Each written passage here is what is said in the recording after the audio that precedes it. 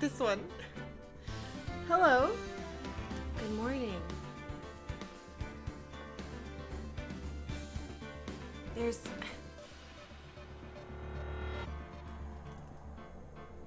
a child.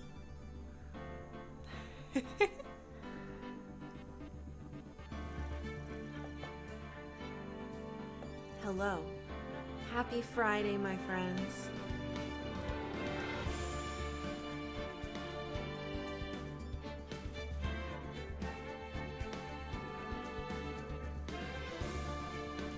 There's a babe.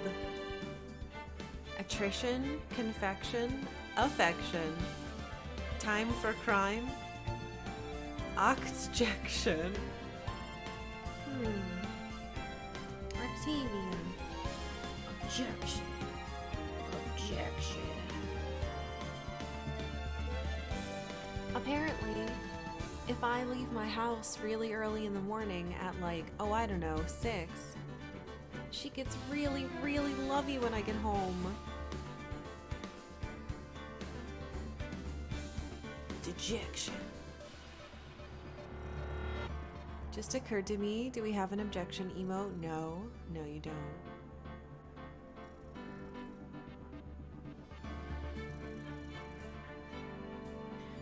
I'm gonna try to drink some hot cocoa, okay, honey?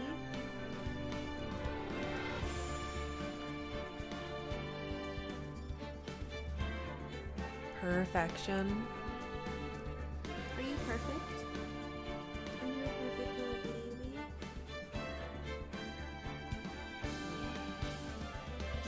How am I supposed to play the video game?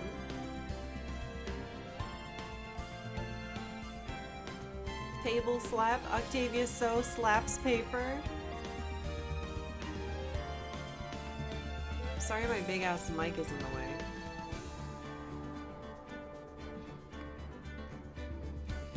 No game, only cat. I can't like get in because she's too big. How am I supposed to play? Move and get a slap? That's your life from now on? So sorry I'm a little bit late. This is not the reason why. It's because I got a call this morning at 6 a.m. that a contractor I've been waiting a month for was finally available. And I already had an appointment this morning for a contractor at 7, and I was like, fuck it. So I hightailed it over to our house and need Octavia on the big one. Actually, here, I know what I can do.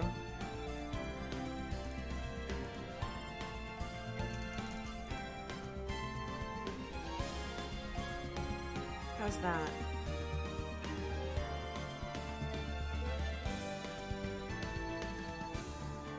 Is that better? She's looking at it like, what the fuck?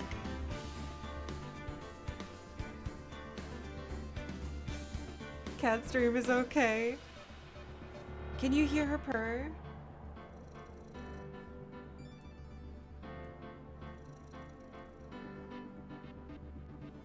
Octavia's guilty of being cute. You can? Okay, good. Oh, pretty baby.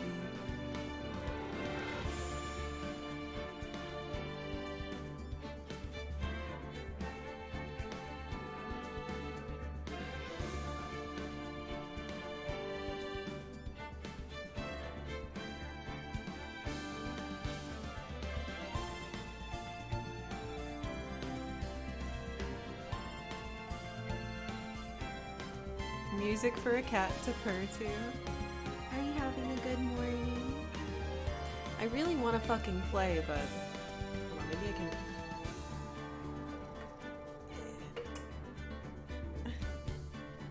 Get this back up. Where it normally goes. Good girl. Any objection to this will be overturned. Honey, I have to play a video game. Can I play the video game? Can I play it? Guys, I don't think I can. Judge? No. Oh. No, you have to pet the cat. Oh, are we done? Or are you just uncomfortable? Ugh. My headphones. Oh, we're done. I guess we're done. Sorry. Anyway, good morning. That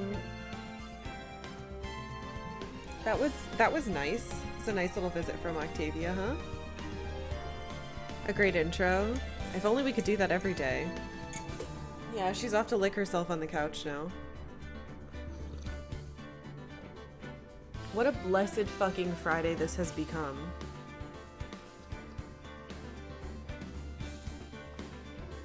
Guess you have to leave the house again for her to recharge her, maybe. Anyway, that's why we're a little late. A mix of, I guess, Octavia and house shit that I had to do. But it didn't take that long because I had to get up at 6. So. And all the news I got today was really good. So hopefully we'll move in soon. This sub is to give my energy to the Mega Man X option in the poll. Oh! Red Davison! Thank you so much for resubbing. You heard! Mega Man X energy. There it is. It's in the void. Do it. Listen. Red Davison says Mega Man X. Gave you time to finish listening to your podcast? Good. There were no contradictions in Octavia's testimony, so she's been excused. Yes. It's really cold here, by the way. Like, really fucking cold. The void? Who? Janet? Janet's hopefully? Janet's void is full of Mega Man X energy. I drank that wrong. The one I voted for is at the bottom of the poll. I'm sorry. But all of the games will come back.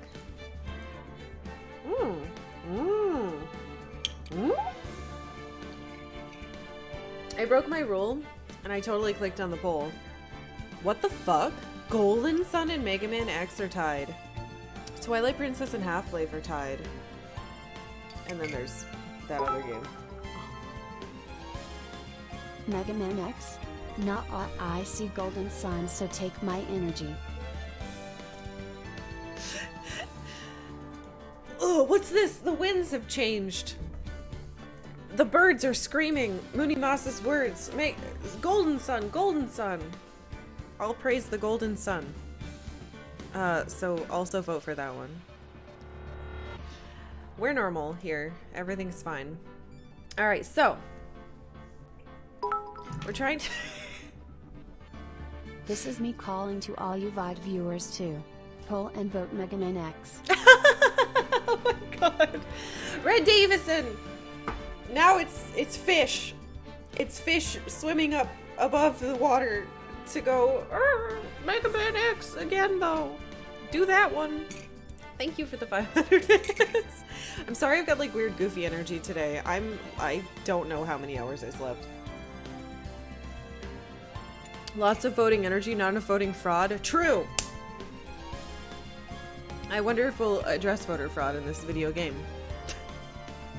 So, heard Final Fantasy streamers. What's happening? Look, cats love sun rays. Vote Golden Sun in support of Octavia. Oh god, the cat votes. They've turned. Munimasa, thank you for the 100 bits. All the cats are lifting their paws to the Golden Sun. Vote for that, Octavia screams. I'm trying. Gotta play the game today. So, my notes. Wait. I have to do it in Phoenix character. So, what have we learned? We learned that it couldn't be our client, hopefully, Mistress Edgeworth. I should just go into it. Beep. Oh. Samurai music. Edgeworth is being frick-frackin' framed, I think, possibly. Or he was in the wrong place. But I have so many notes on this case. What the fuck? It's Christmas. time. And 15 years ago, some shit happened with Edgeworth's papa, who's dead. And possibly an earthquake because of Edgeworth's fear.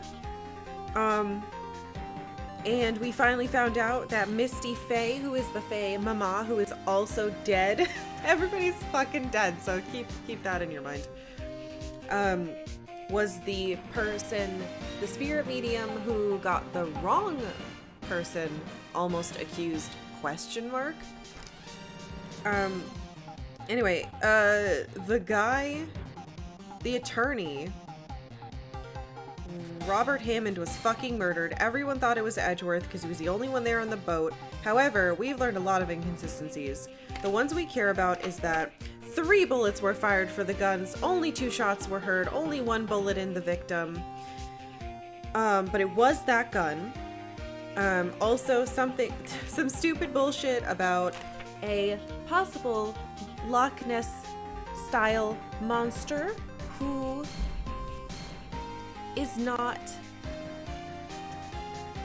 real. It was that thing. It was this thing. That guy back there. It exploded into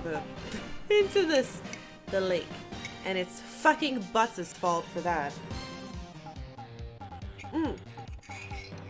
But the reason that matters is because there is a stupid bitch who's trying to become like a sensational photographer, reporter, or whatever the fuck she wants to be.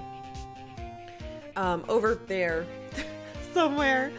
And we need to prove to her that the Gordy is not real because she has another picture she took that night at the scene because 2 shots went off, one to get her attention and one that she apparently looked at. You said Phoenix Wright style, but I saw no paper slapping. No, I did it! This is paper.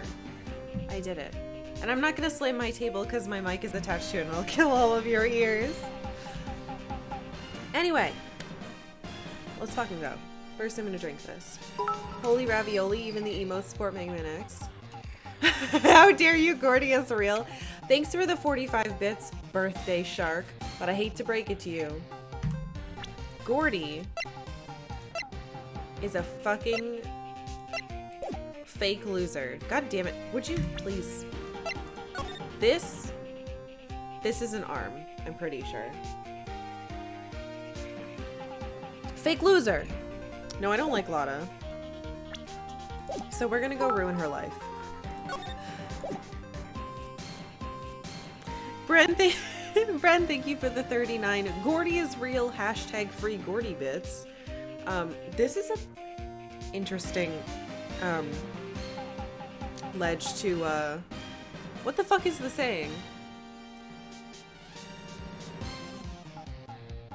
Something to stand on? Leg to stand on? Nope, that's wrong. That's having only one leg to stand on. Man, I don't know. Hell to die on? Thank you! What an interesting hell! Fuck! Hold on. I know what's happening. I'm a little... Look, I got up at 6 a.m. I'm fucking tired. We're gonna figure this out and I'm gonna solve all the crimes and I'm definitely not gonna fuck up 5 times and have what's-his-face punch me in the face. Also, the main prosecutor scares the shit out of me. Gordy doesn't have a leg to stand on, because it sank. I guess. This all like knocked over now. Thanks, Austin. I guess. Okay. Peep. Oh, I can't peep. Ooh. Hello, Binch. Swear to God, you look like a frog person, and I'm kind of into it, but I wish you weren't so annoying. Alright, dumbass. Well, Mr. Lawyer, I've got the info y'all need. Y'all got the scoop on Gordy for me yet? We found him. Huh? Gordy? Oh, we found him already. What? We haven't seen any monsters yet. Y'all for real? Gordy really exists? Wait. I need proof. Oh. I thought I don't have it, but my lawyer instincts. Fuck. Hold on. Don't won't work in court either, Nick. I'm sorry. I thought I was gonna say I found him. He's fake. Oops. That's my problem in this game, I think. I keep trying to predict what silly thing will happen based on the choice, but really I just need to read it and be more literal. I think everything's more literal than I'm thinking. Looks like Giant Bomber Abby Russell. Oh yeah, it does. We've beaten Necklord in his likeness so many times already. He basically is Necklord, yeah. Yeah, I have to do step by step, which is a bit obnoxious. I keep trying to jump over everything. Can the voiced sin pronounced samurai? Samurai, samurai, samurai, samurai, samurai.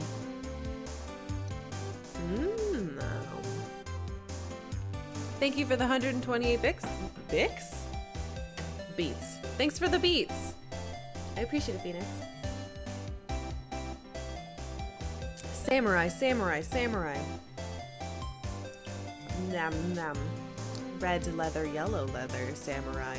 Gordy doesn't fucking exist. There is no such thing as Gordy. What? How can y'all be so sure? Really, Nick? What? Y'all got some proof Gordy doesn't exist? The proof that Gordy doesn't exist is here. Of course I have proof. No lawyer worth his badge would make a claim without proof to back it up. Here's the proof that Gordy doesn't exist. Hiya! Larry's air tank? What are y'all doing with an air tank? This is Gordy! Oh, I thought it was the samurai. What? I guess it makes... This is what did the sound, so I guess that makes sense. Needed to say samurai a few more times before the word loses all meaning. The first time I ever did that, I was a kid, and I was saying the word them. And I said them too many times. And apparently sometimes I say them instead of them. I feel like every kid does that at some point. Also, I'm sure every kid does that thing that I used to do on the school bus thinking, why am I me? Why do I exist? Does anything exist? Are my thoughts right now real? But why would I be me specifically? And then get really weird. Happy kindergartner, totally normal. This is Gordy. Excuse me. What exactly are you saying, Nick? There's a stand near here. A hot dog stand. Nihilism is a hell of a drug. I love learning about that. Figuring that out yourself as a tiny child. Them, what is life, them. Exactly. Thank you, Red Davison. I appreciate that.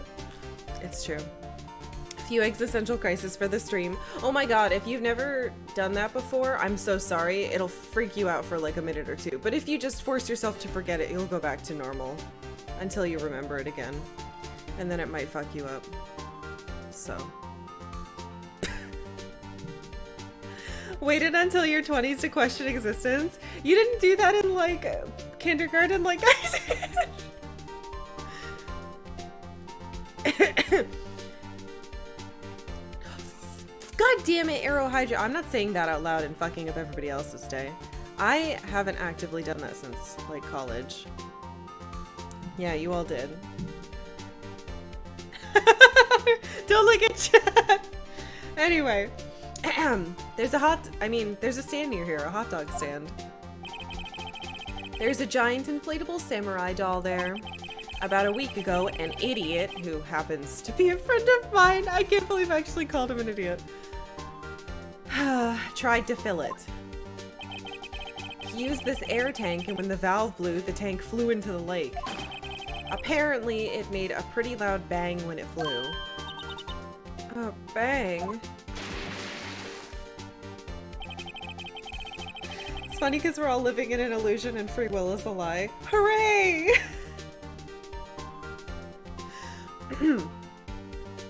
It's Friday, and we're getting a little weird, and I'm here for it. Continue, my fools. The tank, along with the still deflated samurai, fell into the lake. At the same time, a couple was taking a photograph of the lake. This photo. Wait, so you're saying that Gordy is really the Steel Samurai? Oh, she looks so dejected. I'm 100% for crushing Lotta's dreams of stardom. I mean, she is a horrible person, I think. While we're at it, money is fake. True. Well, that's a fine way to ruin a gal's dreams. Will Powers is Gordy? My god! It's all connected. I'm not sorry, Lotta. Nah, it's okay. You win. I'll give you your info like I promised. Poor Lotta. Fucking stop obstructing evidence. Table slam and justice! Tell us this information you have. A promise is a promise, I guess. I overheard the cops around here saying something about the witness tomorrow. They said he's the caretaker of the boat rental place up the path. That's why that place has been closed. Because they, like, are holding on to him. What could he know? I guess he would know who rented the boat. He had access to the crime boat with the blood. Edgeworth shot the victim with the thinker. Edgeworth was a clock all along. All of these are very plausible. Oh, also, it's sub movie night because it's Friday. So, if you're a sub, go to the Discord and movie night channel and vote on the movie you want to watch. It's a... Your Honor, I would like to call Gordy to the stand. Gordy, glub glub glub PSH PSH glub glub glub. Oh. Gordy's last words as he flew into the lake. The time is 6:34 p.m. Oak Oak. Professor Oak. Austin, thank you very much for showing us what's actually going to happen when we call Gordy to the stand. Psh, psh. And birthday shark. Yeah, everything's a fucking clock. I agree. Thank you guys for the beats. Oops. Boat rental. There's someone there? I mean, it looks so deserted. Just an old guy living all by himself. Y'all should go check it out. Thanks, Lotta. We will. Let's get cracking, Nick.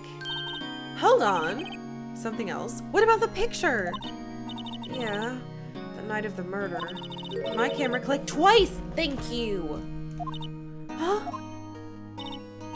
Wait, so you have another photo?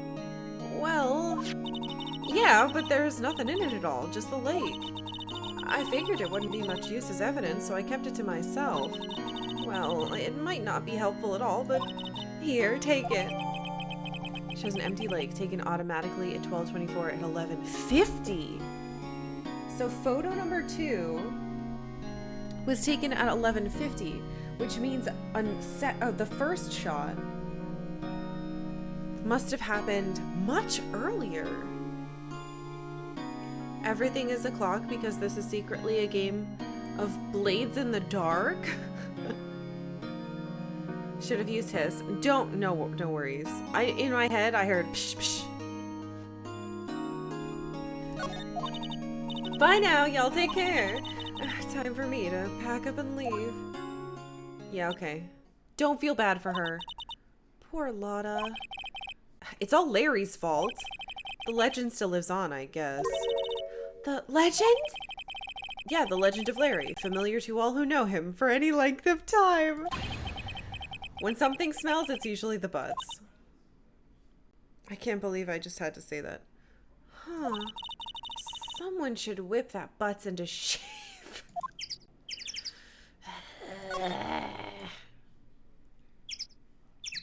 Game. Stop it. Alright, let's go. Can I talk to you about the boat rental place? No. I like the samurai music. Be proud, puns are revered and honored around here literally by everyone? No! Paper tap. That's a lie. Why does the pun bunnies look mad? Yeah, he's mad because he hates them. Hey, Nick! This is the boat shop that Lotta was talking about. You're right. Doesn't seem to be anyone around at all. Well, let's go check it out anyway. Okay. What? I've already looked at all this. Maybe the door? A small boat rental shop. It doesn't look like anyone's around. They're probably closed because of the murder. Eh? There's nothing to look at. Wait, what? Caretaker shack? I can go in! Eh? Oh, there was a parrot on the cover for this episode. I can do pictures like that for Final Fantasy XIV fish I catch. Oh my god, this little hut looks like every fucking Japanese apartment I've been in. What is this? Is it a gun or... Oh, no, it's a fishing pole, I think. Yeah! Oh, Meg, that you? Hey, is that Keith with you? Where have you two been? I've been worried sick. Nick, you handle this. I think I'll leave this one up to you, Maya. I'm just like abandoning her. Could the parrot have done it? Wait. Maybe. Can parrots repeat explosion? No. I don't think a parrot could make a gunshot sound. Maybe it can. I've known birds to do some weird things. Meg? Yes? Finally made up your mind, have you? My mind? You'll run the pasta shop when I'm gone. Pasta? Glad to hear it, glad to hear it. You make your old man proud. When you kids left the house, I didn't know what to think. How am I supposed to keep this place running, an old man like me? Polly, the kids are home.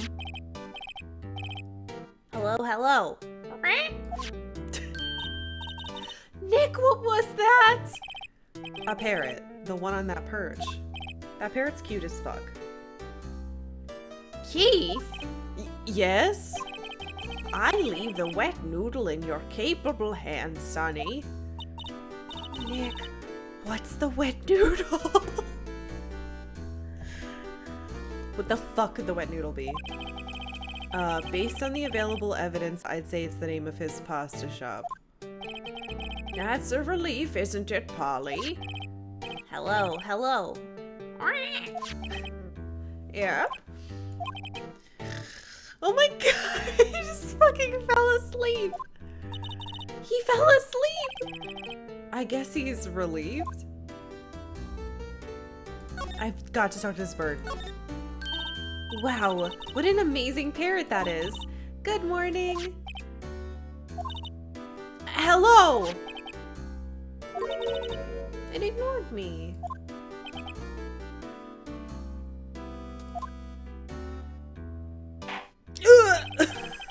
What? You forgot Meg. You gotta call her first name. Her name? Polly, how you been? Hello, hello. See? Neat. So the parrot's name is Polly. Okay. Parrot. Its face is so fucking cute. The erstwhile companion of the boat shop caretaker answers to the name Polly. Too bad all she can say is hello. Old Polly can say lots of things. You just need to know the secret words. Secret words? Oh, secret words. Looks like a kitchen unit. It's pretty clean. Funny, he doesn't look like the type who'd keep things tidy like that. You're forgetting, Nick. He's running a pasta shop here. Nice use of erstwhile. I fucking never see that. Fun bird fact, the lyrebird can almost perfectly recreate sounds, including chainsaws and possibly explosions. Not like birds like this, though. Like, they can do sounds, but usually it's like weird staticky sounds, I feel like. But then again, I've mostly overheard parakeets. Siri, would you like a cracker? There's a parrot Einstein that could quite accurately replicate sounds of Star Wars lasers. Yeah, it depends on the type of sound, though. Morning, Mr. Javons. Okay. Look, Nick, he has an electric blanket on his table. It looks warm. That's a great idea. We should do that at the office. We can sit down with our clients, snug and warm, and drink hot cocoa, which I am now out of. Fuck. And what about talk about murders? Oh, you're a party pooper, Nick. It's really fucking cold here, so I made cocoa. Wow, there's lots of various fish in Gourd Lake, aren't there? Oh, something's funny, Nick. All these fish are saltwater fish. What? Hydrate. Fuck. I don't have... Hold on. I will do that. Replace this with water.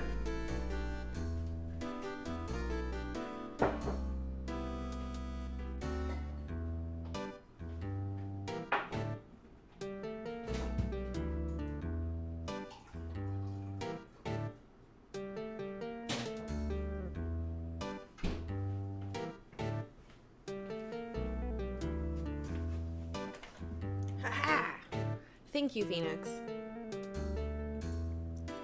Having a parrot and an Alexa sounds like a recipe for disaster. It kind of does. I have not seen videos of them speaking. Oh.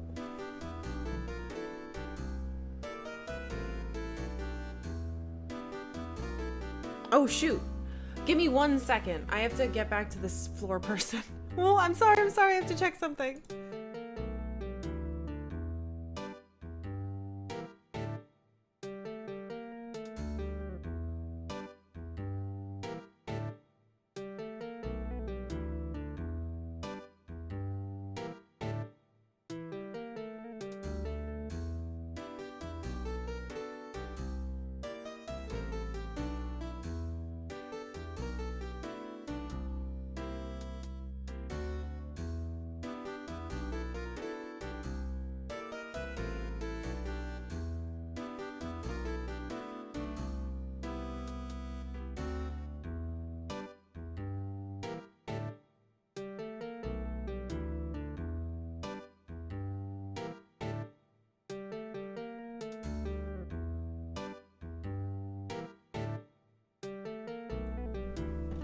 Wow.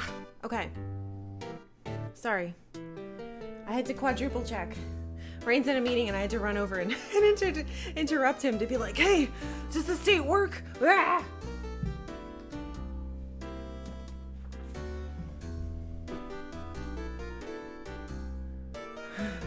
Depends on if you want a shopping list full of strawberries. What if you have a parrot and an Alexa going?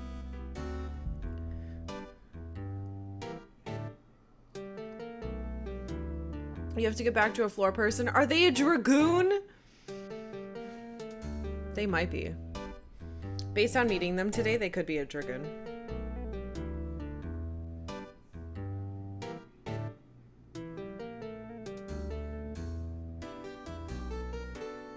Yes, this is great. Oh my god.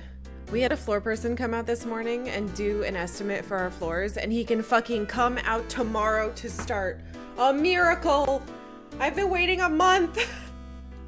Oh, this is feels so good. We might actually be able to move in before next month is fucking over. Jesus.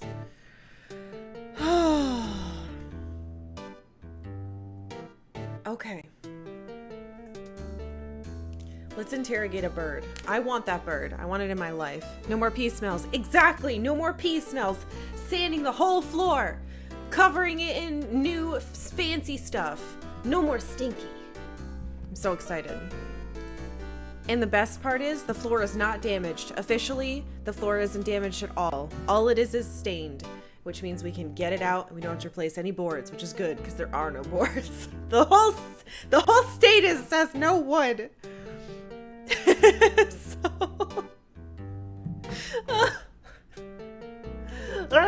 such a relief. Sorry to inform you, but the floor is lava. No! I don't have any furniture. Have you gotten someone to run Ethernet? So we I didn't pee on my floor. Whoever the person who owned our home before we bought it illegally rented it out to someone who had a dog that peed all over the floor, which we have now discovered. Meh. Anyway, but yeah, we had an electrician come out this morning too.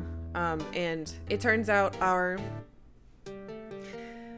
service unit, the thing that's like plugged into the house itself on the outside,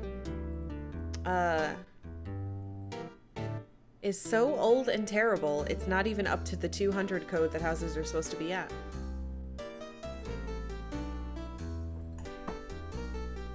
So I gotta get that replaced. Anyway, we'll worry about fucking Ethernet later. But we have to do a bunch of stuff. Anyway, it's all finally happening. Hooray!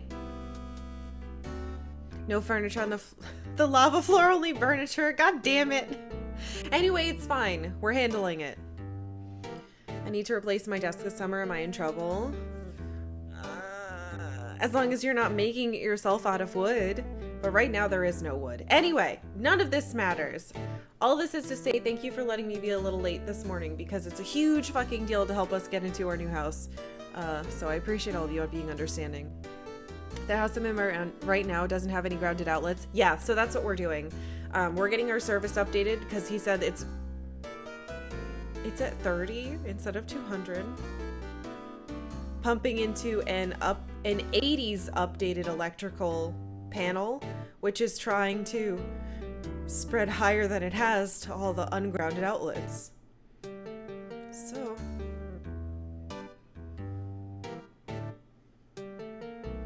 we're gonna fix it. We're gonna get fixed. It's gonna be fine. It's all gonna be fine. And my office is going to have dedicated service, its own thing with its own special stuff, so that this whole streaming setup can be fancy and fun. It's gonna be great. Anyway, none of this matters. All that matters is murder. Meh. It's locked. Oh, it's a little safe? I thought it was like a little gas stovetop you can take outside. I used to have one. Wow, he has a television in here too. The knob's on the wrong side. This fishing pole looks expensive. Why does he only have... Oh! He probably doesn't fish there. This kotatsu has like the ugliest pattern I've seen, but I don't hate it. Alright, let's talk to the man. Oh, wait. Polly, what's your name? Polly. Haha, cute! Maya's found a new friend. Alright, I'm happy. All that matters is murder, yes.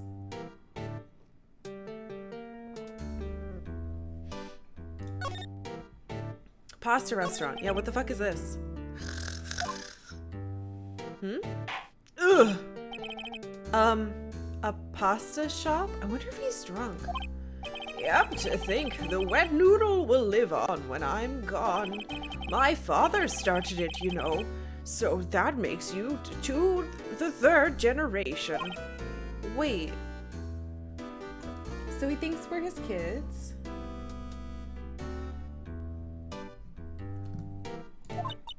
Meg? Yes? Tomorrow we'll start with the secret of dough tossing. Dough tossing? You too, Keith. Okay. So his kids are Keith and Meg. That seems important. Noticed a heck of a lot of the buildings in Oregon were built to shitty codes and then ignored for like 20 years? Yes. So our understanding, the house was built in the 50s, and then it was updated in the 80s. Kind of. But not well. And then over the last 5 years or so, someone who owned it illegally rented it out and landlorded the shit out of it. So like really cheap, fast, shitty walls, kind of updating things, but mostly janky things, trying to stuff wires under boards to hide them instead of doing them properly. Found a bunch of those. So, and let a dog pee pee all over it. So that's great. This is my house. Yes? You'll be the best pasta wrangler the West has ever seen. Pasta wrangler? The West? Isn't pasta from Italy? A pasta wrangler could be a class in Kingdom of Loathing, which became West of Loathing. Full circle, I solved the crime. Meg! Yes? You know the best pasta's always been made west of the Rockies, don't you? Right, of course. Everybody knows that. Nick. Huh? How long do we have to keep up this all in the family charade? This old man must know something about the murder. We're not leaving until we find out what that is. I don't think he knows anything. You have hot chocolate now, thanks for the idea. Yay, Fractal!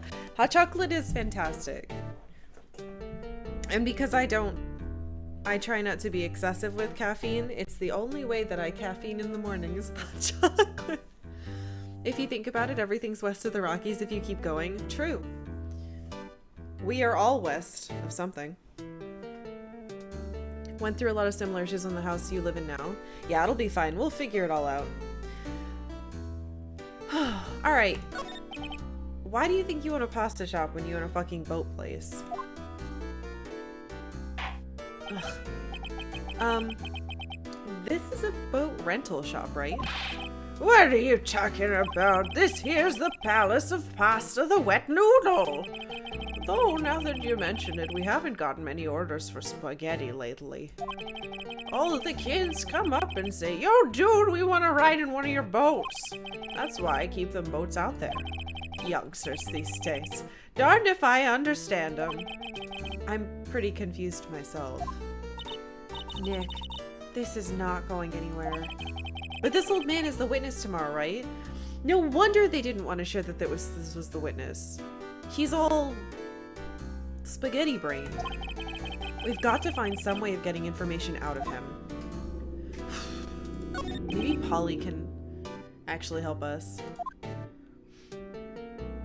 Ugh. My memory has gotten worse of late. That's why I just tell everything important to old Polly here. Everything important? I wonder. Polly, what's the number to this safe? 1228. Oh my god, okay. 1228. Okay. All right. Hey, Polly, watch it, will ya? Haha, see, Nick? All it takes is a little clever thinking. And a criminal mind. Quick, Nick, write that number down. Hey, don't get me involved in your little heist schemes. Are you kidding? Am I just supposed to... No. Am I? A little safe. Okay.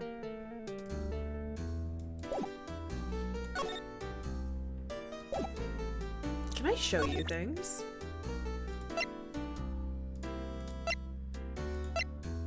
Can I show you your own bird? Let's just show him random stuff and see if he understands. Do you have to watch this every time? Now listen here, Keith. Remember that tricolor pasta we were talking about? Our Rambolini! No, Rainbolioli!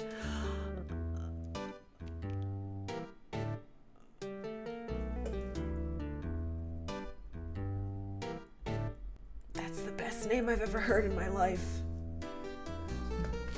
Every time I get tricolor pasta, which I don't very often, I'm gonna call it rainbow lioli now. Ahem. I figured out the last color we should use, indigo blue. Indigo blue? That didn't seem to work the way I thought it might. Let's show him the murder. Holy rainbow lioli. Ah, shit. Do you know her?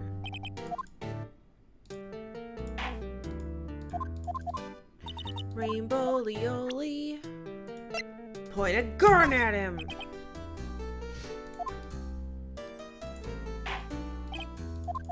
None of this is working. Do I have that other picture? Oh, I can't look at it though.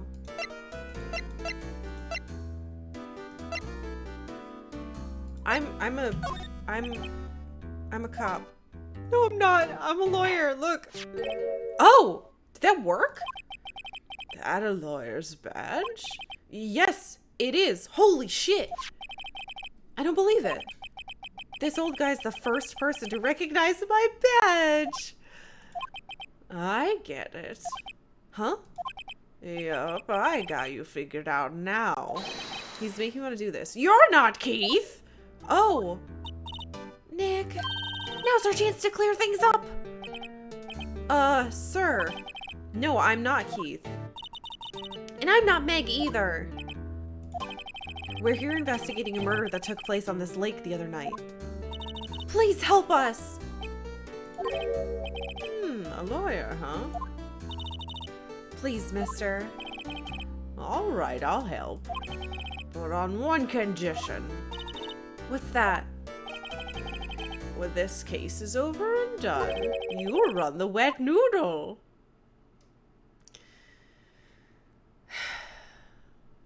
This is actually how Enzo's got started.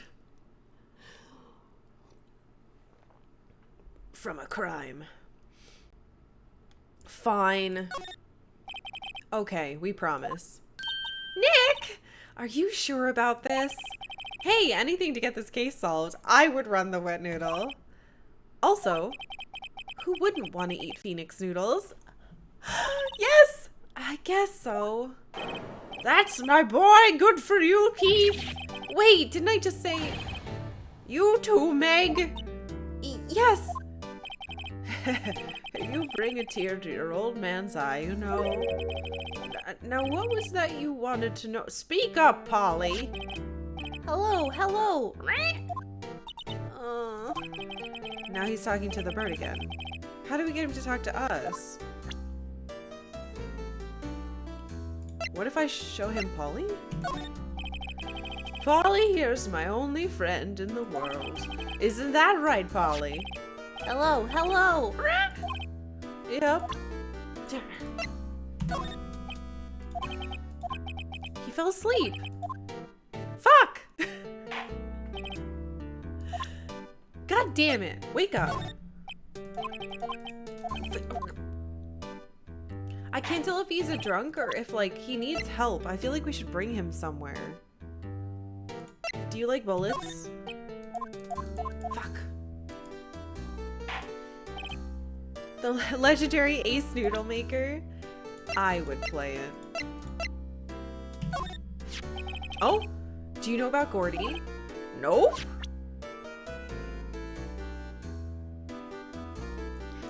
It gave me text. I believed it. Fuck. I feel like Gordy's this one, yeah. Taking advantage of a brain-addled old man to steal his profitable noodle business? Are we even pretending to be the good guys anymore? No. Have him give you the business and sell it. I'm his son. He should do what I say. Look at this coroner's report. Oops. Gun. Grumble, grumble, grumble. Alright, old grandpa. I'll figure you out. I want to present things to Polly.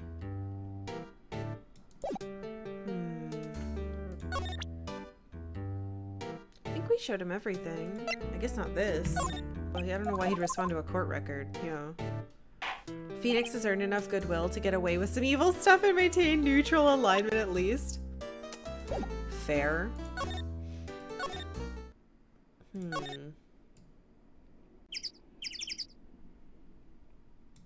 Alright, now what if we go back in and steal his stuff while he's not looking? Oh, he's looking at me. Rah! Alright, fair.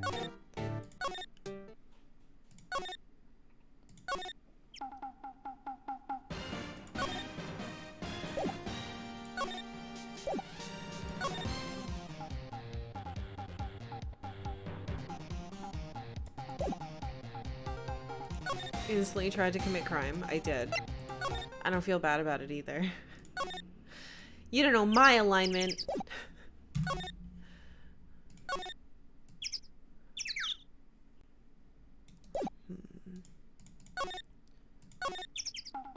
I wonder if Edgeworth will be there. Maybe we can ask him if he saw him. Maybe not. Yeah, I don't think he wants to talk to me. I don't blame him. I don't want to talk to me either.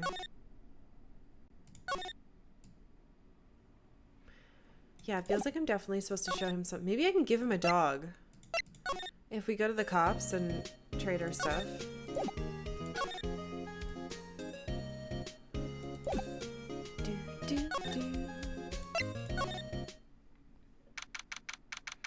Polly, who did the murder? It was me! Look, look, look, look. Phoenix Wright is not good or evil. He's just a walking migraine because he's 10,000% done all the time. Oh, here we go. Huh? Detective Gumshoe isn't here. Now that you mention it, didn't he say he had a meeting to go to? Oh, that's right. Let's come back later. Shit! Poop, poop, oop. That must be one of the detectives. He's mumbling something to himself. Resistance is futile. We have you surrounded. It's not too late. Release the hostages and come out with your hands up. Must be doing image training for negotiating a hostage situation. What a dork. Alright, well I guess I can't give this thing back then.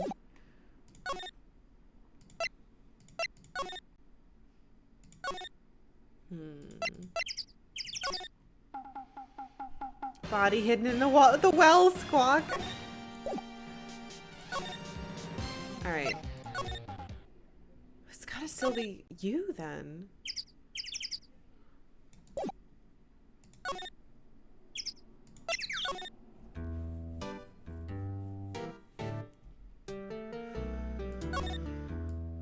Yeah, that guy really wants to be good at his job. It's kind of nice.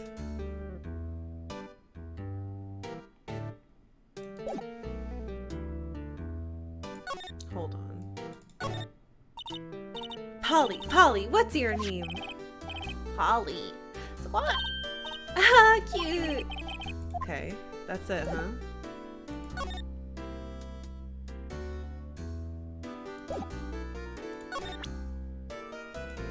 Look at my badge again. You won't be needing that badge to run a pasta shop. Toss it. I think I'll hold on to it if you don't mind. We're just gonna try everything. If it doesn't work, we'll go back to the office. It might be that because we saw that he was in a meeting, Gumshoe was in a meeting, we can go back to our office now. But I want to double check. Oh! I've seen this. You know something about this, sir? Keith? Yes? It's okay. You can call me Dad. Oh. Dad, do you know something about this? Yup, the other night out on the lake. Yes! Yes! I know all about that. I seen it. What? Tell us what you saw. Hey, Eve. Well, I suppose, since you're taking over the shop and all. Eh? What? Eh? I forget the time, but it was pretty dark outside. Probably night. It was after midnight, but okay. Then I heard this bang, so I looked outside. Then I heard another one bang. 2 bangs. 2 bangs.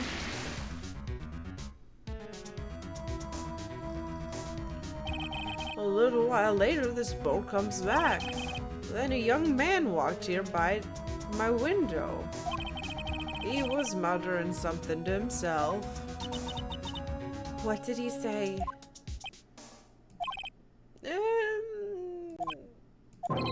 I forgot. I'll remember tomorrow by court time, I promise. We need to know earlier than that. You know what?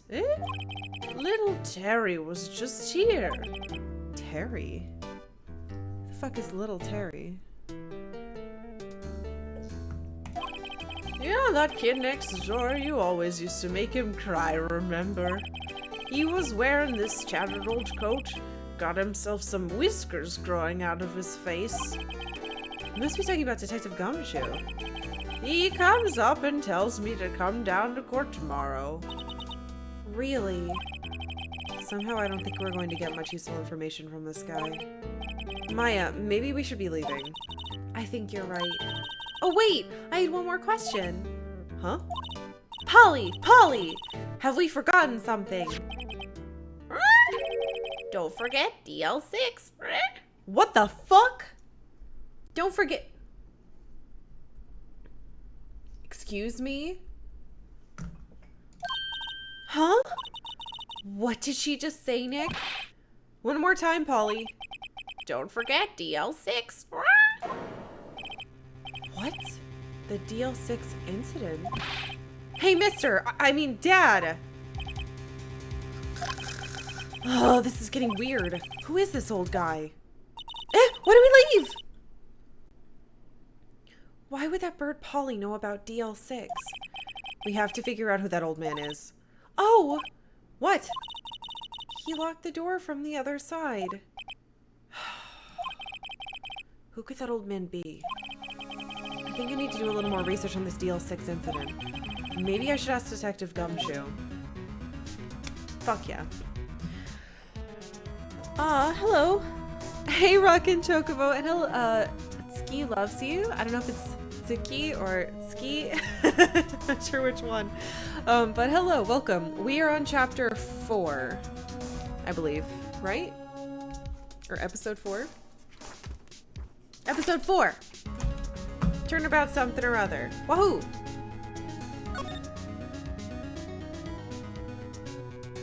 Alright, let's go to Gumshoe then.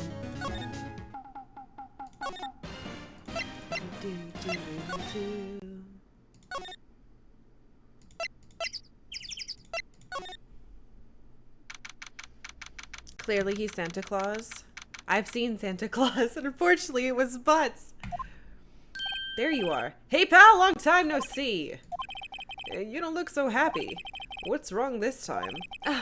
Actually, we wanted to ask you something. Yeah? Okay. You know the boat rental shop down at Gourd Lake? Oh yeah. The old man who runs it is appearing as a witness in court tomorrow, right? Oh, how do you... That was supposed to be top secret. Do you know who that old man is, Detective? Actually, I don't. He's a bit of an odd bird. I haven't been able to get a straight answer out of him. I decided first that he wasn't persuasive enough to stand and test as a witness. I mean, that makes sense. Hey, Shadow. Compliments! I like how realistic all the characters are. They're not all like, what's the word for it? They're all a bit of a mess. They're all like realistically messy people, which I'm very into. And it makes it more fun rather than like, it's hot guy and mean person and cute small girl, if that makes sense. I've never played any of this before. Nope. That's why we called Miss Lotta Hart yesterday. As for who he is, we've absolutely no idea. Huh. Sounds suspicious.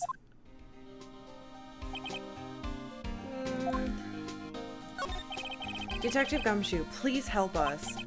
Huh? We need to know about the DL6 incident. That was when... that was when Edgeworth's father died. I can't help but think that it has something to do with this current case. To tell the truth, I don't know much about DL6 either. Mr. Edgeworth forbade us from reading the file. What? So I'm afraid I can't show them to you either, pal. What? However, if you can convince me somehow that the DL6 incident is related to this case, well, I guess I'd consider opening the file up.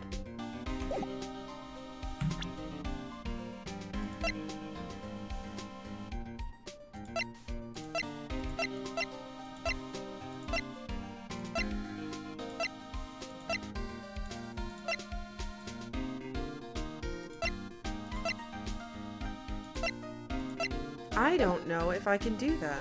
I guess we could just start shoving things in his face. Ace Attorney is like if the residents of Pawnee get magically transported from their own town meeting into a visual novel game forced to testify in court. Actually, if it was more like that, if it was more like the citizens of Pawnee, I would like it more. Because they're realistically terrible and I like them a lot.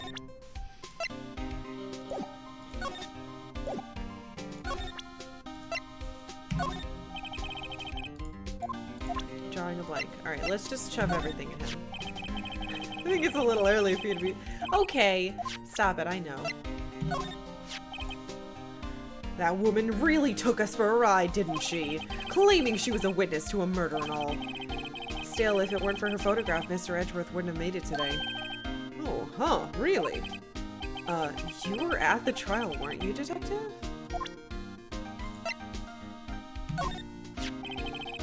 Robert Hammond. He was the defense attorney in the DL6 incident trial. He's the one who got the sole suspect off the hook. I wonder what Mr. Edgeworth thinks of him. Not much, I'd wager. I don't care who you are. No one can tell me that's Mr. Edgeworth. I mean, come on, it doesn't even look like him at all. But Edgeworth has admitted he was on the boat. Then he's the one being shot then. He seemed fine in court today. Details, pal, details! Whose side are you on, anyway? All I'm saying is we have to respect the evidence.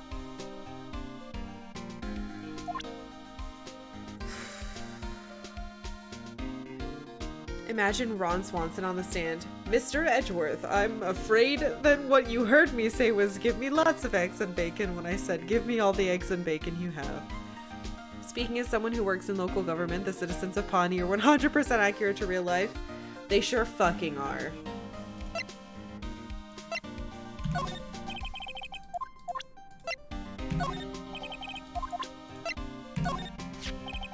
Yep, it was fired from the murder weapon without a doubt. From a meter away. So it would have to have been from someone else on the boat.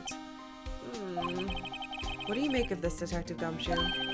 Hey, making something of things is your job. Right. Since when do lawyers have to do detectives' works for them? Maybe you should tell me why Mr. Edgeworth's prints were on the weapon, pal. Huh? How should I know? Now she heard 2 gunshots, right? But wait, look at the court record. According to this, the murder weapon was fired 3 times. What? How is that possible? Where was the 3rd shot fired? I wonder. Maybe it was a practice shot or something. Oh, thanks, Detective Gumshoe. This was really helpful. Really? You seem surprised? Huh? No, not at all. Glad it worked out for you.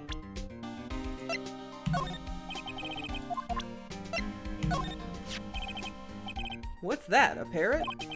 The old man at the boat rental shop's parrot. The parrot knew about the incident? That incident? DL6. What? Aha! Polly, have we forgotten something? Don't forget DL6. Squawk. Huh? The 3rd shot was from the moon? Shit. He got fake. I read residents of Paw me as in RFC? No, pawn me. I'm pretty sure that old man must have taught her that word. Yeah, but how would that old man know about the DL6 incident? Wait, what if that old man was connected to DL6? Nick, you think he might be... I getcha. Sounds like you need information on the DL6 incident. Through there is the station's records room, yes! I'll give you special permission to go in and find what you need. All right. Way to go, Detective Gumshoe. Okay, Nick, to the records room. I guess it's time we face Edgeworth's past. Yes, finally. Polly's a primal? Shh, it's fine. It's the day after Christmas. People are allowed to turn Polly into a horrible monster beast and steal some souls. Wow. It's amazingly dusty. 10 years of files and 10 years of dust, I guess. Oh wait, that was me. I really wish they would change the color or something. Let's find that DL6 stuff, quick. 15 years ago, both me and Edgeworth were 9 years old. We were almost through with 4th grade when he suddenly transferred. Because of DL6? Nick, I found where the file is. Oh, thanks. Just let me know what you want to know about the DL6 incident. I'll go get the right file. Oh. Hold on, let me peep. Oops. This cabinet is where they keep evidence for current cases. Some of the things are obviously murder weapons, others are who knows what. Most of it just looks like random junk. Nick, what do you think this clothespin is for? Don't touch that, it's evidence. Shelves stuffed with case files in the back of the other room too. Forgotten cases rotting away for eternity. Nick, let's get what we need and get out of here. All this dust is getting to me. Here are files of collected case reports. There's quite a large volume of reports here. Wow! These are all case reports? Yeah, it's like a graveyard of police cases. I guess my sister's case report is in here too. Quietly gathering dust. God damn it. Well, that feels terrible. Looks like there are files inside that glass case. The case is so dusty I can't see what's inside. Nick, it's locked. They must keep important case files in there. Alright. Well, first I have to get a handle on the main facts, like a summary. Right! Summary. Found it! Here you go.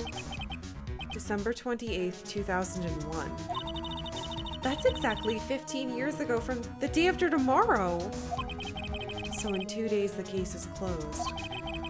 The incident took place... Wait, isn't that the year this came out? While you're here, get all the information on the other cases you might be involved with. And before Maya gets her fingerprints on everything in here and gets arrested for all crimes. That could actually happen, I feel like. The incident took place in the elevator of the district courthouse. Wait, really?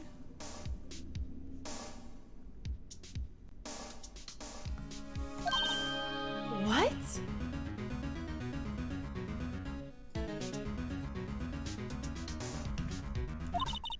Is that the same district courthouse where we're holding the trial now? Looks like it. There was a large earthquake at 2 p.m. on that day. Oh.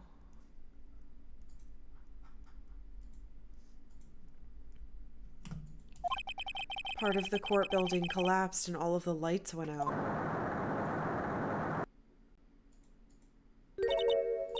Wow, that was some earthquake. At the time, 3 people were trapped in the elevator. It took 5 hours for them to be rescued.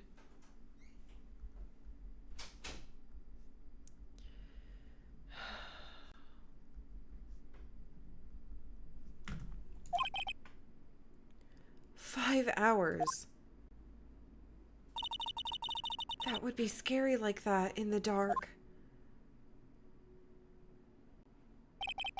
There was a lack of oxygen in the elevator, and the survivors were unconscious. The survivors? One of the 3 in the elevator had been shot in the heart. That was Mr. Edgeworth's father, wasn't it? Oh my god.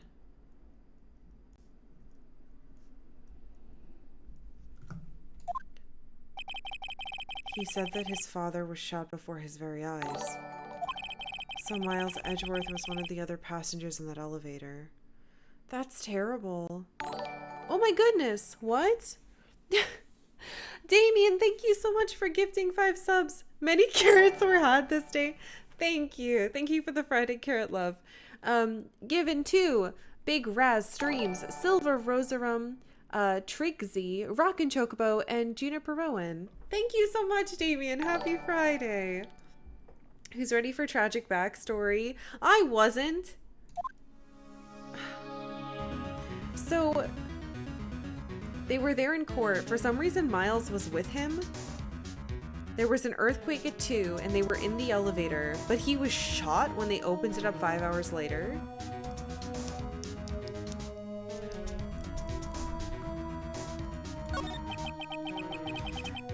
Do you have data on the victim, Edgeworth's father? Yeah, hold on. Victim. Here, found it. Gregory Edgeworth. He was 35? Why does he look like a fucking 50-year-old? Gregory Edgeworth, 35. Defense attorney. If he were still alive, he'd be 50.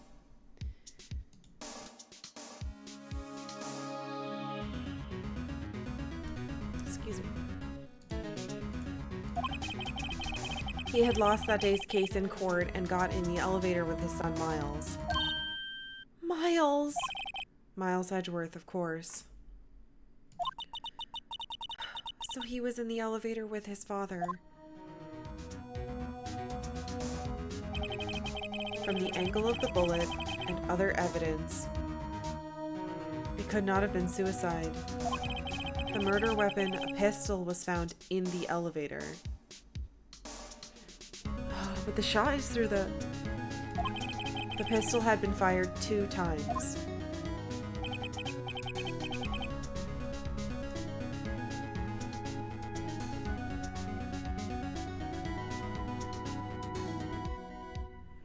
Where have I heard that before? Huh? It sounds just like the current case. What's going on here? Got any data on the suspect in there? That would be the guy that my mom got arrested. Hold on, this is it. The man arrested was as a suspect in the DL6 was Yanni Yogi?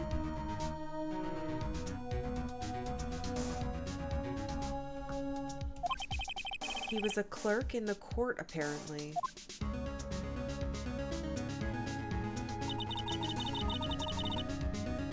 So he must have been the 3rd person in the elevator?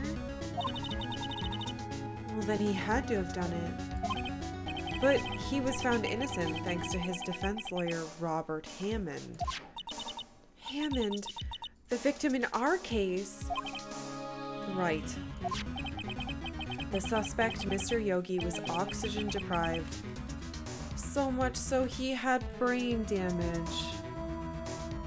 He's the old man. Oh no. Yami Yugi? Oh no, it's Yami Yugi. He lost all memory of being in the elevator. After he was declared innocent, he disappeared. Oh, where could Yogi have gone to, I wonder? He may be closer than we think. I guess I know generally what happened in DL6 now.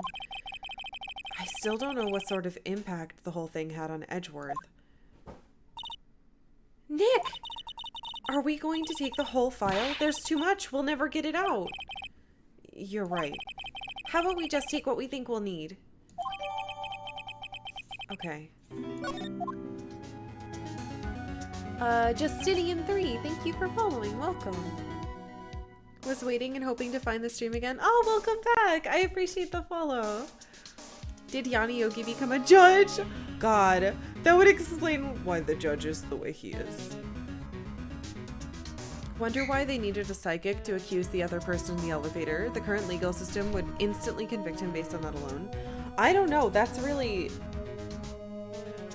We have no idea. Technically, we all start dying when we're born. Kinda. There's a turning point.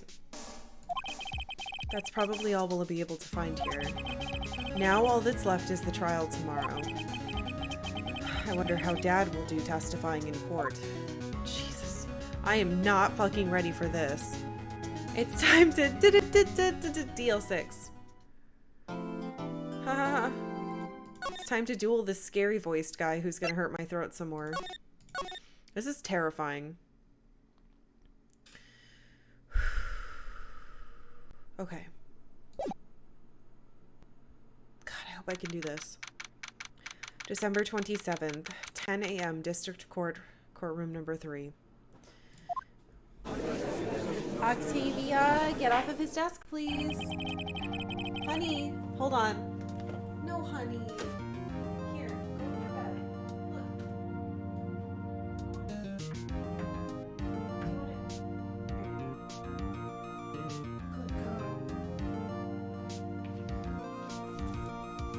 Rain walked away, and Octavia tried to lay on his work keyboard, but got her to go in her bed on his desk. Day 2, let's go. I'm fucking terrified. Court is now in session for the trial of Mr. Miles Edgeworth. The defense is ready, Your Honor. Very well, apparently the prosecution is also ready. He's just like, okay, this guy scares me too, so... That would be like, to get our client declared innocent on day 1. Oh my god, that would be so nice and easy. Who's the judge here anyway? Mr. Von Karma, your opening statement. Very well, no opening statement, so... Oh, what? He's objecting! Not so fast, Judge. I was taking a meaningful pause before speaking. Right, of course. A prediction. Today's trial will end 3 minutes from now. Huh? What? Order, order. If this gives me a time limit, I'm gonna die. Mr. Von Karma, what's the meaning of your statement just now? What? Bah, must you question everything? It will be over in 3 minutes. We have no time to waste. I'll call my witness now. Right? I call my witness, my decisive witness, to the stand. It's that mysterious boat shop owner. He's asleep.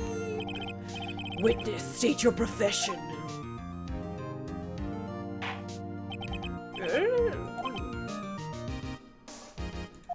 I'm the proprietor of a restaurant at the Wet Noodle at Gourd Lake.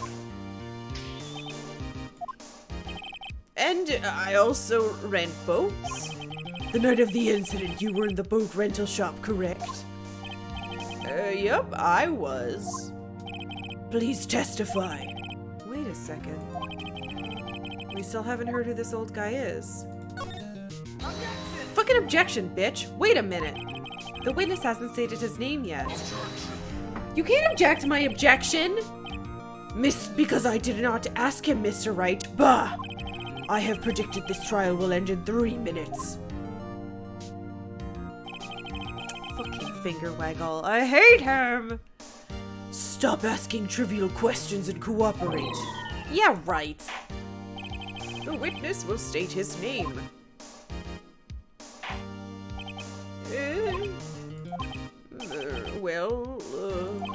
I'm not really sure. What do you mean? My memory... Your Honor, the witness does not remember anything beyond the last several years. Ergo, he cannot recall his own name. can't recall, you say? Yes, but the incident in question took place 3 days ago. He can testify. Very well.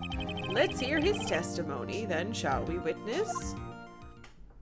You can't do this. Night of the murder.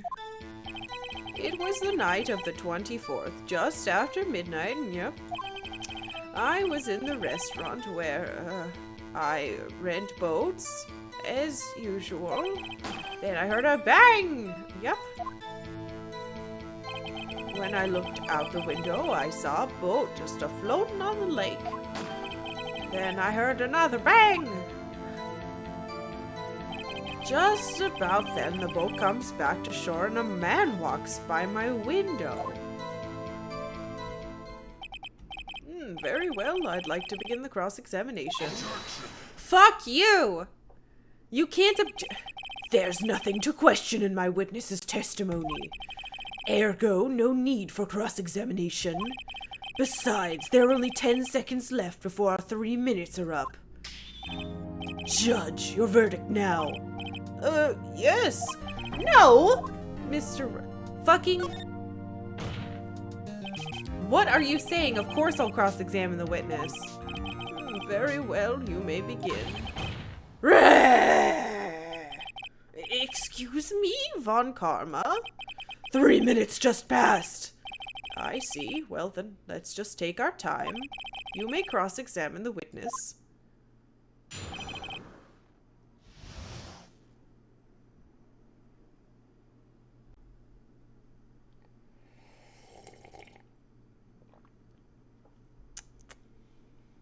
I hate this guy. He's really scary. He freaks me out.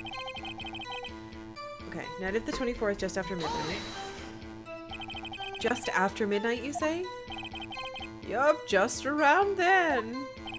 Are you sure? Pretty sure. When I talked to you yesterday, you were rather vague about the time. I'm surprised you seem so sure about it today. I asked him and he remembered. Isn't that right? Don't glare at me like that. I remember. I clearly, I did. You see, continue. I fucking hate this guy so much, and I hate that he's getting away with it. It's like watching actual politics and seeing people get away with shit, and you're just like, hello? Hello? Hello? What? I hate it. Is there anyone who can verify that? Well, I guess Polly could. That's not good enough for a court of law. Mr. Wright, exactly what's not good enough? Your Honor, this Polly is a parrot. A parrot? Don't be so hard on the girl, Keithy boy.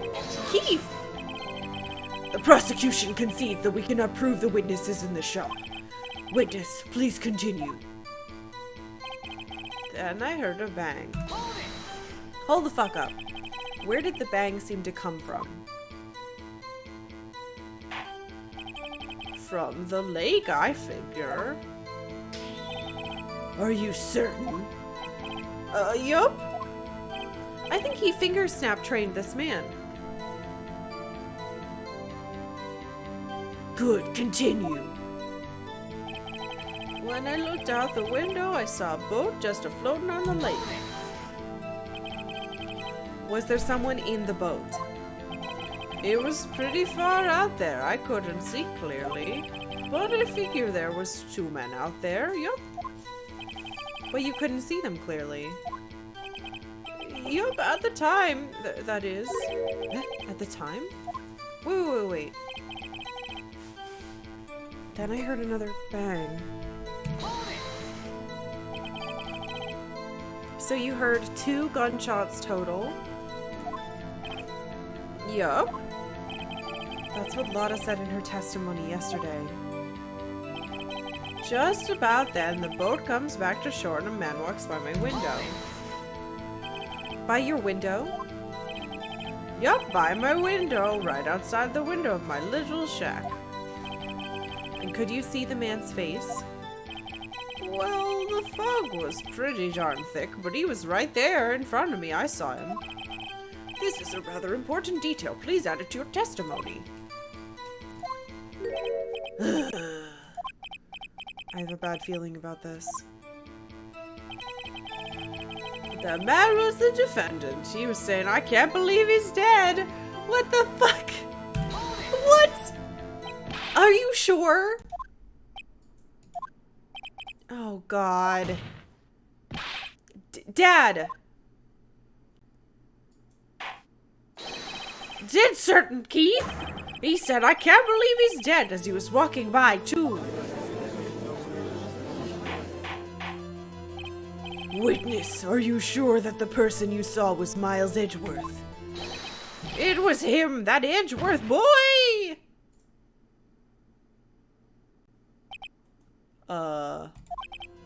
This sounds like a decisive evidence indeed. I see no room for doubt. Von Karma.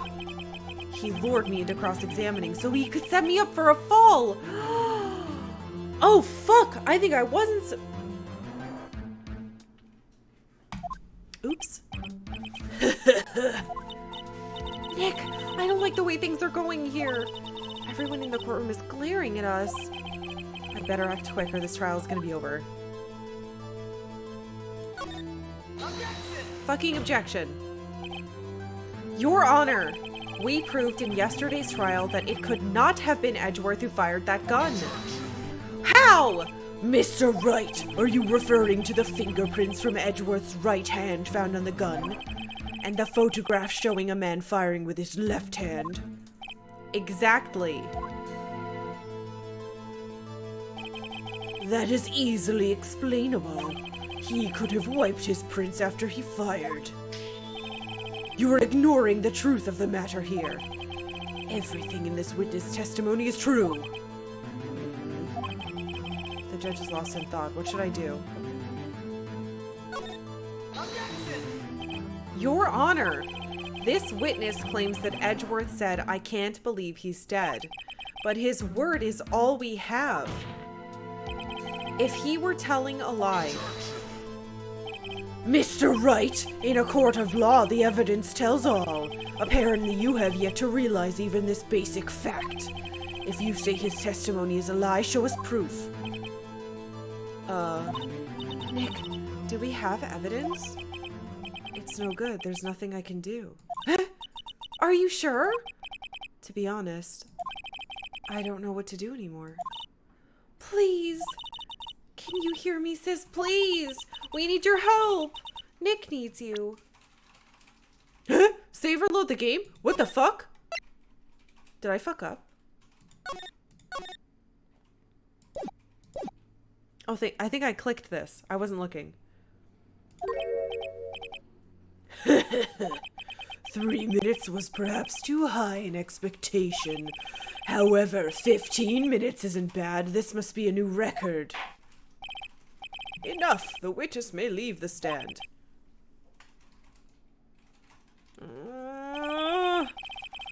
The court sees no reason to further prolong the trial, nor is there any need for time to decide the case against the defendant.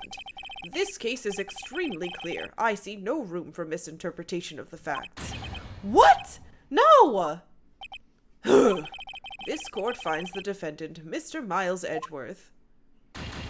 What?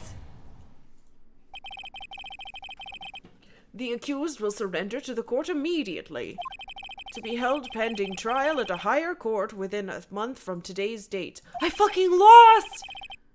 That is all. The court is adjourned.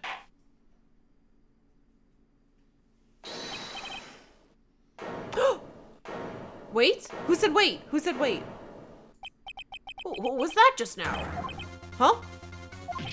What? What? Larry? What? What are you doing here? Listen, you gotta listen to me. I was there in the park the night of the murder. I wasn't sure about it until just yesterday. But I remembered it. Remembered what? The gunshot. I heard it too. Order. Fuck off! What's the meaning of this? The verdict has been decided. I call for an adjournment. One moment, Mr. Von Karma. So, you say you heard a gunshot? Yeah, I did. A gunshot that night. I was sitting here in the audience listening to the testimony. Then I realized something he said was different from what I remember. Anyhow, I can't just sit here and let you call Edgy a murderer.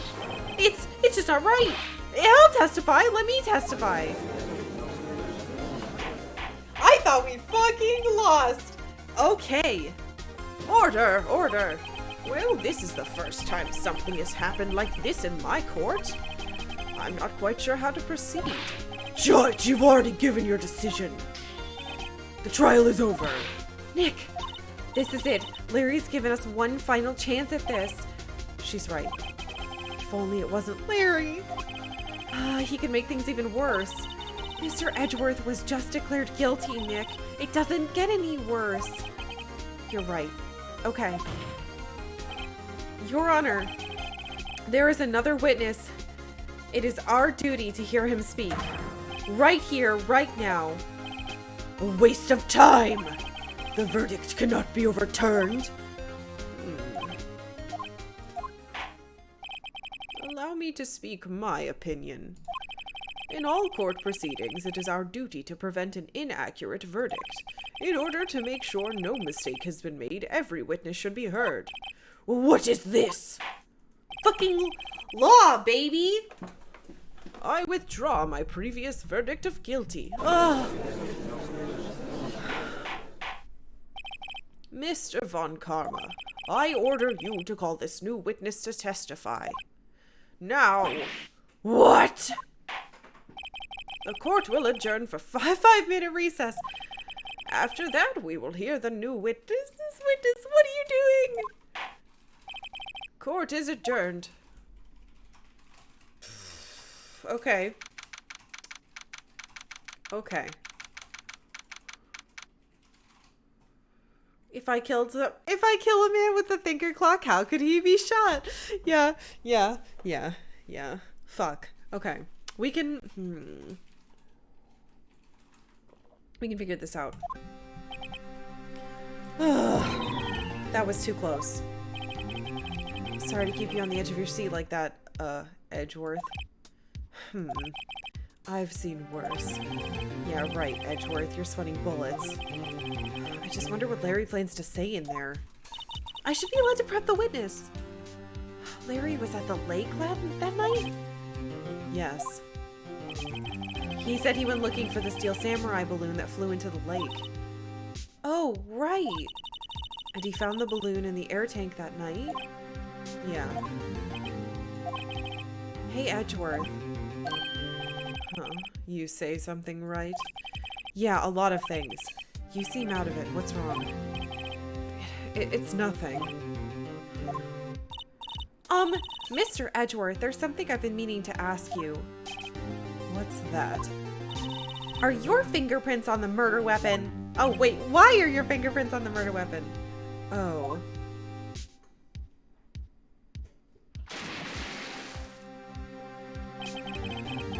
When he fell into the lake, I went into a daze. I couldn't understand what had happened. I couldn't think straight. Then I saw the pistol lying on the floor of the boat in front of me. I picked it up without thinking. I didn't have a reason, really. I see. Right. Yeah? This might be our chance. Huh? Our chance? Von Karma has only ever run perfect trials. Perfect trials? Perfectly prepared witnesses, perfectly complete evidence. That's the secret to his success.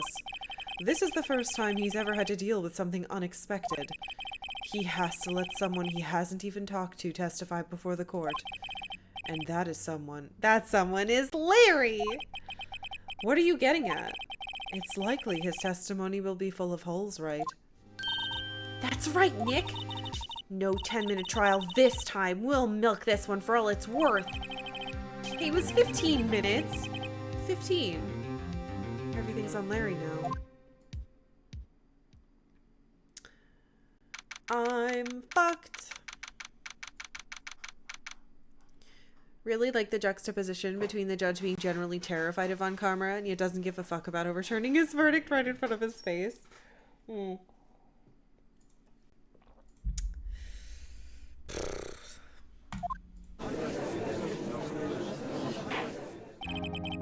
Court is now back in session.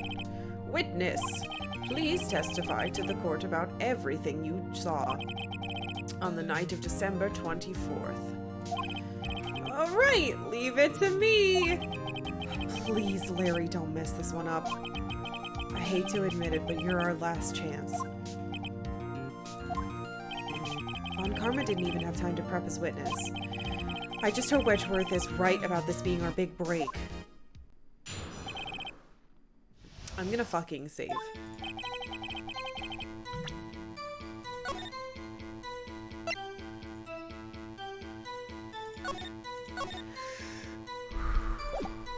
Okay. Excuse me. That night I was out on a boat in the lake. I was looking for something and I found it. So I quietly slipped the boat back in at the rental shop dock. Then, just as I was thinking about going home, I heard this bang! I looked out over the lake, but I didn't see a boat. So after I heard that single gunshot, I went home. That was an unusually vague testimony, even for this court. In any case, Mr. Wright, you may begin your cross-examination. Yes, Your Honor. What's wrong, Nick? It's Larry. I have no idea what he's gonna say if I press him. I'm a little scared. Well, we've come this far. There's no way to go but forward, Nick. Right. Nowhere to go but up. Alright, let's just press on everything. Something wrong, Mr. Wright? There were so many things wrong, I don't know where to begin. Well, okay. First of all, what time was it? After 11 when I went out in the boat.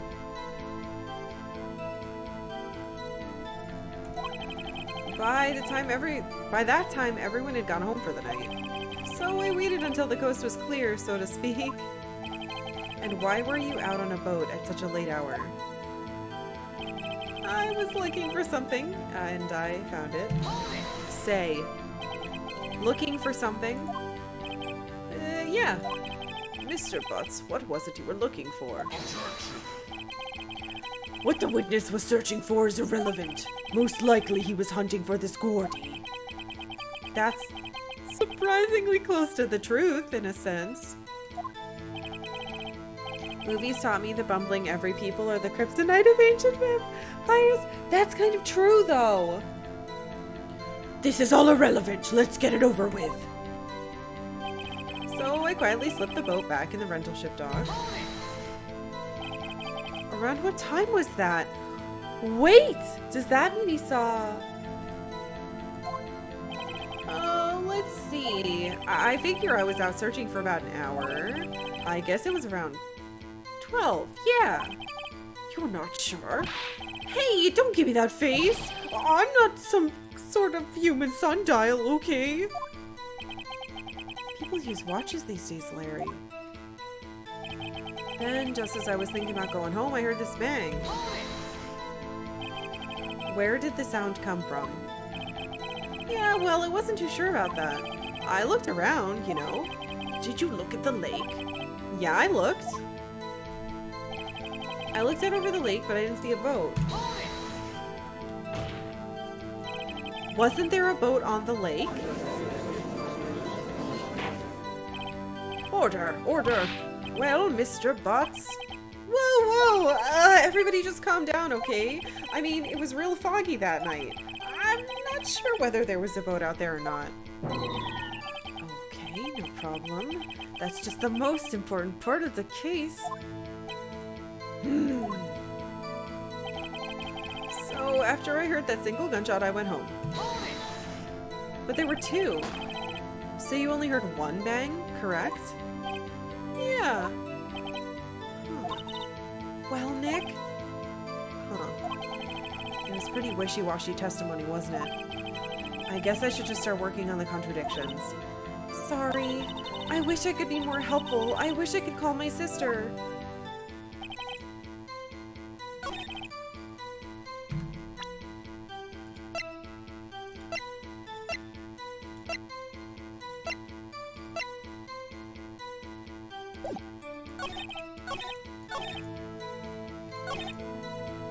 Heard this bang.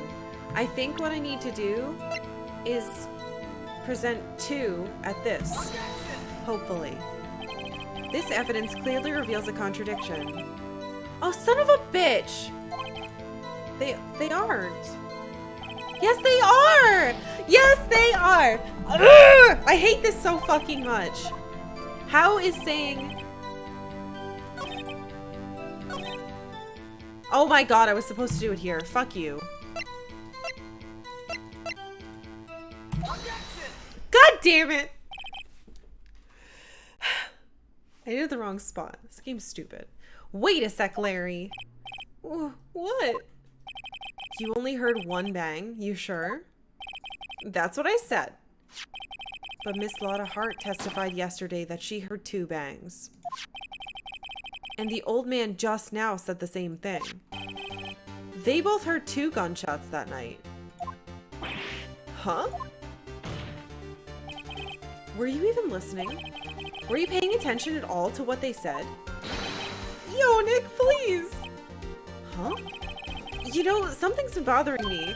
I'm a witness, see? I'm like a customer here, so you gotta treat me nice and stuff, okay? What? Mr. Butts. What? You only heard 1 gunshot, are you sure? Well, to tell you the truth, I'm not sure. Eh? Not sure? How could you not be sure? Yeah, well, I might have missed the other gunshot. I was listening to something else. Something else? My radio, dude, with my headphones. What? Order, and stop that booing. Mr. Butts, you were listening to the radio with your headphones? You son of a bitch. Yeah, so what? Is that a crime? I listen to my radio. Everybody listens to the radio. What's the big deal? Mr. Von Karma, your opinion? Waste of time. I do not accept this witness nor his shoddy testimony. Well, Mr. Wright, should he continue the testimony? No, we have to keep going. Your Honor, please allow the witness to continue his testimony. Bah! Nothing is more pitiful than a lawyer who doesn't know when he's lost. Very well, Mr. Butts. Please give your testimony and be sure to include details like your radio. Right, leave it to me. I wouldn't if there were any other way out of this, believe me. Okay, let's try this again. Why are the witnesses horrible? Because I'm fucking cursed. Wish Larry were an opposing witness and not the one we need to save Edgeworth. Same. It's lonely being alone on Christmas Eve.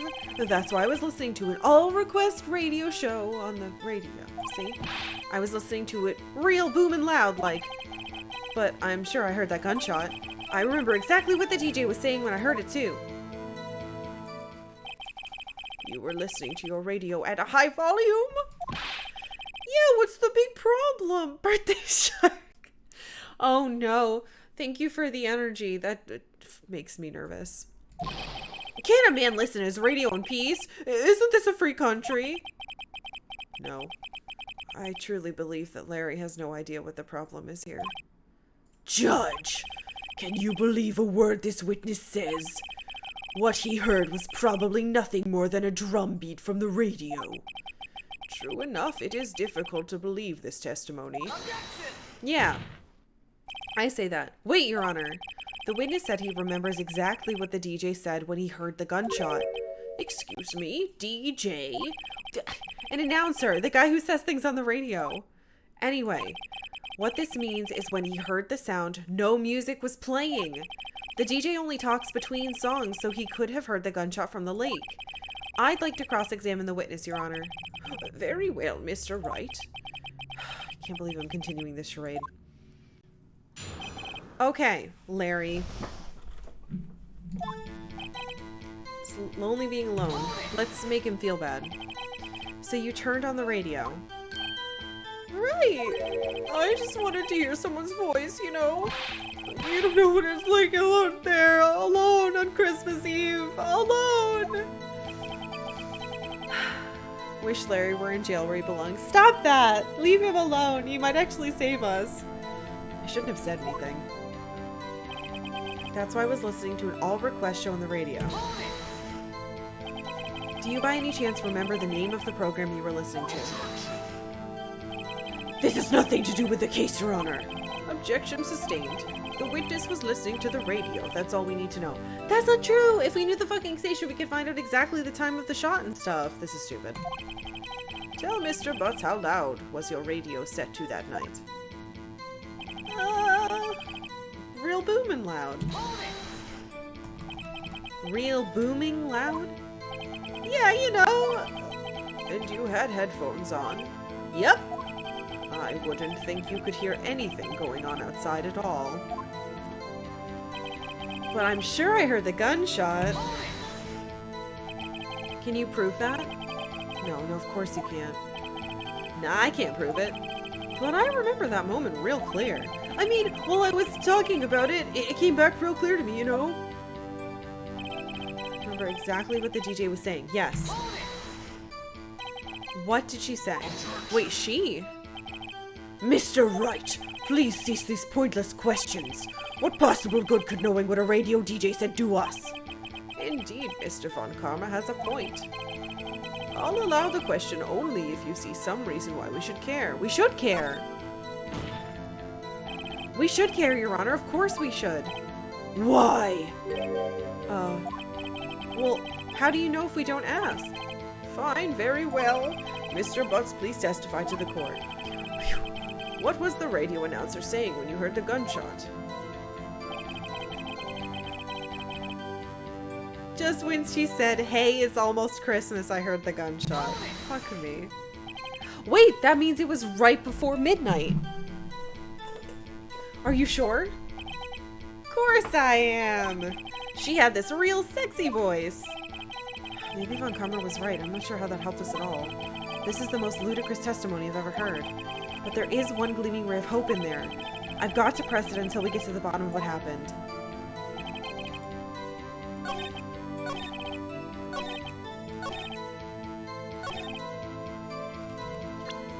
What? Press.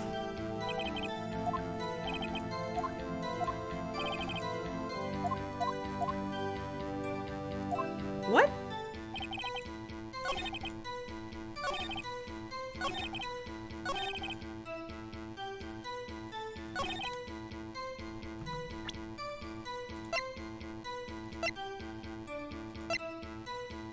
It wasn't after midnight. Just after midnight. But it wasn't. It was before midnight. It's the wrong time.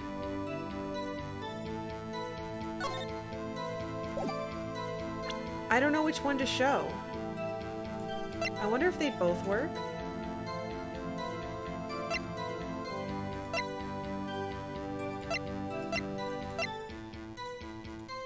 Let's try to compare the testimony.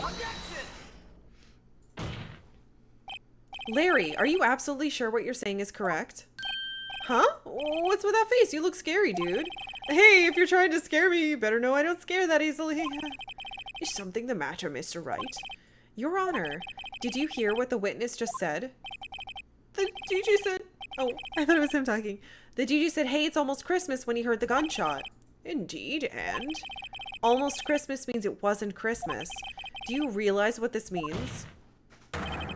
When he heard the gunshot, it was still Christmas Eve. Thank you!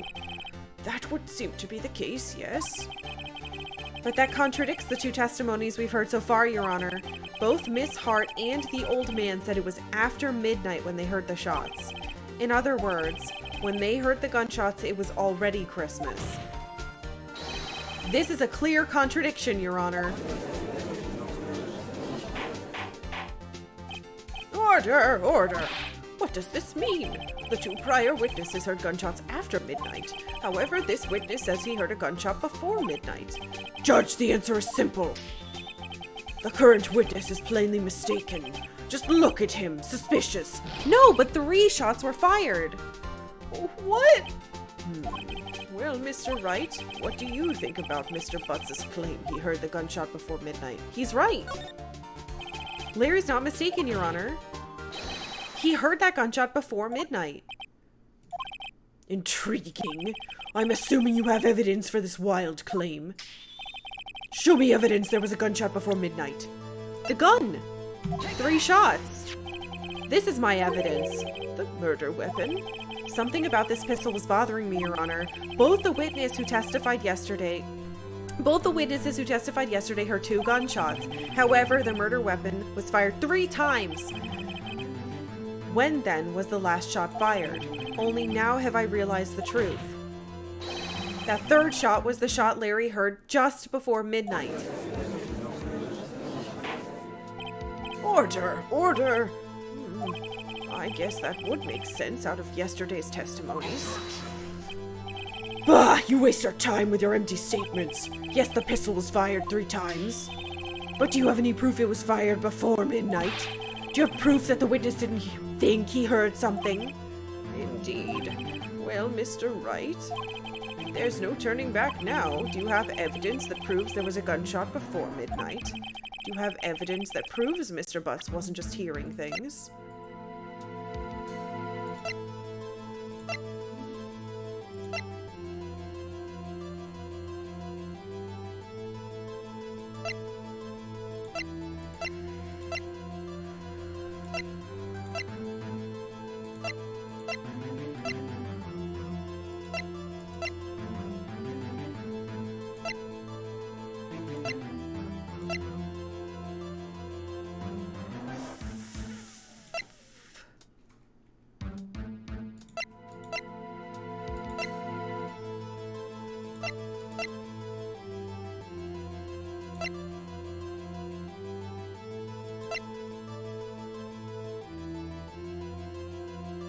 Why else would I need this picture?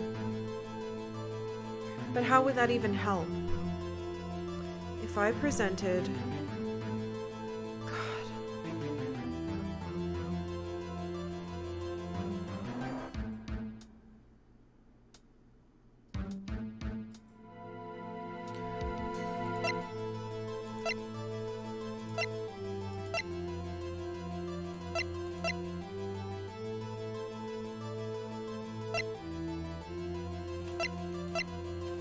I feel like it's gotta be this. It's the only thing I have that actually has text about being before.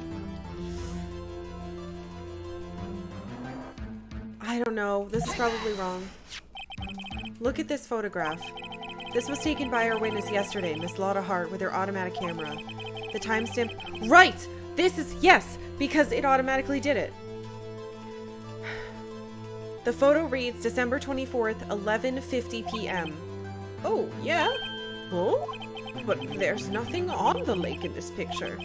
Your Honor, the real issue here is not why nothing is shown in this photograph. It's why this photograph exists at all. What do you mean? Your Honor, this photograph was taken by an automatic camera. That camera was set to go off in response to loud noises. Aha! Correct. There was a loud noise on the lake at 11:50 p.m. That is why this photograph was taken. In other words, there was a gunshot at the time that Larry claims. Oh! Order! Order! That would make sense of the evidence we've seen so far. However, this leaves me wondering what exactly did happen the night of the lake. Yeah, no shit, keep up. Exactly! If this is true, there are 2 sets of gunshots separated by 25 minutes. One at 11:50, another at 15 minutes after midnight. Why, I ask you? Why? Uh-oh, I better think of something quick. Wait a second. Gunshots separated by 25 minutes? What What's wrong, Nick? I have it. I have it! Huh? Remember the case with the steel samurai? Huh? Yeah, of course I remember. The murder in this case had the same idea as the murder in that case. What do you mean? Maya. Yes? If we don't figure this out now, we'll never overturn Edgeworth's guilty verdict. I've got a hunch and I'm going to run with it. Right. I mean, is this safe? Safe? We've already got a guilty verdict. We have nothing to lose. You just watch and let me know if I say anything that sounds fishy, okay? Right, Nick? Your Honor. Yes, Mr. Wright. The testimony just now has cleared up this entire case. What do you mean, Mr. Wright? So you finally realized the truth. There can be no other murderer here than Miles Edgeworth himself. Wrong, Von Karma. A man was shot that night, but it wasn't Edgeworth who did the shooting. Listen, rookie. Take a deep breath and consider the facts. At the time of the murder, one boat was on that lake. This was shown by the witness's photograph. The defendant, Edgeworth, and the victim, Robert Hammond, were on that boat.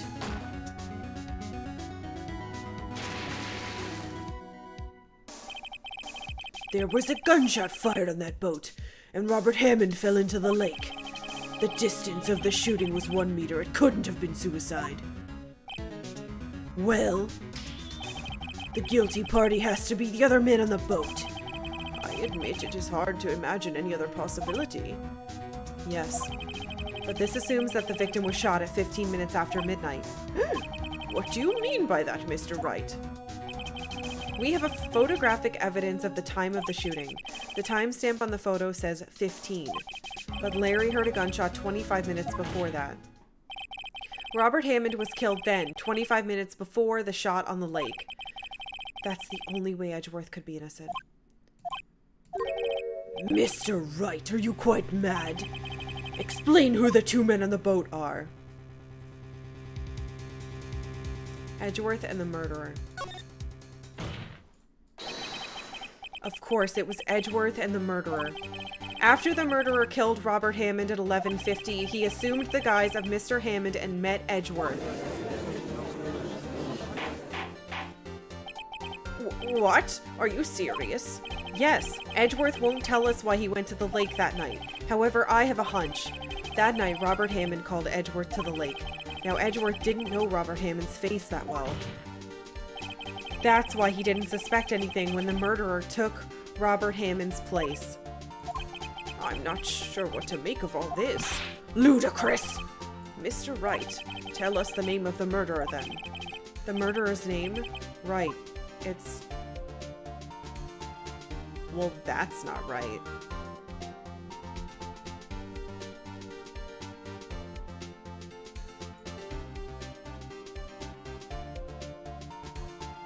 What?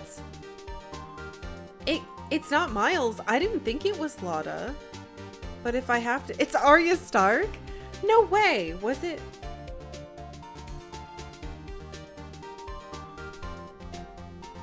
It's ludicrous? Punch him with his big hands from that one music video. Did he strip off Hammond's face to look like Hammond?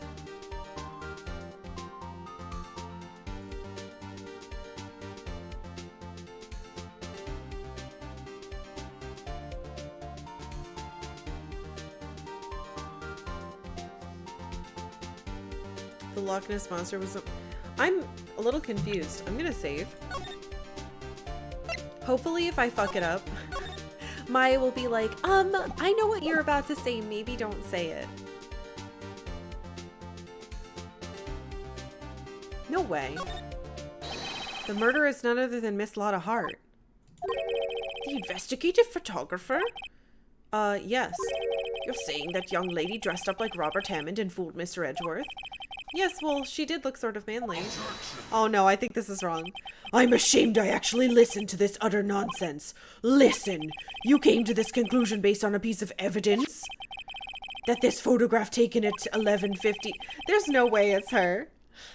If you didn't have this photograph, you never would have made this claim. Correct? And just who was it who went out of her way to give you that piece of evidence? It was a lot of heart. Why would the murderer go to all that trouble just to deliver you decisive evidence? I guess they wouldn't. Mr. Wright, I'm going to penalize you. Yeah, that's fine. I didn't think it was her, but I was like, there's no way. Whatever. Mr. Wright, can you tell us the murderer? Okay, alright. The murderer's name. I don't know. Actually, I don't know the murderer's name. You don't know? Bah! Again, you waste my time. It's just the truth. I don't know because he never told us. Oh, damn it. The murderer is the caretaker of the boat shop, that old man. At 11:50, he was the one who killed Robert Hammond. The caretaker of the boat shop? Where did he do this? There weren't any boats on the lake then. Why would he have to go all the way to the lake to shoot someone? May I suggest that the real scene of the crime was not on a boat? What? Well, then where did the murder take place? Show the judge where the murder really took place? Wasn't it here? He just shot him around here, maybe? Maybe, Mr. Wright. And does this maybe include the reason why the killer would choose that spot? Yeah, well, maybe because there is no good reason the murderer thought we'd expect it. I did not kill him on a boat. I did not kill him with a goat. Fuck! Thanks, friend. I thought clicking the boat would be good. Maybe you should try again. He wasn't surprised.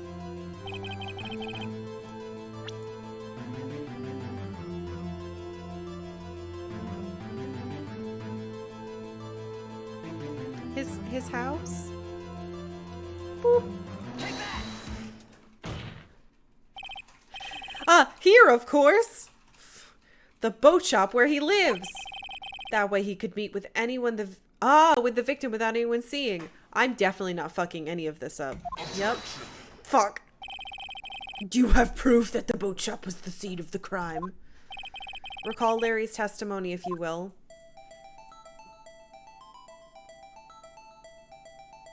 Yes, of course. I definitely know all the answers. I'm gonna penalize you? Yeah, that's fine. Yeah, I deserve it. I don't know. I was like, there's no way it's a lot of heart, but she's here for some reason, so we have to see. That night, he was out on the lake on a boat, searching for something. He finds it and returns to the boat.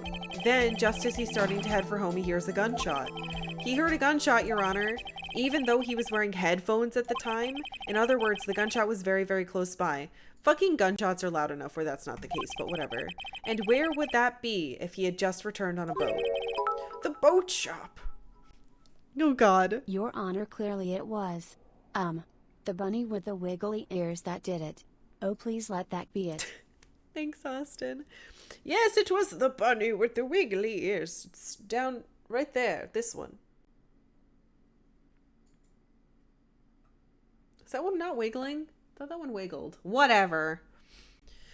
The boat shop. Hey, Samurai. Aw, I hope you're doing well. Mr. Wright, what happened that night on Gourd Lake? Please tell the court from the beginning. Yes, Your Honor. Nick, are you sure about this? Not really, but I think if I start at the very beginning and I take it slow, I might just be able to figure this out. That night, the caretaker of the boat shop called Robert Hammond to his shop.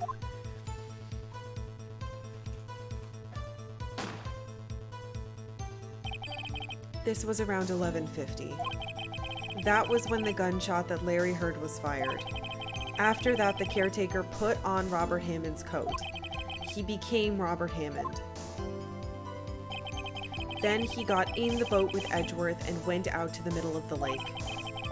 Then who fired the pistol on the boat, Mr. Wright? The boat shop caretaker. Of course it was the murderer who shot the pistol. He shot twice, both missed Edgeworth on purpose. Wait a minute. Yes? Why would he shoot twice if he didn't mean to hit anyone? Details. Know this, Mr. Wright. The moment you run out of explanations is the moment you lose. Finally got to see the live action movie of this last month and it was amazing. I want to watch it, but we haven't finished the game yet, so we can't. Tell us why the murderer had to fire twice. To create a witness. I believe he shot twice to create a witness, Your Honor. Create a witness? The murderer lifts his pistol and fires one shot. That ensures that anyone who heard the shot would look at the lake. Indeed, Miss Hart did exactly that after hearing the first gunshot. Next, the murderer waits a bit and fires again. Then... the murderer jumps from the boat himself, leaving the pistol in the boat behind him. I see. To someone looking from the edge of the lake, it would appear that one of the men on the boat had shot the other. The murderer didn't know about the automatic camera, of course. That's why he shot twice, to draw attention to the boat. Once you realize that, everything else falls into place. The boat shop caretaker swam back to his shop. Then he put Mr. Hammond's wet coat back on the body and threw the body into the lake. This is what happened, Your Honor. These are the events that transpired that night on Gourd Lake, and I totally knew about it.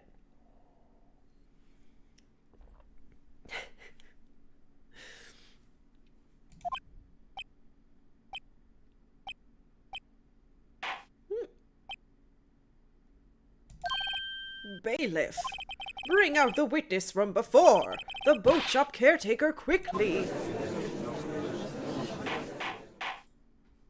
I decree Edgeworth super guilty. No. I better see a goddamn not guilty verdict. Very well, while we're waiting for the caretaker, I would like to ask the defendant, Miles Edgeworth, a few questions. Mr. Edgeworth, please take the stand. What?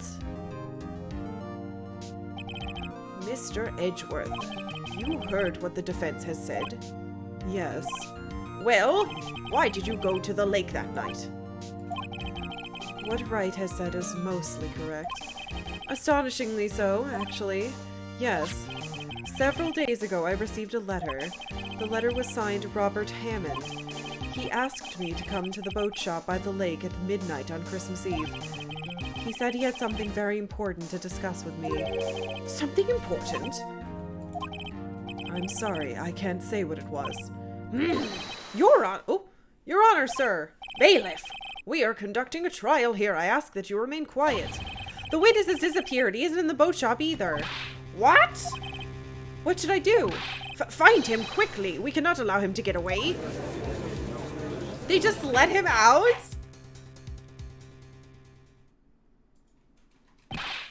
Mr. Von Karma, your witness has disappeared. A search warrant has already been issued. It goes without saying that I cannot declare a verdict under these circumstances. I will extend the trial until tomorrow, the final day allowed. I request that the police department utilize all its forces to find that witness. Am I understood? One more thing. Just who is that boat shop caretaker? I think his identity has become very important to this trial. I want him, and I want to know who he is. Very well. Court is adjourned. I wonder if he killed the dad, and then, because he, his memory's all fucked up, he thought it was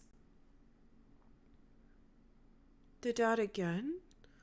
Or maybe he was killing the whole family. It's so confusing. The boat shop owner is Giselda in disguise. Yeah, I thought he was still passed out on the floor too, but apparently he snuck away.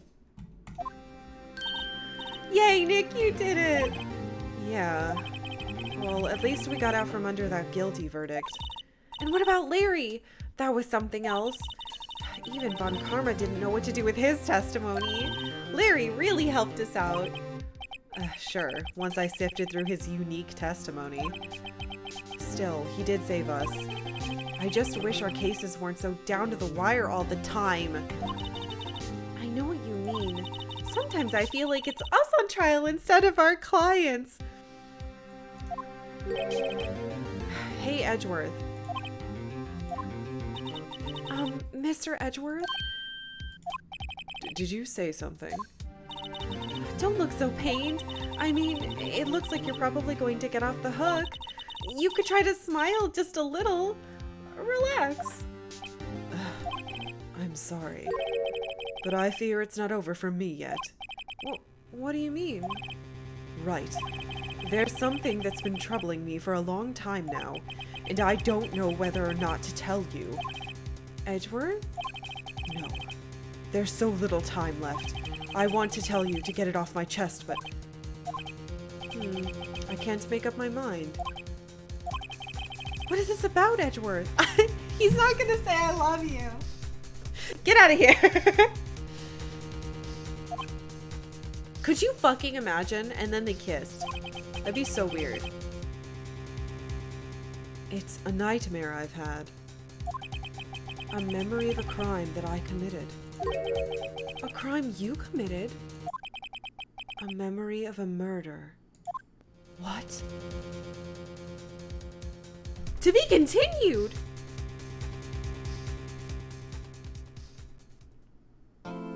Oh. Okay. Oh, one second.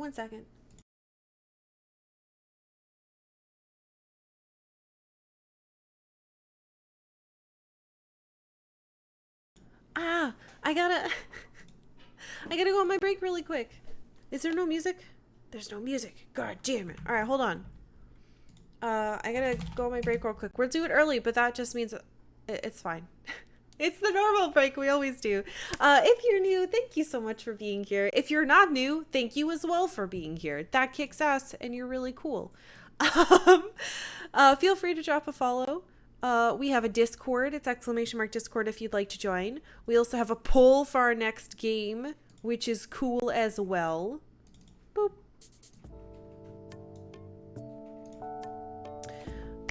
This is some Louis Zong, and I will be right back.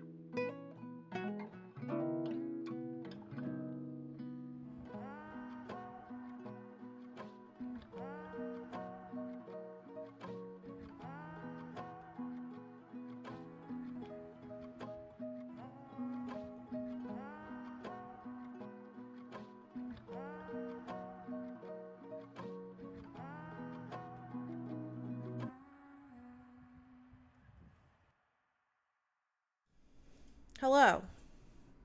I'm back. That was a giant waste of my time. So that's fun. I hope you like the music. Court is in session. Bang, bang, bang. I would bang something for real, but it would ruin all your ears. Are you guys talking about Final Fantasy again? Somehow it's still the same fucking day. Right, because we have until tomorrow, basically. Oh, the poll came up?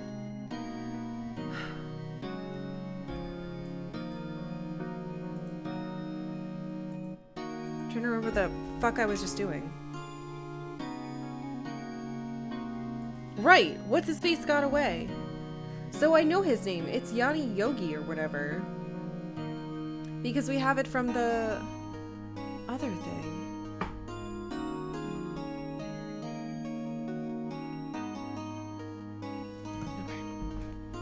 Okay. Not Yami Yugi. Yanni Yogi, I think, is what I wrote down. We'll see. What was Mr. Edgeworth talking about?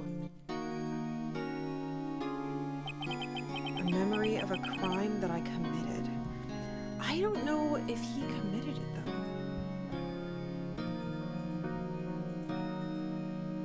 A memory of a murder. Do you really think Mr. Edgeworth killed? I don't believe it. Not Edgeworth. Some painful memory has been troubling him recently. But he'd never take someone's life. Oh, but the anniversary of that is tomorrow. That's convenient. I think it was the 28th. Edgeworth told us he loves us and Karma is the father. God damn it.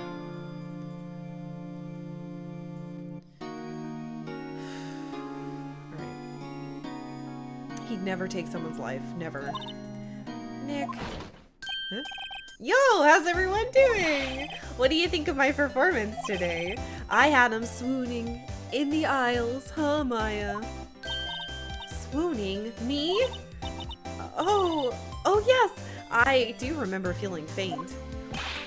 Right on! Tell me the truth. It was like love at first sight, right? Right, Nick? Huh? Me? Well, maybe my heart skipped a beat or two. We should stop humoring him. I think you can do better than that. Come on, I saved Edgeworth in there, dude. Edgy. You guys should be bowing before me. Yeah, bow before your hero. I don't want to talk to you. Larry, you really helped in the trial today. You did! If you weren't there, Larry, I'm sure Mr. Edgeworth would have been found guilty. But seriously, Nick, that bow shop caretaker guy is pretty suspicious. But Edgy ain't off the hook yet. Oh, way to spoil the mood, Larry. Poor Butts, he's got spirit though. He's got something. Every time Larry shows up, my eyes fall in love with the floor. God damn it. When does Maya get to blame Larry for making the weapon that killed her sister? Honestly, we should blame him for everything. Now I get why you guys were always like, it's him, he's guilty. Hey, I'm just a guy sitting in the audience, you know? But from where I was sitting, Edgy seemed pretty, edgy. I mean, can you really know who it... He's telling the truth about that night? Whoa. Nick? I don't know. But what I do know is I'm going to believe in you two until the end. Us two? Edgeworth and who else? You mean me, right? Nah, he means me, right, Nick? Yeah, you, Larry. Not me? But why you, Larry? Huh? Actually, yeah. Why me, Nick? Oh, enough of the silent treatment. I don't know. I believe in her. I think it's because she's not in the... Oh, she's yelling at me again. Nick, why do you trust Mr. Edgeworth so much? I mean, he's changed recently, true. But when we first met him, he was kind of a jerk, don't you think? You didn't know him back then. Back when he wanted to become a defense attorney. Wait, was that when you two were classmates? Yes, in grade school. They saved me. Miles and Larry. They saved me and I'll never forget it. That's why I became a defense attorney, you know. What? Hey, Larry, what's he talking about? Huh? Sorry, I kind of forgot. Okay, Nick, out with it. I'm gonna hear this story today and that's final. Okay. It's kind of a long story, so hang in there. It was the very end of 3rd grade. I was on trial. A class trial. A class trial? What? You remember, Larry, end of 3rd grade? A kid in our class got his lunch money stolen. Lunch money? Our school was really small. Every month kids would bring in an envelope with money for lunch from home. Huh, I see. Anyway, the kid's envelope disappeared with $38 inside. Oh yeah, now that you mention it, I do remember that. I can see why you'd forget though.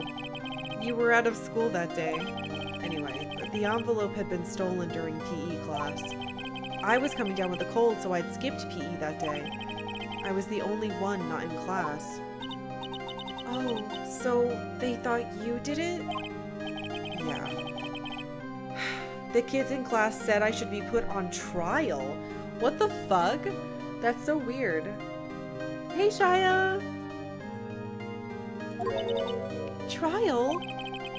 So the next day we held the classroom trial with me as the defendant.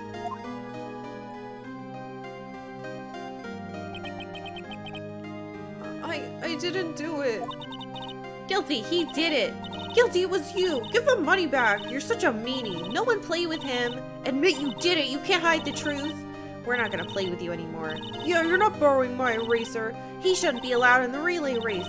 Give me back the 50 cents I loaned you. Okay, well, I did most of them. Now, Phoenix, you know you shouldn't steal people's money. It's not right. In the end, even the teacher thought I'd done it. Fuck this teacher. Are you kidding me?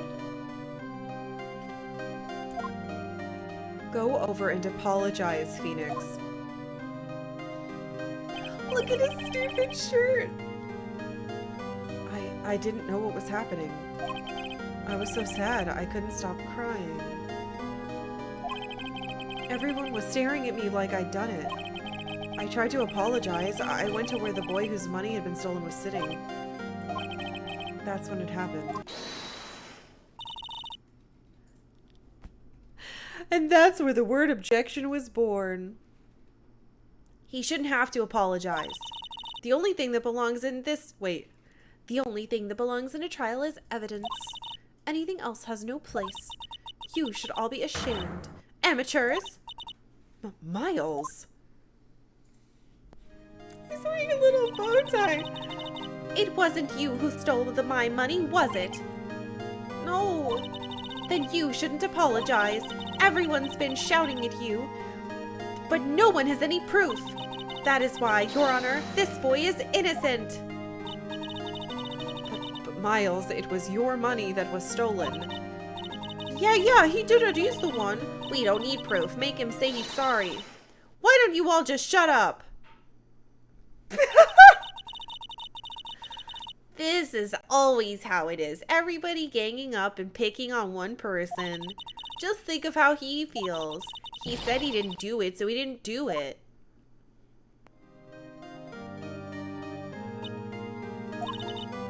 Very well. I will replace the money myself. This class trial is over. Why didn't you do that in the first place, you bitch? That's how it happened.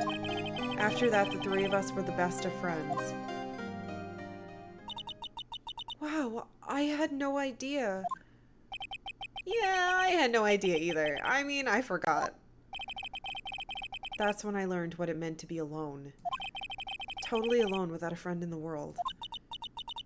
You did a good thing, Larry. Yeah, well, I was just lucky that I took the day off from school. If I'd been there, they would have thought I'd done it. Oh my god. Ethan Pierce 0318. Thank you for following. Thank you. They kind of grew up together. They went to elementary school together, and then Edgeworth transferred, I think, in 4th grade when his dad was killed, which is like what this whole case is about. Kind of. It's twisting back into it. So I kind of took it personally, see? When something smells, it's usually butts. Anyway, Edgeworth and I talked after that class trial. That's when I heard his father was a defense attorney. I remember his eyes would shine when he talked about his father. I'm going to become a defense attorney just like my father. A famous defense attorney. Then, a few months later, he suddenly transferred to another school. The DL6 incident. Right. I'm not sure, but the transfer probably had to do with his father's death. That's so sad. It was several years later when I heard Edgeworth's name again. There was an article about him in the newspaper. The headline was something like Dark Suspicions of a Demon Attorney. What? Fabricating evidence, manipulating testimonies, covering up facts. The article said he'd do anything to get a guilty verdict. Anything. But why? What happened? I mean, that's not the Edgy I used to know at all. That's what I thought too. I tried to get in touch with him, I don't know how many times. He never replied. I guess he didn't want to see his old friends. I couldn't just drop it though. I wanted to meet him, to learn why he'd become who he became. That's when I decided. Wait, you don't mean... That's why? That's why you became a defense attorney to me, Edgeworth?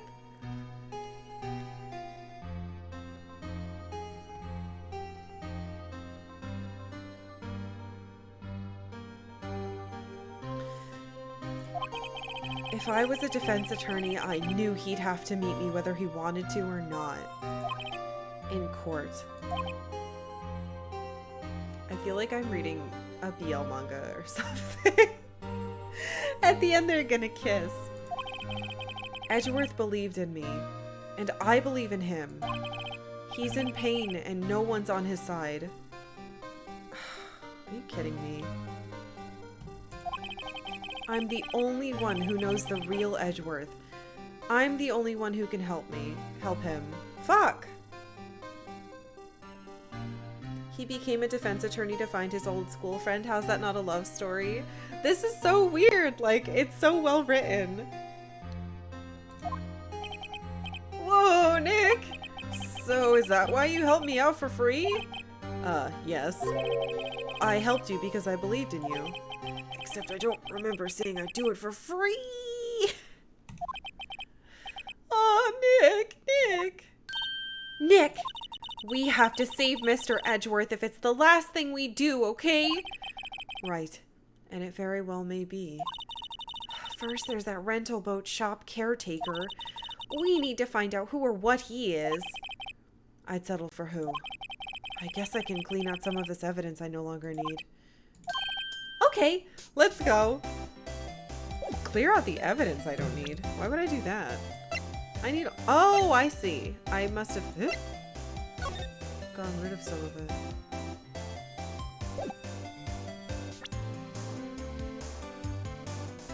You stupid jackass. Can't ghost me in court.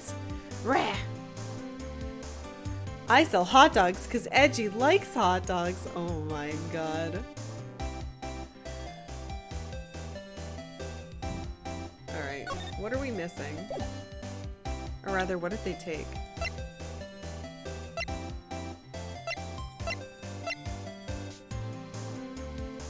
The blank photo's gone. The camera's gone. Stop clicking on that. That's still here.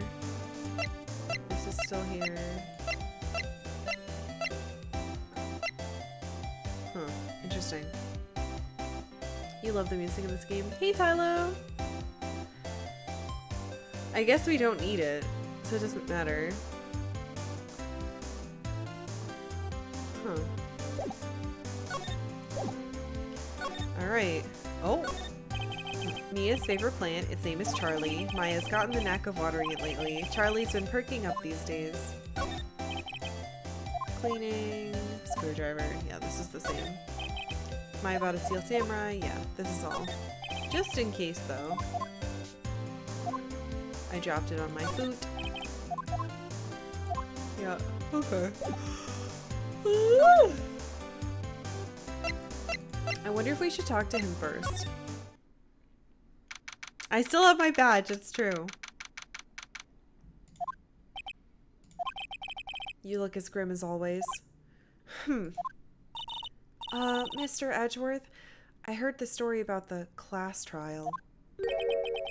Class trial? What do you mean? You don't remember? No, I don't. Your lunch money was stolen, wasn't it, in 3rd grade? Lunch money? Oh, right. Yes, I seem to remember something like that. Nick, I think you're the only one who really remembers. Well, it probably only really mattered to me anyway. That's true. I have a lot of stuff that meant a lot to me as a kid, and I have like a really, really, really good memory when it comes to certain things. And I feel like sometimes I try to talk to my old friends about it, and they're like, I have no fucking idea what you're talking about. One of my friends has an excuse because she has some memory problems now, but everybody else doesn't. There's a dumb, silly bit of Edgeworth character development in one of the next 2 games that makes me love him so much, but I can't remember which. Mr. Edgeworth, didn't you know? That trial was the reason Nick became a defense attorney. Ridiculous. Gee, thanks. That said, it does sound like the kind of thing you do. You haven't changed a bit, have you, Wright? So simple, to a fault even. Well, maybe, yeah, but I think you changed too much, Edgeworth. Perhaps. Fuck, now I feel bad. Hey, Edgeworth, why did you become a prosecutor anyway? You used to look up to your dad. You said you wanted to be a defense attorney, right? I couldn't let myself deny reality like you. What do you mean? My father was taken from me and you want me to defend criminals? I'm sorry, Wright, but I'm not that good of a person. One suspect was apprehended in your father's murder, right? Yes, the man trapped in the elevator with my father. His name was Yanni Yogi. He had to be the shooter any way you look at it. Yet, he was found innocent. That defense attorney got him off the hook. That would be Robert Hammond. What's your opinion on Edgy Boy now? Oh, really interesting. I really find him interesting. That card in the back has seen things, but he's so stoic. On that day, 15 years ago, the three of us were trapped in the elevator for 5 hours. When we were rescued, we all suffered oxygen deprivation. I had lost all memory of the murder. Lost your memory? He doesn't remember? Even now, I can't recall what happened in that elevator. That was the crux of Yogi's attorney's argument in court. He claimed Yanni Yogi had been not of sound mind due to the oxygen deprivation. Yanni was released due to a lack of evidence. Innocent. That's when I changed my mind. I started to hate defense attorneys. Shouldn't you hate judges? People are stupid. I guess he was a kid. When can we expect the first chapter of your fic? Oh god, I would never write those. I have some friends who are very heavy into writing that stuff though. In high school, while everyone was into fanfic, whatever, I was into fiction press. So, I wrote poetry in high school. I was a different type of nerd. What's your relationship with Von Karma? He's my teacher and a man who deserves respect. I learned everything I know from courtroom techniques from him. So he's like my sister was to you, Nick. He's a perfectionist in all things. In court, in his personal life, he is obsessed with doing everything perfectly. Perfectly, huh? In all the cases he has taken, none were left unsolved, and not one suspect declared innocent. Ever. But that's... I know. It's possible some of the suspects were indeed innocent. However, it is impossible for us to accurately determine that in every case. What? That's literally your job. All Von Karma does is his job, and find the suspect guilty perfectly. In any case, it's nigh well impossible to find a weakness in him. Should a weakness appear, he would do everything in his power to make it go away. Edgeworth? If what you're saying is true, you're headed for a guilty sentence tomorrow. He's right! Now's no time to praise the enemy, Mr. Edgeworth! It's a strange situation in which I find myself, I'll admit. No kidding.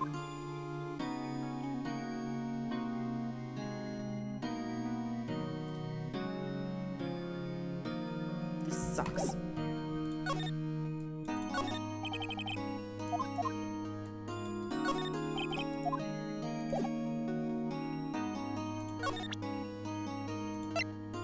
I'm gonna show him everything. What are you showing me this picture for? No reason. You know, I was impressed by your deduction in the trial today.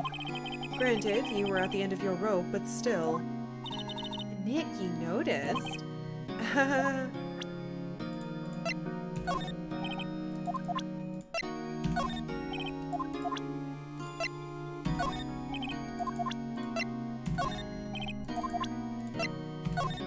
Why you care about any of this?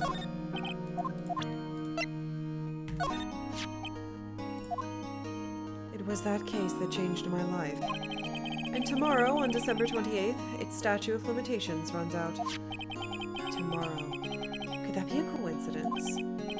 But even if the case is finally closed on paper, it will never be erased from my memory. Never.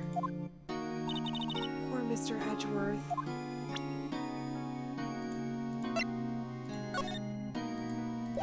I really don't want to show him this photo of his dad, but I have to. I'm sorry.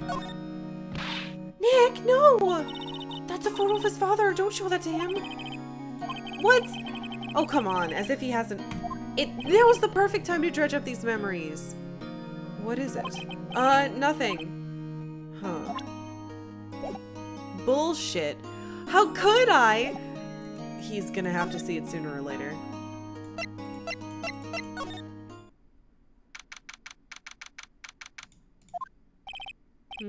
Looks like Detective Gumshoe hasn't gotten back yet. Again? Gumshoe, he won't be coming back today. Oh, really? He said there was some guy he had to arrest by tomorrow. Oh, the boat shop caretaker. You shouted something about catching him if it's the last thing I'll do, pal. Good luck, Gumshoe.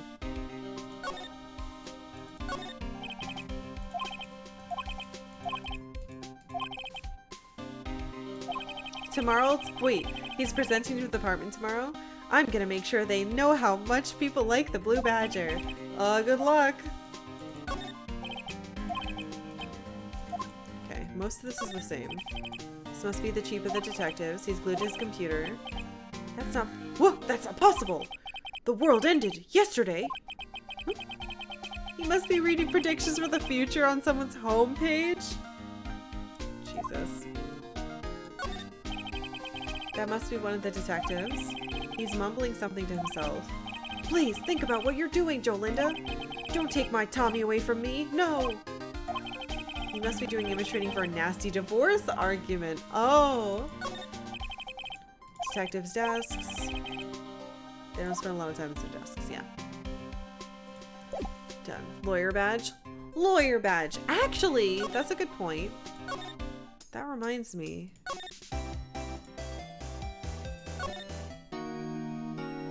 Oops. He's watching TV. I know, it sounds like he's watching TV. Oh, he doesn't care. Damn it, I thought that maybe we could talk about our decisions. That's okay. I wonder. Maybe this guy's back now from vacation? Ah, he's out again. When does he work anyway? Now, don't be harsh. Guess we'll have to come back later. Fuck!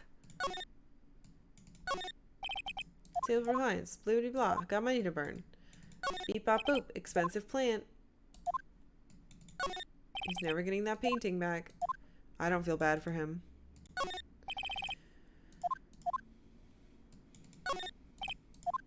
Alright, nothing new. We had to check.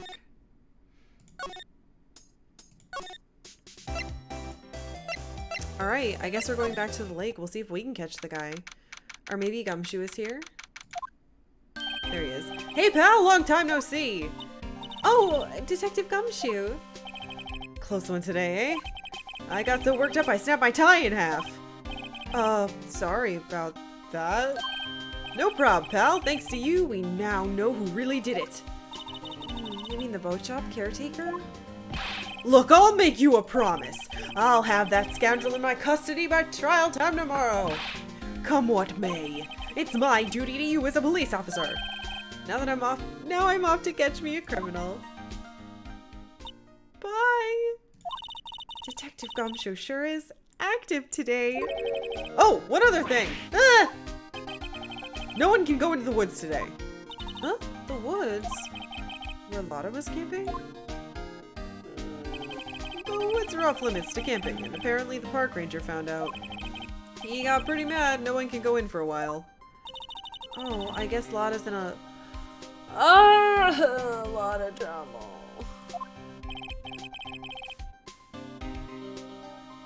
Why did they wait this long to Lotta trouble me? Whatever, doesn't matter.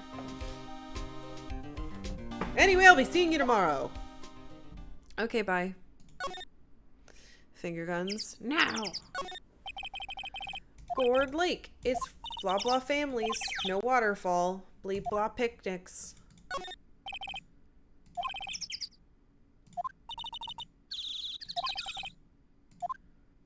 All of that is the same. We've seen this before. Oops. Cheap chop chirp. Alright, so we can't go to the woods. He didn't, like, teleport down here, did he?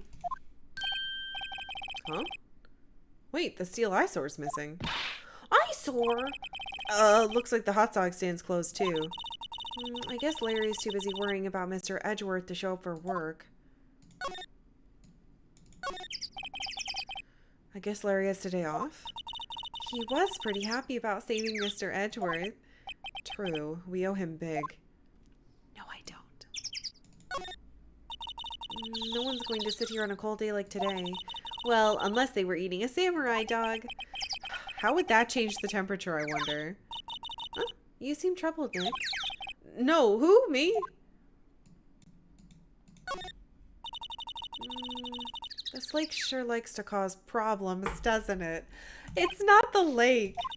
I mean, everything that happened here turned out to be a lie. Gordy was a lie, and the charges against Mr. Edgeworth were all lies. I guess you're right. I mean, I'm glad the charges were all lies, but still.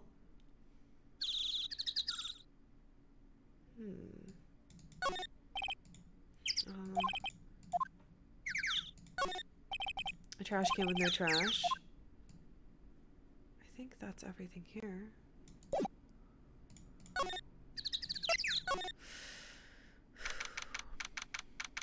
Someone still needs to pay him for his dogs. I want to take that dog back. I wish we could have kept it. I feel a little bad. Oh, I just realized that the bunny layout stopped working. It's all frozen, huh? Hold on. There we go. It froze. I was gonna say I could have sworn those bunnies were moving. That old caretaker got away. Yep. I never imagined he might be the real murderer. Ahem. Huh? Who's that? I'd know that clearing of the throat anywhere. Ah, hello! What might you be doing here? Out for a walk, Ah, the days of my youth, like the scent of fresh lemon. Unfreezing gave the corners a jiggle. Yeah, they do a little jiggle. I didn't even notice that it was frozen. That makes me kind of sad.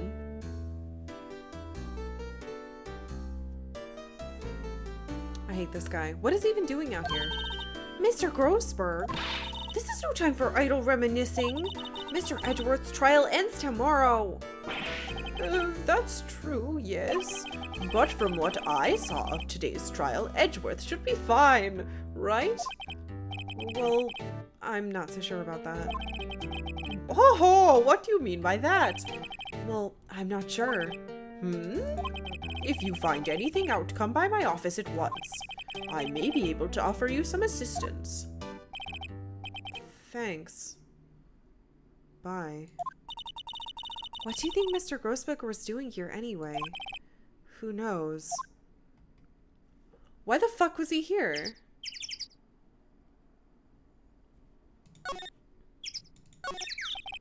The boat rental shop. Doesn't look like anyone's around. The caretaker must have run for the hills, huh? Yeah, looks like it. He didn't seem like a bad person. I have the code to get into his safe. We need to get in there. There's a forest here beyond those bushes. Nick, the forest! There's someone in there! Huh? You're right, there's a few policemen in there. Oh, they must be looking for that caretaker. Good luck. There are some boats floating at the dock. The murder took place in a boat from this dock. Apparently, the police took away the actual boat that was used that night. Indeed, there is a space for one more boat at the dock. Can we go in? We can go in! Oh my god, it's unlocked. Hey, Polly. Nobody's home. Hello, hello. Hey, it's Polly. I wonder where your owner's gone, Polly. Hello, hello. I can't believe he'd run off and leave his poor parrot to fend for herself. Hello, hello. I'm sorry about my squawking. Safe. That reminds me, Nick. Polly here knows the number to the safe, right? Yeah, that's right. Polly, what's the number to the safe? 1228. Let's open it, Nick. Come on. I'm sure there isn't any money in there. Oh. But hey, she keeps it locked, right? So there must be something of value in there. I'm not so sure. Okay, Nick, let's see what's in there. I guess there might be a clue or two. We would not be able to use any of this in court because we don't have a warrant and it's not out in the open. Good British evening. Hey Lee. Happy Friday, my friend. I hope you're having a good day. If Polly can expose lies, shouldn't she be a polygraph? Son of a bitch. Get out. The only thing in here is a letter? A letter? Aw, boring. Huh? There's no name or signature on this thing. It's handwritten in very precise, clear letters. Get your revenge on Miles Edgeworth? Edgeworth? Nick, why would Mr. Edgeworth's name be on here? How should I know? I'm gonna read the whole thing. Get your revenge on Miles Edgeworth. It also says, this is your last chance. Now is the time to get revenge on the two men who ruined your life. The rest of the letter goes on to describe the murder plot in detail. How to kill Robert Hammond and frame Edgeworth. Calling Edgeworth out to the lake. Getting on the boat. Firing twice. This is exactly what I figured out today in court. It's all here in perfect detail. In perfect detail?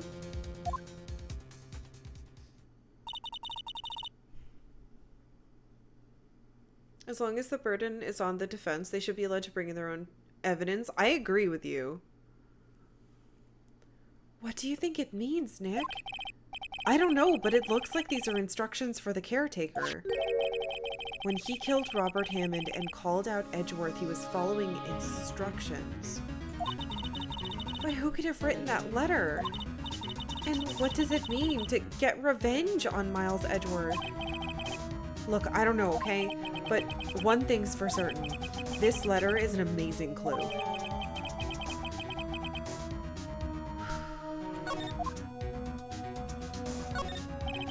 There's nothing left in the safe. I wonder why the caretaker didn't take the letter with him. He left in a hurry, right? I don't think he even came back here after the trial. The fishing pole looks expensive.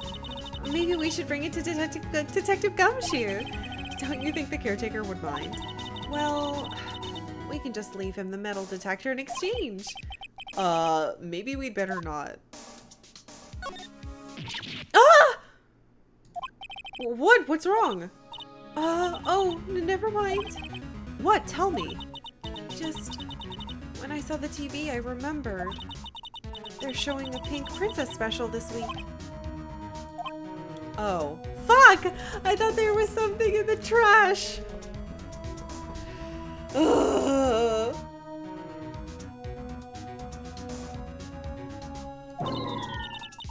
See, that's why I didn't want to tell you.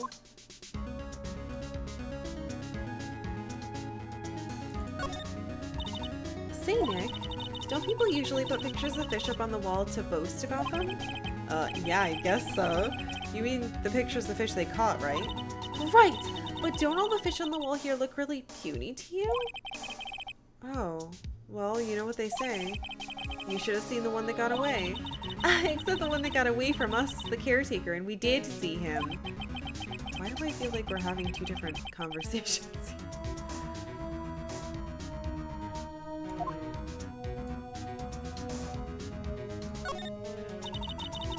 It doesn't look like he used this kitchen much.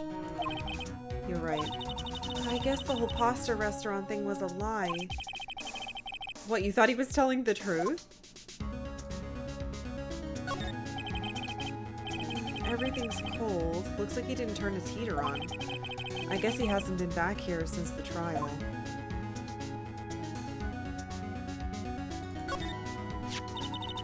Maybe I should take care of Polly, Nick. You probably shouldn't just kidnap her. The police know about her anyway. I'm sure they'll do something. Okay. Sorry, Polly. He says I can't take you. Great, now the bird's gonna hate me.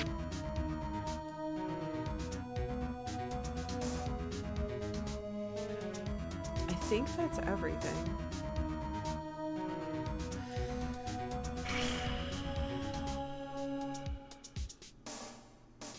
Always heard people talk about this game, but I've somehow managed to avoid seeing any gameplay or anything about it until I watched you, and I have to say it is quite good. Right? It is good! I can see why so many people are like, no, you've gotta play this game.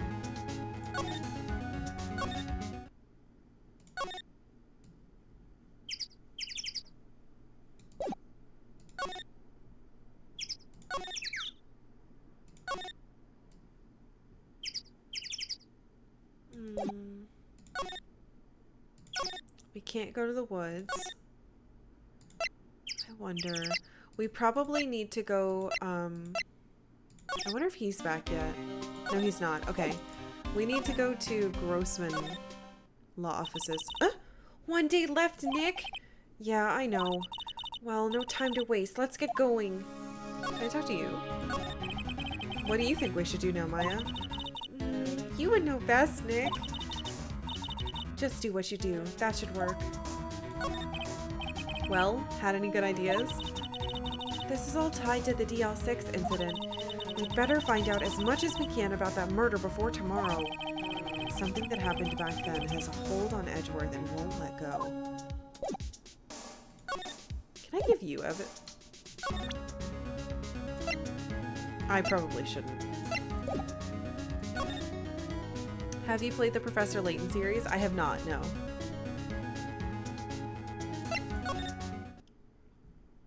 He's not here. He told me to come here, that motherfucker. Oh, that bastard.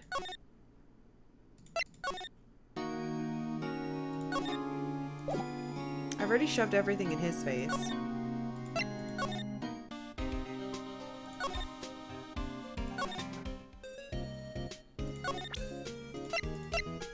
Look at my badge. Stop showing me stuff! We only have today to get to the bottom of this. Can I show you anything? How about your mom? Oh wow, I don't think I can show her anything. Oh! Duh. Look. At this. Edgeworth. See this letter? This came out of the safe in the shack where that boat rental caretaker lives. I see. Revenge on me? Who is that old guy anyway? I don't know. Could he be an innocent defendant who got declared guilty or something? Nice, right, but I don't remember that old man. Not at all. So he was following this letter then? Which means there was someone else behind it. Now is the time to get revenge on the 2 men who ruined your life. 2 men? Meaning myself and Robert Hammond? It also says this. This is your last chance. Last chance. Wait, maybe he's talking about the statute of limitations on the DL6 incident. Wait, that old man. What is it? Do you know who he is? Yogi. Could he be I figured this out yesterday. Come on, man. Oh, hey, final night. So we finally put that monster Edgeworth behind bars? No! Not on purpose. Yogi! The suspect in the DL6 incident. The one who was found innocent. Now look at your dad. God damn it! Look at this photograph of your dead dad.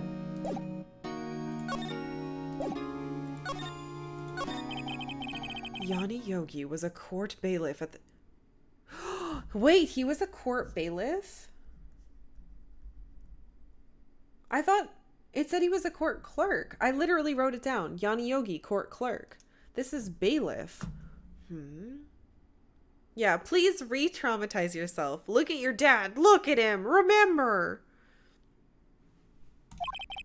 We just happened to be in the elevator together 15 years ago. Yanni Yogi, Yami Yogi. I mean, we're being serious. There's murder. the earthquake. They were in the elevator. They got trapped in 5 hours. He watched his dad get shot. Ah, hey, Hess. Glad you're still playing this case today. Glad work ended early. I'm glad your work ended early. That's awesome. The quake was incredibly strong.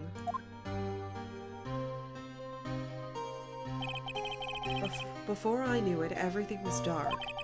We were in there for so long, it felt like forever. The air thinned, and the darkness closed in on us in that little box. We became unsettled. Help! I can't breathe! Quiet, I said quiet. You're not making this any easier. I want to get out! Help! Get us out! Don't shout, you'll just use up more oxygen.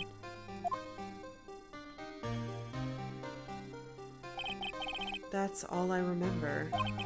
When I came to, I was in a hospital bed staring up at the ceiling. In court, Yanni Yogi's mental condition was called into question. They claimed the oxygen deprivation and stress had caused temporary insanity. In the end, the claim passed the court and Yogi was found innocent. Hey, Word Eric. But isn't that strange? This letter tells him to get revenge on Edgeworth. Why would he want to take revenge on you? Right. Yeah? There's something that's been troubling me these last few days. I didn't know whether or not I should tell you. You mean the nightmare? It's a nightmare I've had. A memory of a crime. A memory of a murder. Okay, yeah, I know. I think the time has come to tell all. Yes! For the last 15 years, I've had the same dream almost every night. What? No wonder he's all messed up. I wake up in a fearful sweat every time. What kind of dream? It's a dream about my father's killing in the dark. Help! I can't breathe! Quiet! I said quiet. You're not making this any easier. I want to get out! Help! Get us out! Don't shout. You'll just use up more oxygen. I can't breathe. You're using up my air. What? Stop breathing my air. I'll stop you. Ah! What are you? Stop breathing my air! No. Father. He's attacking Father. Then I see the pistol lying by my feet. I don't know if it was evidence from that day in court or the bailiffs. In a daze, I pick up the pistol. Get away. Get away from my father! Ah!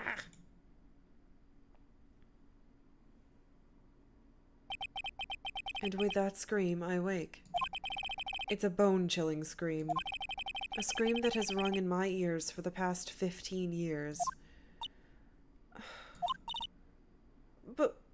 But that's just a dream, right? Right? That thought is the only thing that has kept me sane for the last 15 years. I don't know if it kept you sane. I think it did other things. But what if I'm wrong? What if it's real? They say that sometimes people shut out memories in self-defense. Maybe it was I who killed my father. What? If you think about it that way, this letter makes sense. Get your revenge on Miles Edgeworth. Think about it. Yogi was really innocent. That's why he wanted revenge against me. Wait, Edgeworth, you mean...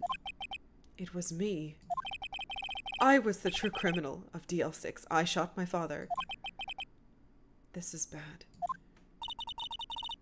What are we going to do, Nick? What can we do?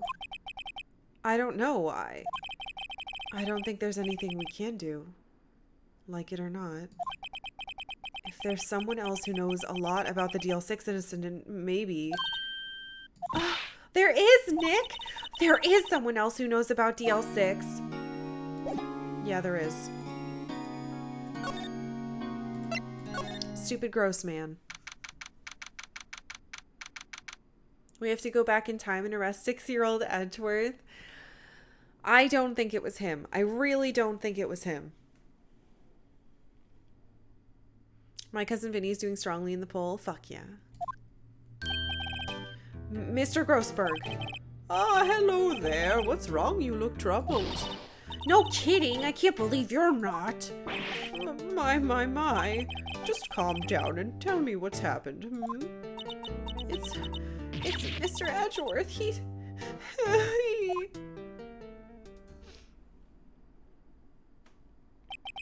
I see. So Edgeworth dreamt he shot his own father. It's only a dream. Only a dream. I wonder. What? If that's the case, then why do you two look so troubled? Well, also, consider this. Yogi quite certainly holds a deep grudge against Mr. Miles Edgeworth. So deep he'd want to frame him for murder. This leads me to surmise that Mr. Edgeworth's dream was not a dream, it was real, as you imagined. Miles Edgeworth threw the pistol to save his father. The pistol fired. The deed was done.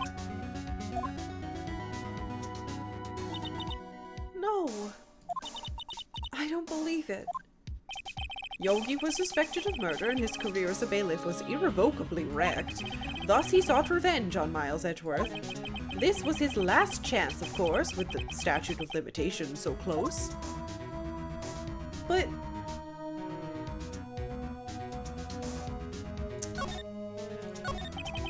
what do you know about Edgeworth's father? He was a defense attorney without peer. It sounds trite, but it's true. Well, he may have had one peer now that I think about it. Your mentor, Mia Fey. My sister? Gregory Edgeworth was very disapproving of Mr. Von Karma's techniques.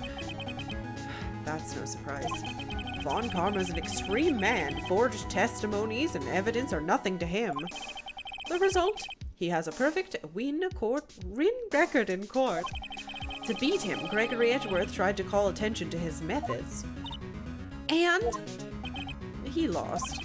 And died in despair, as it were. I see.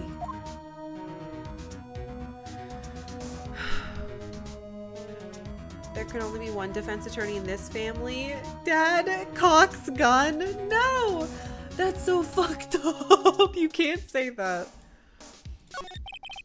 When Gregory Edgeworth was killed, the police called on a spirit medium. That was your mother, Misty Fey. What do you think of Edgeworth now? Oh, he's a stupid decision maker, is what I think. I am Gregory Edgeworth. I have been killed. The one who shot me was the bailiff, Yanni Yogi.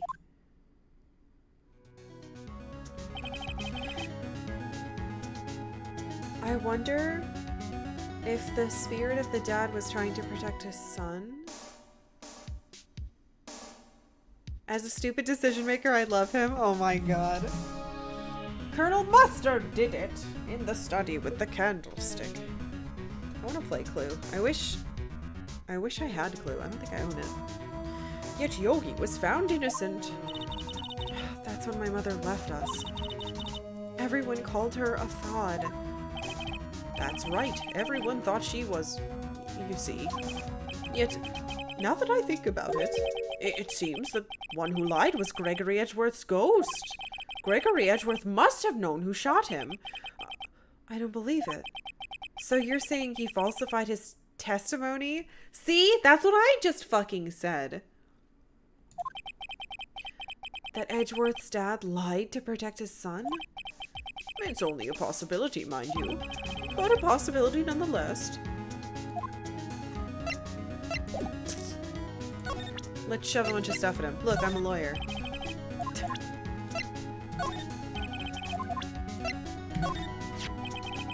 In any case, it's good that the one shooting isn't Miles. You bet it's good! I can't believe the fiendish planning that went into this murder. And we almost fell right into his trap. What a creep! Ah, she was a beautiful woman. I'm truly sorry about what I did. Huh? Sorry about what? I think I'll stay out of this one.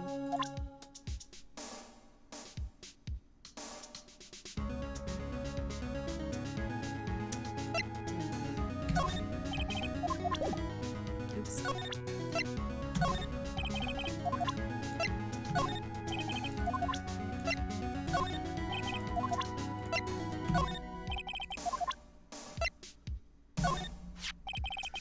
This incident took place 15 years ago tomorrow. So tomorrow we will see the completion of not one but 2 trials. All thanks to the statute of limitations. However, I'm afraid the damage the DL6 incident has done will never be eased. Gregory Edgeworth? He was a gifted man. His death was truly a loss. I wonder what would have become of Von Karma were he alive. Oh-ho! So this is the letter. It does seem that Yogi was following this letter when he killed Hammond. But why kill Robert Hammond? Hammond was a skilled defense attorney, but he defended clients not for their own sake, but for his own. Huh? His own sake? He never trusted his clients, that one. The only thing he trusted was his own ability. But he got his client found innocent. So why should it matter?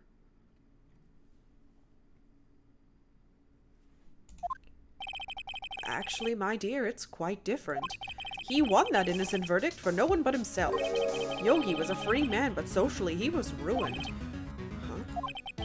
You'll understand soon enough. Wait! What is it? This letter! I've seen this handwriting somewhere before, a long time ago. Whose handwriting was this? Do you have any idea who wrote this?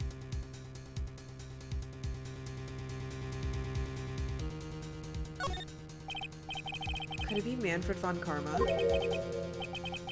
It's because they specifically said perfect. It looked perfect. Von Karma? Why would he have something to do with this? Well, I'm not sure. Von Karma? Von Karma! Wait! You're right, my boy. This is Von Karma's handwriting. I'm sure of it. I used to see it all the time on court reports. What?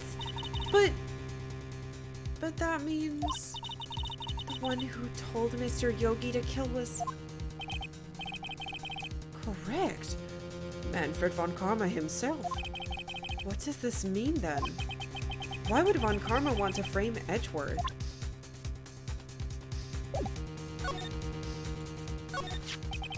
If it was truly Von Karma who wrote this letter, then he would know the truth. He would know that Miles Edgeworth had accidentally killed his own father. He'll say as much tomorrow in court, I should think. He'll press the point until the court finds Miles Edgeworth guilty. Oh no. But how could Von Karma know about Mr. Edgeworth's past like that? Even Mr. Edgeworth thought it was just a nightmare. That I do not know. Yet I do know that Von Karma is both persistent and a perfectionist. He may be seeking to satisfy a grudge against Gregory Edgeworth by hurting his son. But...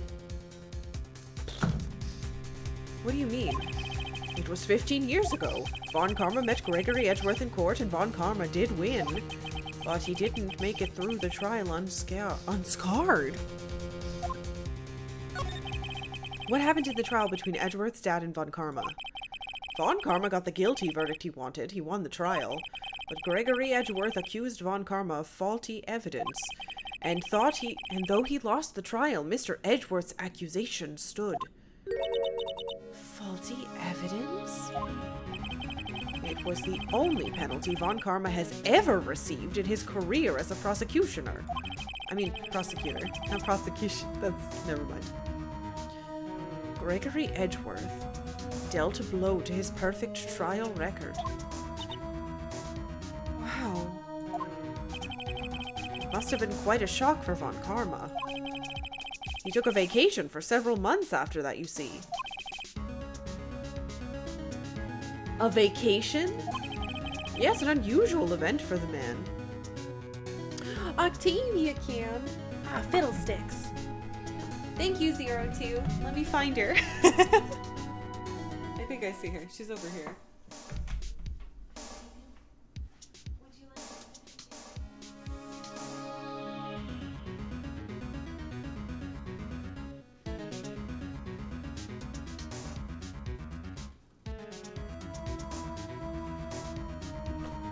What a good little baby. Octavia Cam. Activate. Thank you.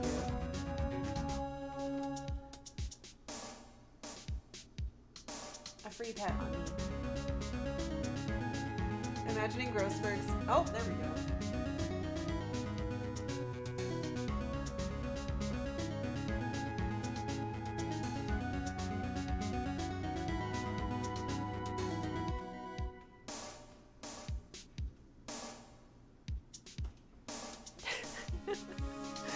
Thank you, 02, and thank you, Capitalist Pig, for the Octavia.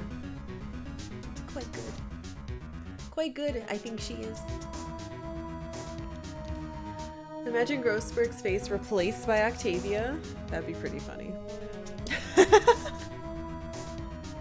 Gotta use those vacation days. Technically. Alright, so. Vacation. I wonder if he was injured and he was recovering.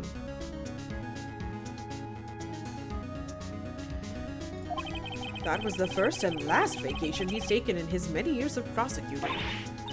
Really? He doesn't take vacations?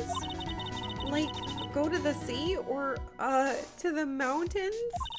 Don't tell me he's never been to Europe. You have strange ideas about vacations, Maya. Yeah, what the fuck?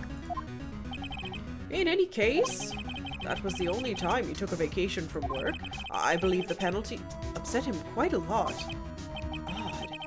If he wanted to keep a perfect record so badly, why would he take such a long vacation?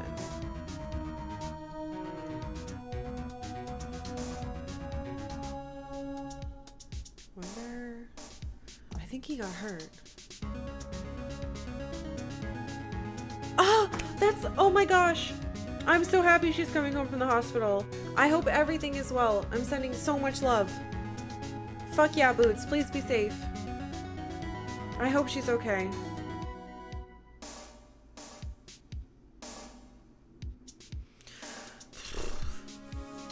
Fuck yeah, Boots.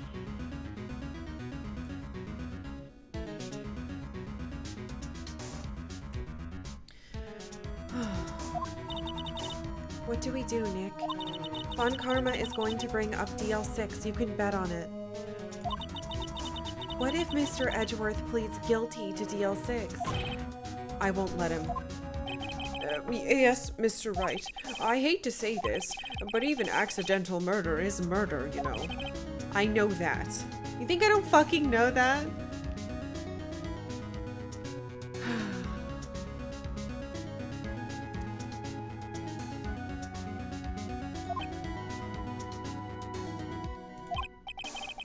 I just believe in Edgeworth's innocence.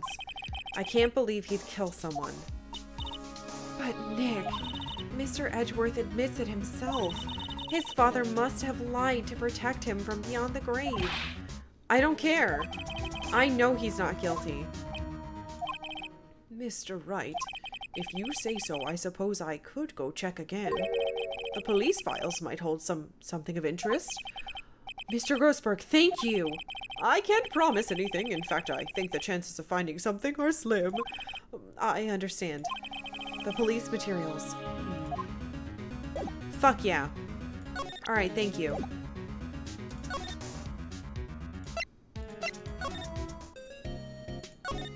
Can I go there now, I wonder? Oh! There's hardly anyone here. Everyone must be out looking for the old guy, Yogi. Ah, it's you! I don't think Gumshoe will be coming back today. He's staying out late looking for someone. Oh, sounds like Detective Gumshoe is pounding the pavement for real. We were wondering if we could check out the records room again. Well, no, I can't have just anyone wandering around in there. But I guess Mr. Von Karma's in there now. Anyway, what? You can go in as long as he's there. Von Karma? Yeah, he arrived actually. Oh no, he just arrived. Oh, he's gonna eat me. I'm like very positive that he's a vampire.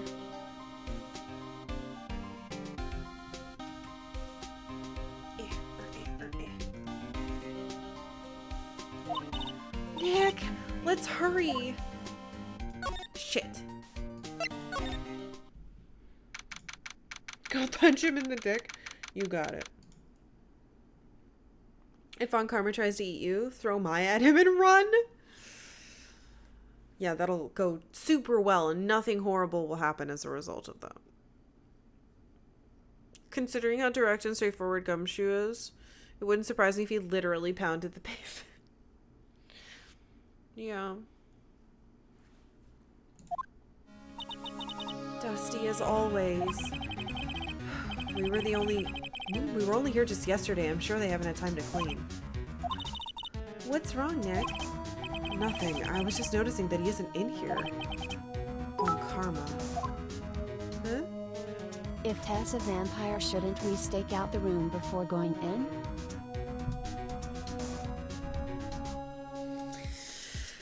Thank you, spooky bedsheet ghost. That's great. Good job. Very nice. Why is this open? Huh? One of the drawers here is open. Someone must have been looking in it recently. The label says unsolved cases evidence? Unsolved cases? Nick! The file for DL6, it's completely empty. What? What are you doing in here? I hate him. Ooh, he looks worse straight on. I hate him. He's so creepy.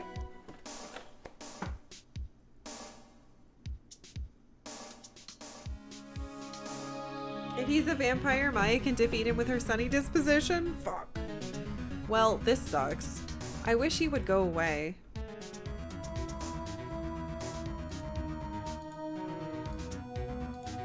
God.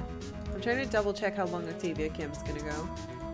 Alright, good. We're still good. I'm good for a bit. Yeah, it's Dracula Von Dracula. Dracula Von Dracula. Ah! Von Karma! You! How do you know my name? Huh? Huh? Have we met? Well, what are you saying? We see each other every day, don't we? We're Miles Edgeworth's defense team. Defense team? I beg your pardon. You see, I rarely remember defense attorneys. They're like bugs to me. Needless things to be crushed. I can see how this guy was Edgeworth's fucking mentor. I can actually talk to you? Oh my god, let's throw evidence at him. Look, I'm a lawyer like you. Fool! You think I, a prosecutor, would give you a defense attorney information? Bah! Creep. Fuck you, I'm gonna... He's gonna react to one of these, god damn it. Before he pieces out. React! React, you bully! No, don't look at the map. Throw this bullet at him. Shoot him with the gun! Damn it. If only I knew how to use it. Oh my god, I used the metal detector and it would explode. Parrot. Power of papers. Dead body.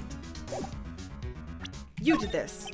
Okay, maybe not. Hiya! Your own handwriting. Oh shit!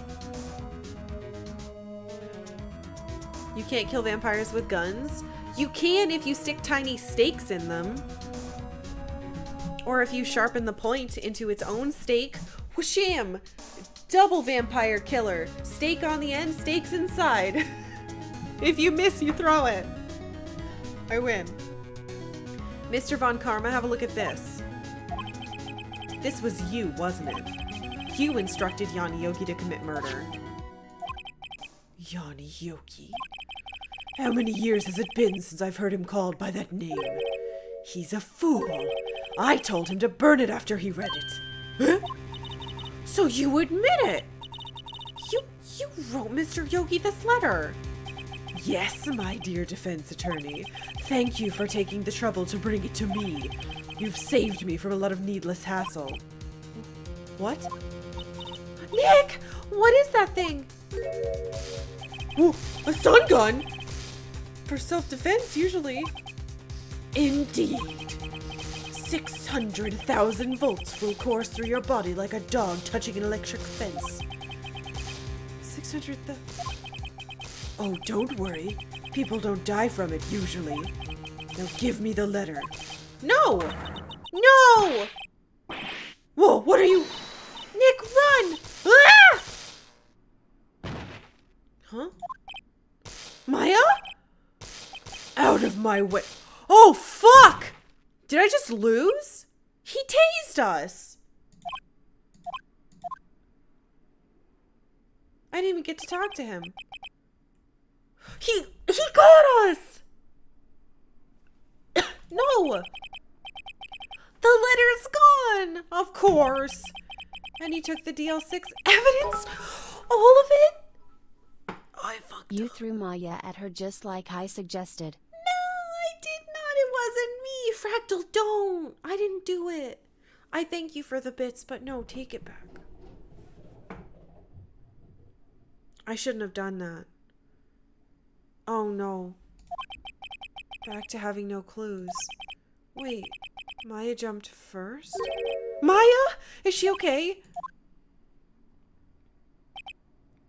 Maya? What the fuck did I do? Maya, open your eyes. Maya?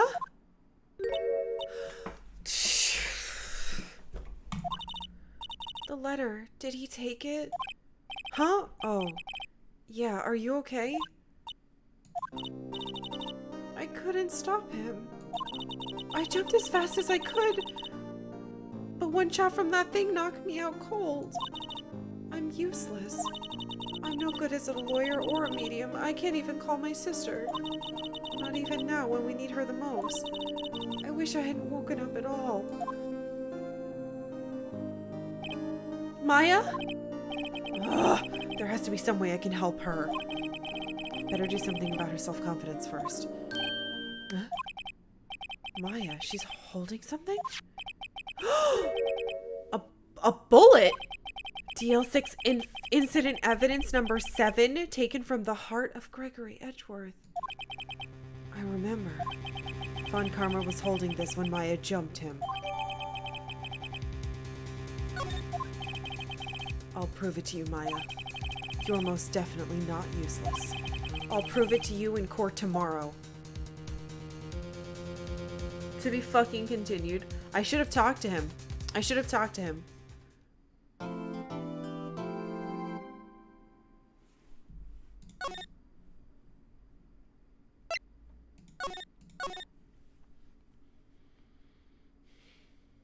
There were 2 things I could have talked to him about, and I should have done that first. But the last time that I, just went through someone's talky things, I couldn't talk to them about any of the stuff I had on me because they walked away. So I was trying to do it in an order that would make it so I could, and then I fucked it up really bad. Cheerful end of chapter noises? No. Alright. December 28th, 9:51 a.m. District Court, Defendant Lobby Number 2. This is it. Judgment Day. Oh boy, I'm in trouble. Today things are going to get settled at last. A lot of things. Ah! What's the big idea? Sorry, Nick. I only touched your shoulder. I guess the shock hasn't worn off from my run-in with the stun gun yesterday. Oh! Anyhow, today's the last day of the trial. Good luck, Nick. Yeah, thanks, Maya. Edgeworth's looking glum as always. I hope Von Karma doesn't push him too hard. Ugh! What are you doing? Sorry, I'm sorry. I just thought I'd cheer you up with a pat on the back. Why is she electric now? She's like a Pokemon. Maya, maybe you should go outside and discharge. Right, good idea. What's she gonna do? Just like point at the sky and be like, "Ah!" and let it all out?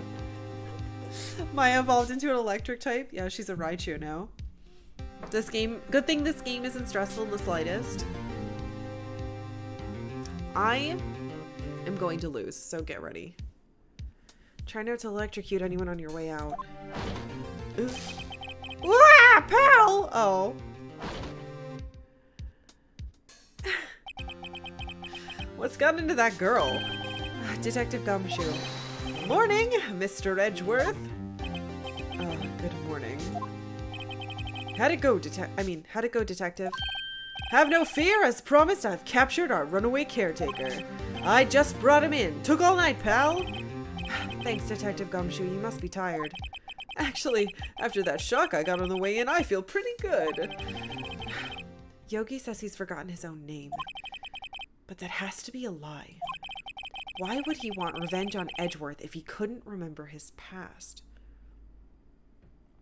That's a good point. He does remember, and I'm going to prove it. Maya, touch the outlets in your new house. Shut up. But yeah, probably.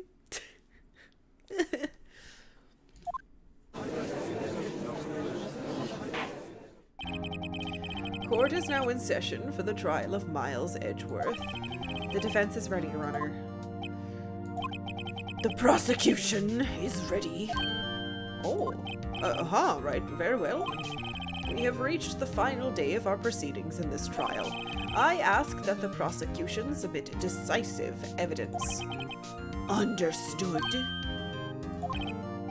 Come on, don't be awed into silence by every little fucking thing he says.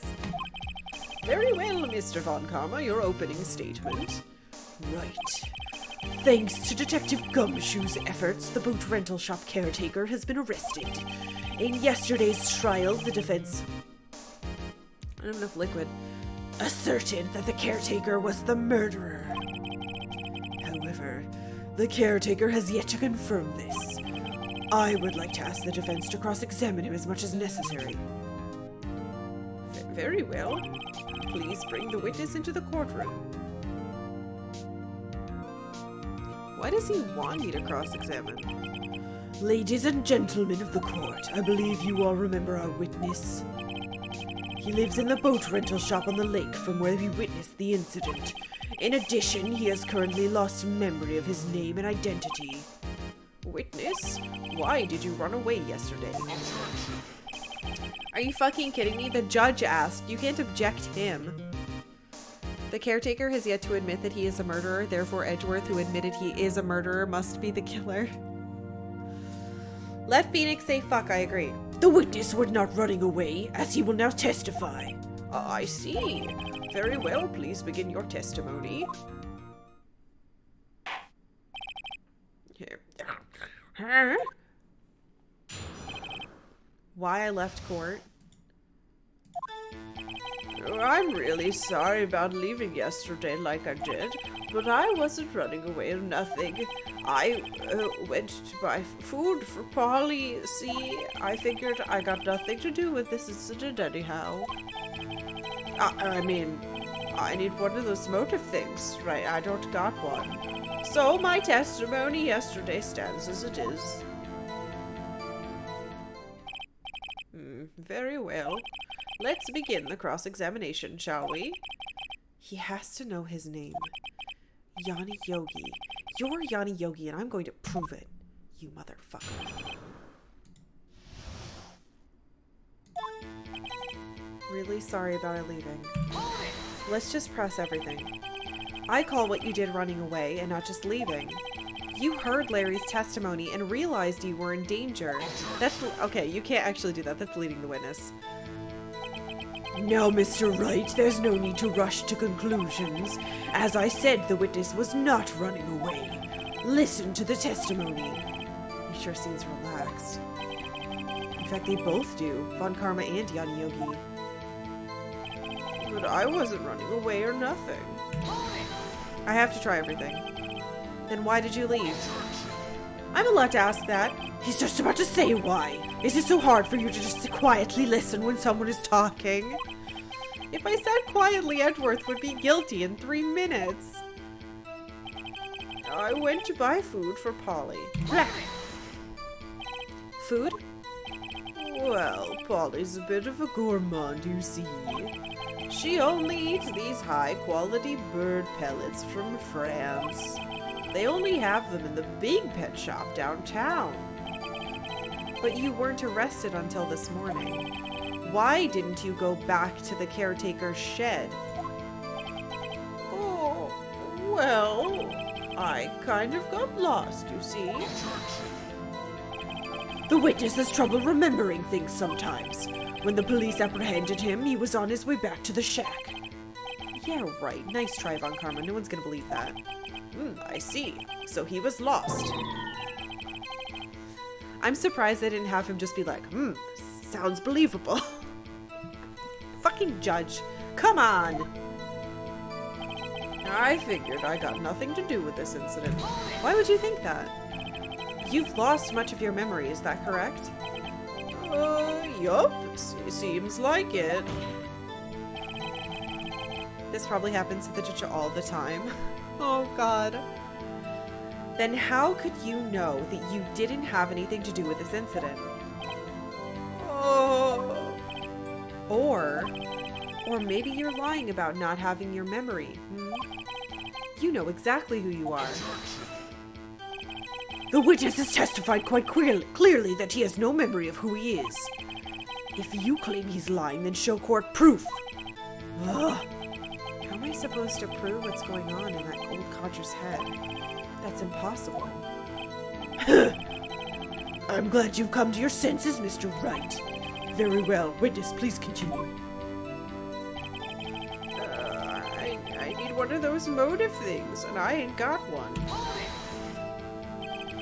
How can you say you had no motive? I say you do. You had a grudge against Edgeworth and the victim, Robert Hammond. That's why you took revenge on them, right? Please don't make me repeat myself, Mr. Wright. This witness has no memory of anything beyond several years ago. He can't hold a grudge, it's impossible. I have to prove he's lying about his memory. Otherwise it's going to be the same thing over and over until the trial ends. Might I say something, Mr. Wright? Yes? Yes, Your Honor. You've been saying the same thing now over and over. You've been calling the witness's memory of the past or lack thereof into question. But does this really have anything to do with the current case? Of course, Your Honor. The witness has said he has nothing to do with this case and no motive. Both of these statements are lies. Order, order. Mr. Wright, there's a serious problem with your claim. Or are you saying you know who this witness is? Of course, Your Honor. Ha ha! Now this is interesting. I would like to know myself. Who is he? Don't play dump on Karma.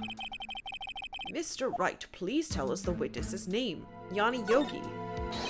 His name is Yanni Yogi, a former court bailiff. Oh! Yogi? That name seems familiar. Oh! Yanni Yogi from the DL6 incident. Figures the good judge would have heard of it. It was such a famous case. But what does this mean? Your Honor, if this man is Mr. Yogi, then he has a clear motive.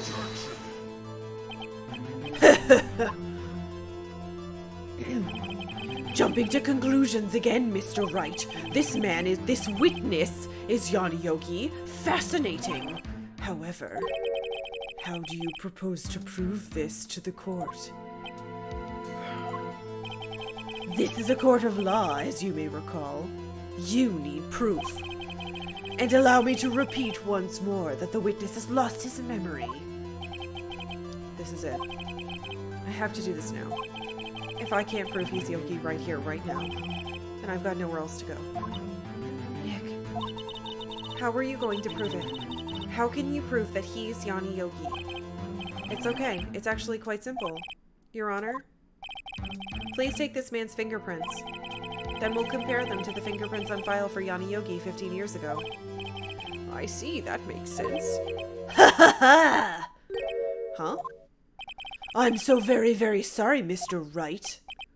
Why? The witness has no fingerprints. Huh? What? No fingerprints?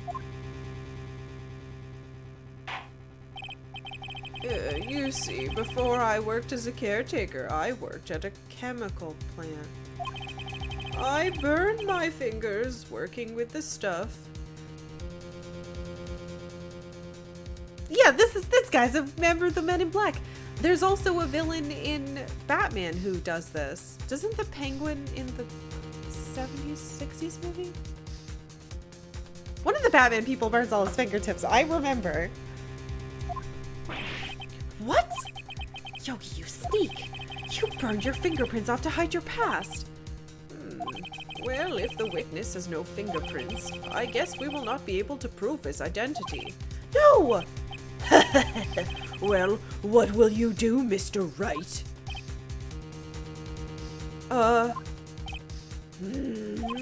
It seems that the case has been decided, no? No. I know what happened. I know everything. I just can't prove it. But no, I can't let it end like this. I can't lose. There has to be another way. There is no one who can testify as to who this witness is. No one. Nick, what are we gonna do? I didn't even consider that he might have erased his fingerprints.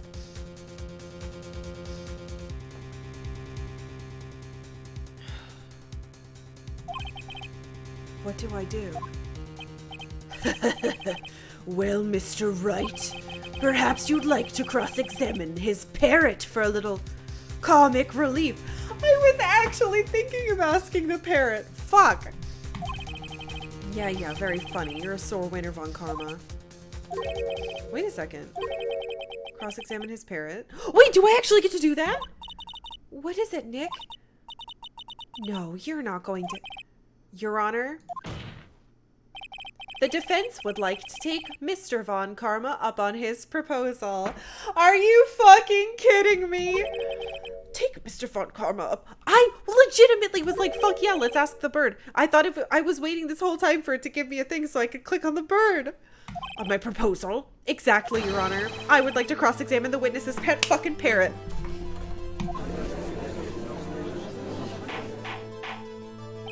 Order, order. Well, what do you think, Mr. Von Karma? Need you even ask? This is a farce. I object. Fucking objection. Wait a second. You were the one who suggested I cross-examine the parrot. Bitch! I have a right to do as you suggested because our court is made up. Cross-examine the parrot? I bet this leaves Von Karma spitting feathers. Oh, thank you, Lita Bess. Well, if you're so desperate, then please be my guest. Yeah, no take-backsies. Haha. Of course. Should you go through with this, and nothing comes of it, then I hope you're ready for the consequences. Nick, this is crazy. Well, still want to go through with your little game? I'm fucking doing it, bitch. Let the parrot take the stand. I will cross-examine her, Your Honor. This is the most ridiculous thing I've ever heard. Von Karma's raked every person's testimony, every piece of evidence, except the bird. Okay, well, I think this'll work. Bailiff, bring in the parrot.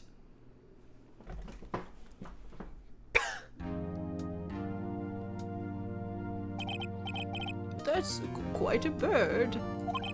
Please tell us your name. Name! No, you have to say Polly. The witness is ignoring me.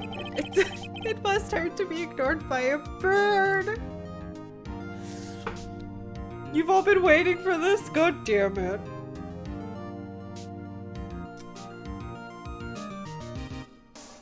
I knew that this was like a meme-ridden game, but I didn't know it was going to be this much.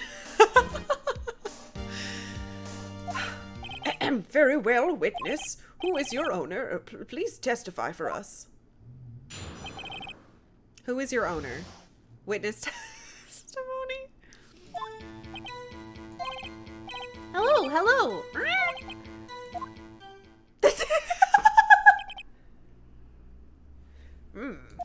Certainly the most concise testimony we've had so far. This has happened real life multiple times, so this is actually a documentary. For some reason, I'm not even fucking surprised. Like, I'm pretty sure... Oh, there's the timer. Thank you, Octavia, for your beautiful body. And thank you to you. Octavia, say goodbye. Goodbye. I'm pretty sure I've watched episodes of other things where they, like, ask talking animals. For that feel when the parrot's the most honest and to the point witness. Yeah. Very well, begin your cross-examination. Right. What are you going to do, Nick? I don't know. What do we do, Maya? Am I allowed to press? I guess we could try. Well, that's perfect timing because you just walked away. The bird's flying the pride flag. Oh, it is. Hello, hello. Press? Hold it. Witness. You can't just say hello and expect us to go anywhere. I want you to testify. Maya, you talk to her. Right. What do I say? Have we forgotten something? As I recall, 2 days ago. Polly, have we forgotten something? Don't forget, DL6. It's doing worse, I think. If I can get Polly to say that here, that will prove that the caretaker had something to do with DL6. Polly, have we forgotten something? Hello. Oh, that's not what you're supposed to say. Forgot. Something we forgot. Hello. Oh, it's not working, Nick. She won't say it. This is ridiculous. Why won't she say it? Something the matter, Mr. Wright? Wait. Don't tell me Von Karma expected this. He couldn't have trained the parrot, could he? Did he train her not to respond when he asked if we'd forgotten something?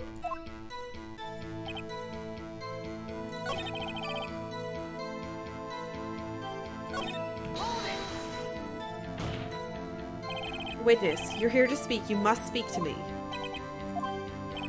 Frankly, I can't believe that you're speaking to the parrot. Well, I guess we should try to get some information out of her. We need to show the judge that her owner is Mr. Yogi.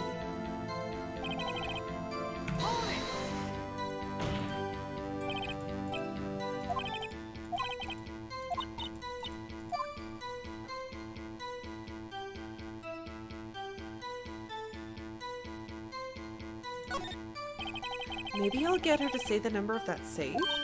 Huh? The safe? Why? Let's just try to get her to say anything, okay?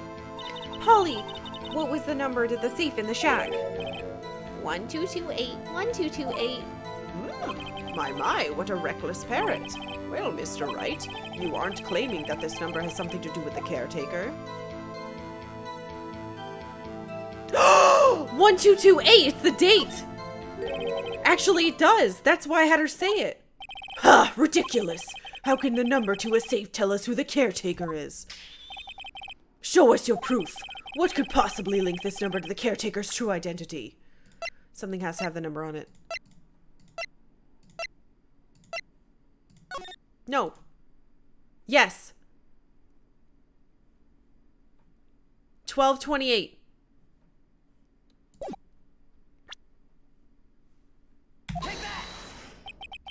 The DL6 case file? What is this obsession you have with that case? Mr. Wright, Where in this file is something related to the safe number? The fucking... The... Hold on.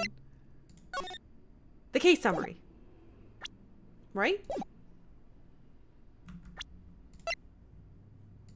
Hold on. Did quadruple check. Case summary. Fuck! Open it! Change the page. Yeah, case summary. It's on the case summary page. The case summary? Specifically, the date on which the DL6 incident occurred. The date of the incident, December 28th? Why, that's today's date, 15 years ago. And the number on that safe is 1228. Ah! He used the date of the DL6 incident as the number for his safe, Your Honor. That's how important that date was to him. I see, it certainly is an interesting coincidence. People often do set their secret numbers to dates. What? Bah, that's not tangible proof. I set my ATM card to 000001 because I'm number one. This has nothing to do with a date, nothing. Indeed. Alone, it is a little weak for evidence in a murder trial. We would need some other corroborating evidence. Oh, where am I going to find that? Nick, we're getting closer. One more, if we can just get one more piece of evidence. Right, but what? Very well, witness, you may continue. I guess we can ask the one other thing.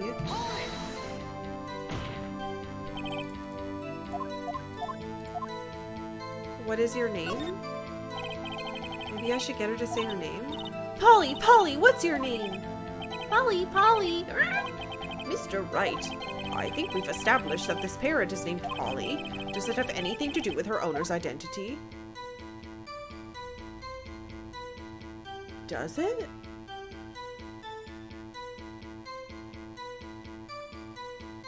I'm gonna get penalized either way. Yes, it does. Huh, fascinating. You claim that the parrot's name will prove her owner's identity. Wait, isn't it?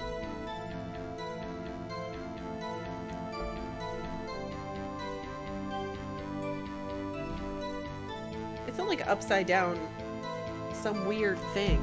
Is it? Nick, don't you think you're taking a bluff too far? Listen, we're not here to answer the question of who is the caretaker. We're here to prove that he's Yanni Yogi. All we have to do is tie the name Polly to Yogi? Your Honor, the proof is that the parrot's name reveals the caretaker's identity.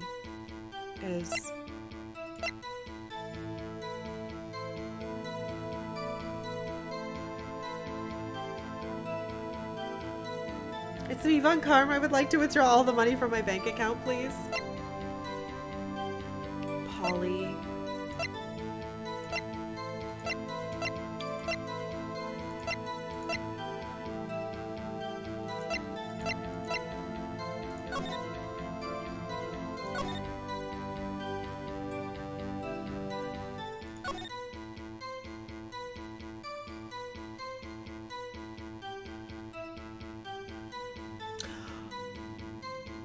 What? Court bailiff trapped in elevator with the Edgeworths. Memory lost due to oxygen deprivation. After his arrest, fiance Polly Jenkins committed suicide? What the fuck? That wasn't anywhere else. KYI 432199. Thank you for following. Welcome. Holy shit. Okay. Good thing I read this. The DL6 case file. That's quite a large file you have there. Which page is this proof on, then? Show us or stop wasting our time. Very well, Mr. Wright. Please show us the page. Where in this file is the information connected to the parrot's name? Let's quadruple check so we don't do it wrong. Suspect data. Okay. It's on the suspect data page. This page has all the information about Yanni Yogi. Right after he was arrested, his fiancée committed suicide. See? Indeed, it does say that, yes. What was his fiance's name? Polly Jenkins. Polly? Exactly, Your Honor. He wanted to remember the name of his fiancée who had committed suicide. That's why he named his parrot after her. I see. I guess that is possible. No! No more objections! Bah! A mere coincidence, that's all. My granddaughter has a dog she calls Phoenix. What? Well, Mr. Phoenix Wright, does that make you my granddaughter's fiancé? She's only 7 years old.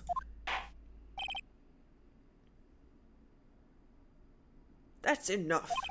I think we've reached a conclusion here. This is a mere coincidence, that's all. True, that is a possibility. However, two coincidences at the same time seem more like a pattern to me. Thank you for waking up. Oh my fucking god. What are you saying? Summon the caretaker. Oops. Hold on. Old man, not crazy guy. Summon the caretaker of the boat shop. Immediately. Alright, motherfucker. Witness, tell us your name. Wait! This witness, he doesn't remember. No, it's okay. Whoa! I've accomplished what I wanted to do. I'm done. Nick, you look totally different! This is the real Yogi, I think, finally. He's been acting feeble to hide his true identity. Acting for 15 years? Well, let me ask you again. Please state your name for the court. My name is Yanni Yogi. 15 years ago, I served as a bailiff in this very court. Posture check? I can't sit any straighter! Order, order. Oh, you mean for him? Fuck, you're right. Shit. Yanni Yogi, so was it you who killed Robert Hammond? And tried to frame Miles Edgeworth for his death? Yes, it was me. I did it. What the fuck? He's just saying that? Oh, Lee, thank you for the host. That's very sweet. You've never acted for 15 years? Now! What the fuck? They put me on the witness stand 15 years ago. Robert Hammond. He said I was mentally unsound. He told me it would make me innocent, get me off the hook. So I pretended to have brain damage. I was innocent, really, but he didn't believe me. We won the trial, but I lost everything. I lost my job, my fiancé, my social standing. Then this year, 15 years later, a package arrived. It was a letter and a pistol. The plan was written out in careful detail. It was a plan for me to take my revenge on the people who ruined my life. I didn't care who had sent it. I thought this was my chance after 15 years. This was it. Finally a chance to have my revenge on Robert Hammond and Miles Edgeworth. I have no regrets. Wait a moment. Revenge against Miles Edgeworth? What do you mean? I'm not at liberty to speak on the matter. Why don't you ask Miles Edgeworth yourself? Anyway, I admit it. I was the one who killed Robert Hammond.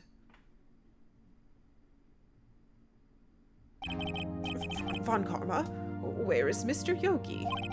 Under arrest, Your Honor. I saw no room for error in his confession.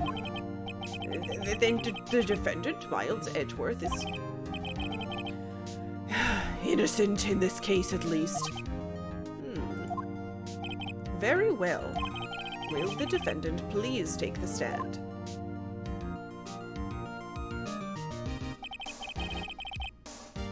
There are a few mysteries left unsolved. Still, you are cleared of suspicion for this particular case. So I would like to pass judgment on the murder of Mr. Robert Hammond. Any objections? I don't believe it. Why isn't Von Karma saying anything? Very well. This court finds the defendant, Mr. Miles Edgeworth. Oh my god, we did it. ultra guilty? No, no, no. He is not ultra guilty. Oh, finally. Oh, God. That one was stressful.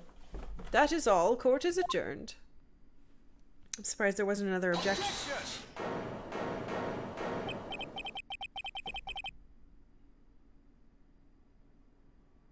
Are you fucking kidding me? Hold IT. Thank you, Hess. Hold it! What the fuck? Did someone say objection? It wasn't Von Karma. Wait, but that means... No. It wasn't. Edgeworth? Your Honor, I object to your judgment. What? What do you mean? I mean, what do you mean? I'm not innocent at all. As we have heard, Yanni Yogi killed Robert Hammond in revenge. But revenge for what? Nick! Edgeworth is trying to confess! He's gonna say he's guilty! He's going to tell them he was the murderer in the DL6 incident. He's going to tell them he killed his own dad. Uh-oh, what do I do? Objection! Objection! The judgment has already been passed. I object to Edward's outburst. No! Didn't something like this happen yesterday, too? I believe a certain witness raised an objection after a guilty verdict was passed. Oh God, that would be Larry. We must hear this new statement.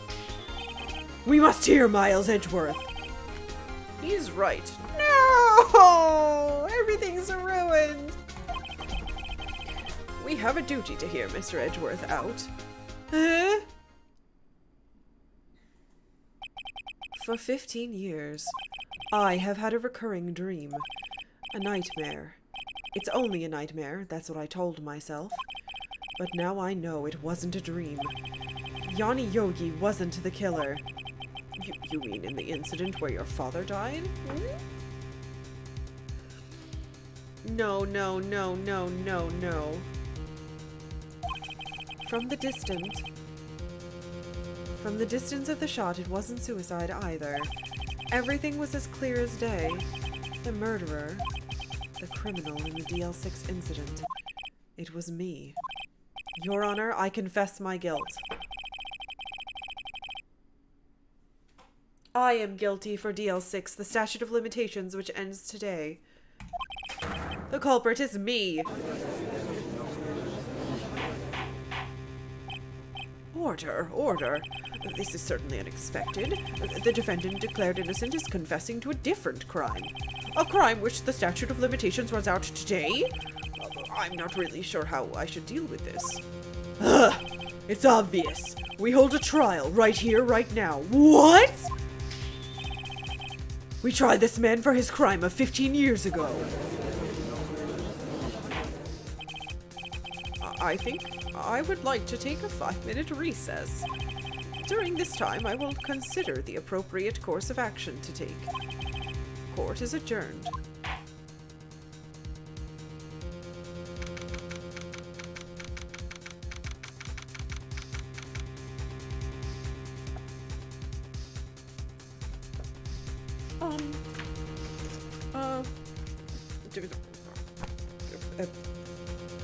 I don't even know what to write.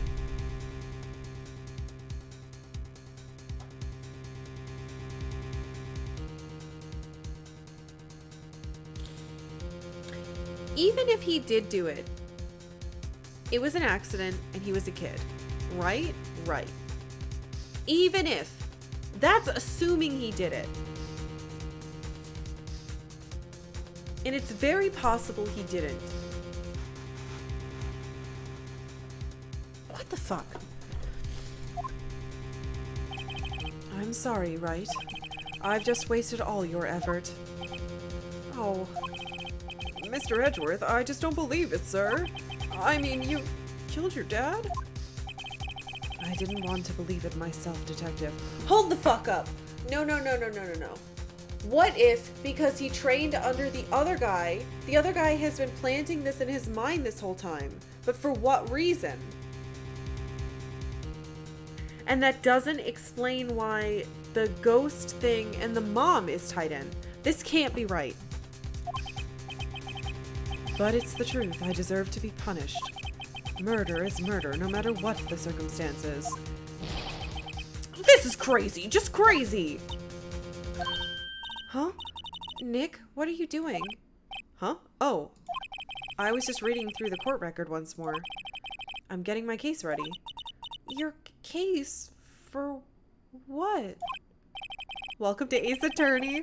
Shh, shh, shh. It's fine. We'll figure it out. We'll figure it out.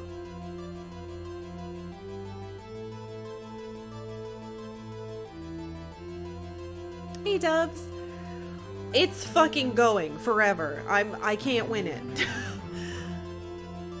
Isn't it obvious? I'm going to prove that Miles Edgeworth is innocent.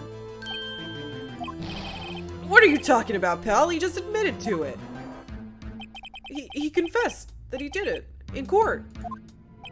I'm sorry, Edgeworth, but I don't believe your nightmare. What? It's just a dream. It's not real. The truth is right here in this court record.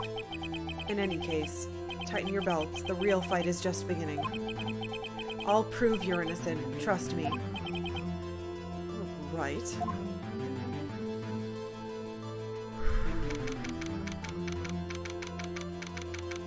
I don't even get to do any more checking?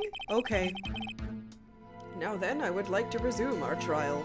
Let's just do one of these first.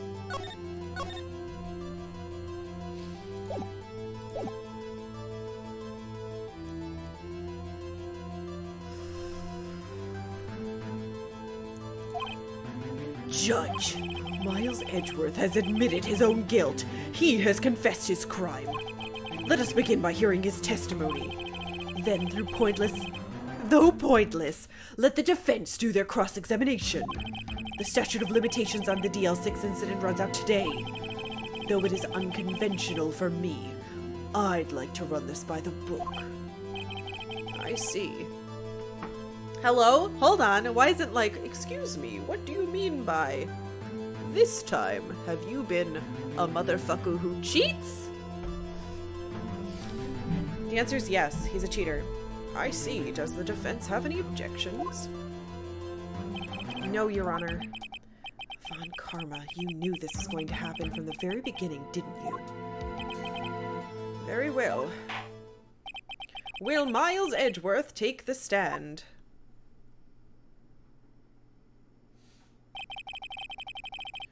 Will the witness state his name and profession?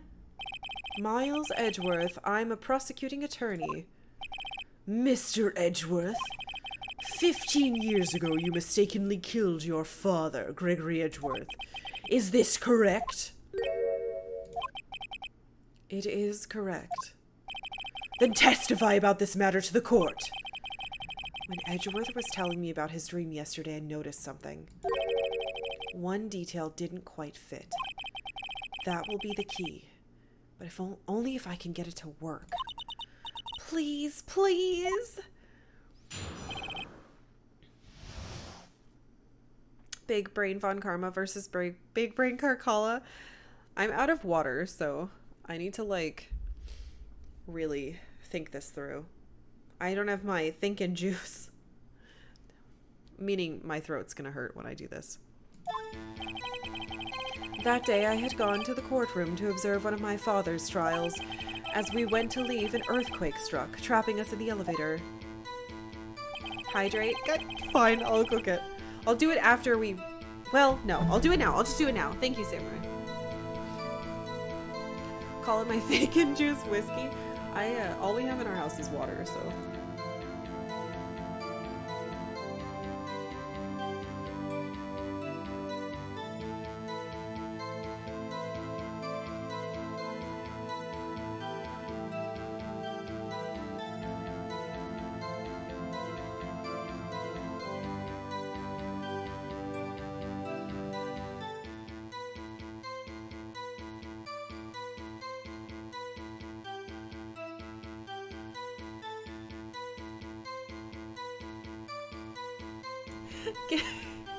Get Octavia to bring me water? I feel like that would be a horrible, horrible idea. She would just spill it everywhere. Even if she could start to do that.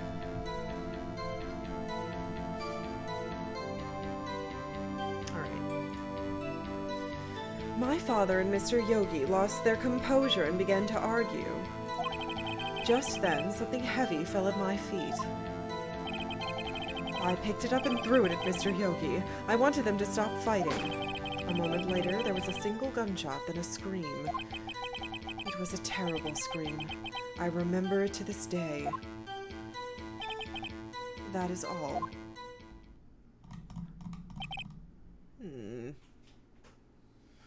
See, Miles says his name when prompted. Now why can't all the witnesses do the same? Yeah, good point. Juice is good for your throat. Yeah, I wish we had some. My favorite juice is no longer available. Like, they stopped making it. I don't know why. I'm pretty pissed about it.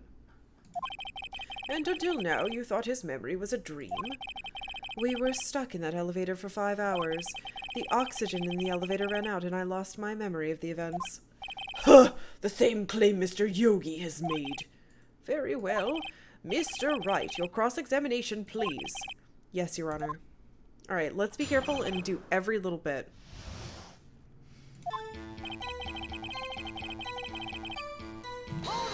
What was the trial? Yeah, what was the trial your father was involved in on that day? I don't remember things very clearly. Only 2 things. I know my father lost, and Mr. Von Karma was the prosecuting attorney.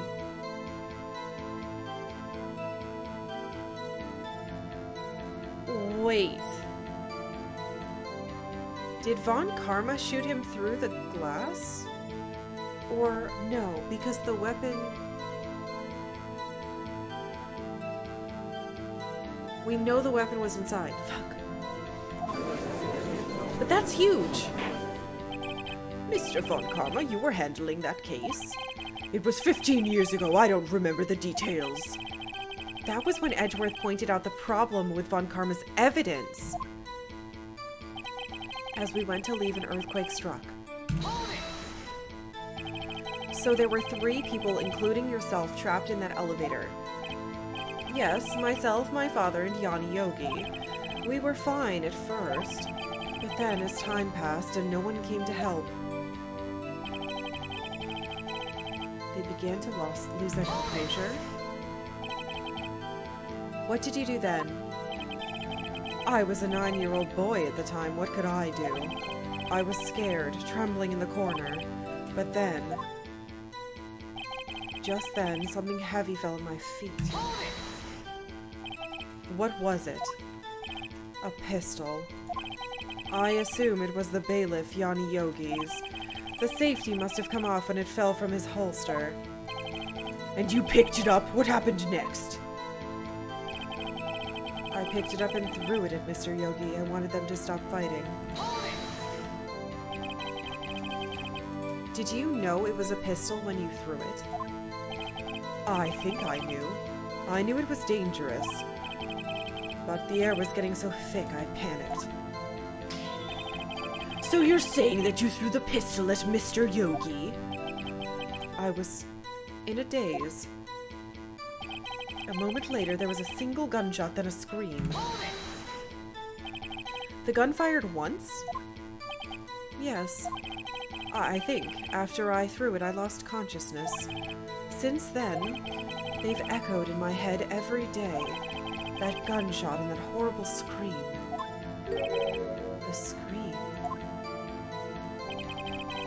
It was a terrible scream. I remember it to this day. To this day? Yes, I can practically hear it now. I doubt I will ever forget that scream as long as I live. There it is. One part of the testimony that clearly contradicts the evidence. But I don't know what it means. I better find out quick.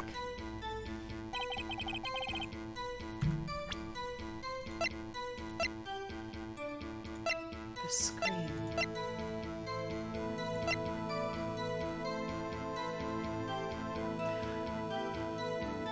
Wait.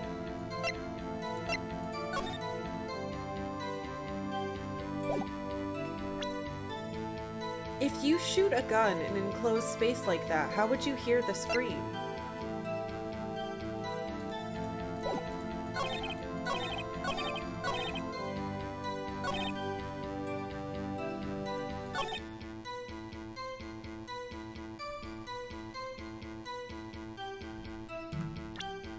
I might be doing that thing where I stretch too far on what I'm trying to say.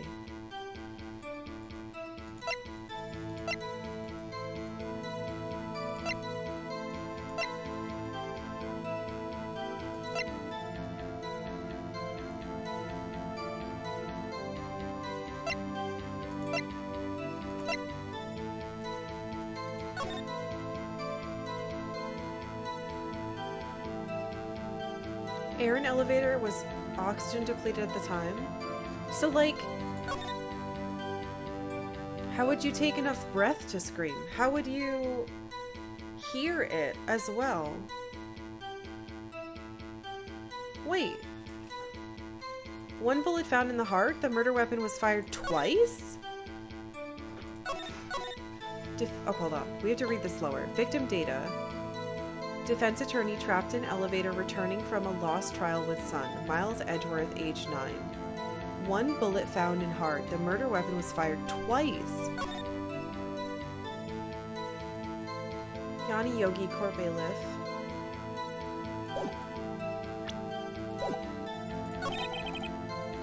Single gunshot. That's wrong.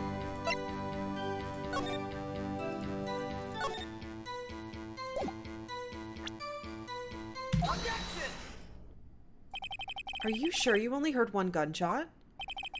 Yes, I'm sure of that. I heard the shot and the scream. Then everything faded. I was unconscious until the rescuers came.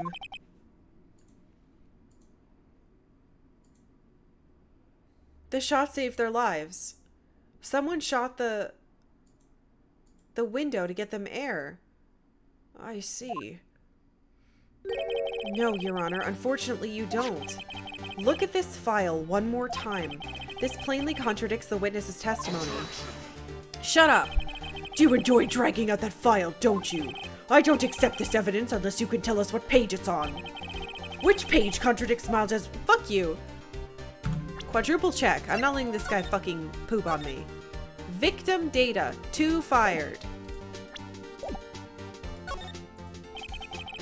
Look at the victim data at this file.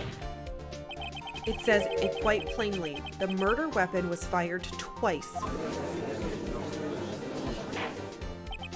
Miles Edgeworth only heard one gunshot, yet the murder weapon was fired twice. The first shot was the accidental firing when the pistol was thrown.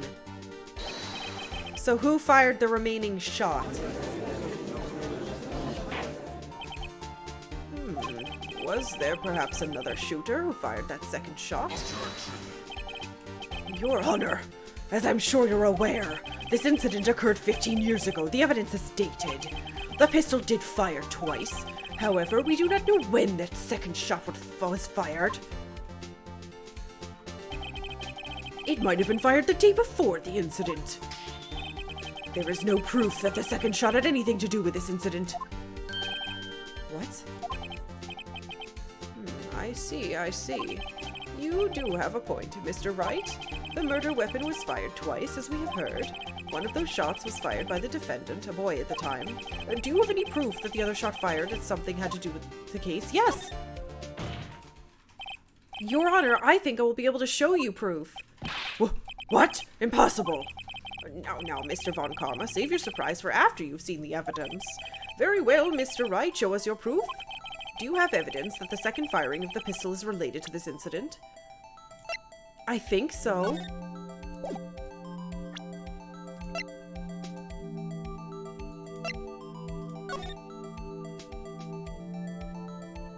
I don't know if this is gonna work. Let's save again.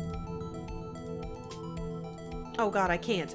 Okay, well, let's just double check some things.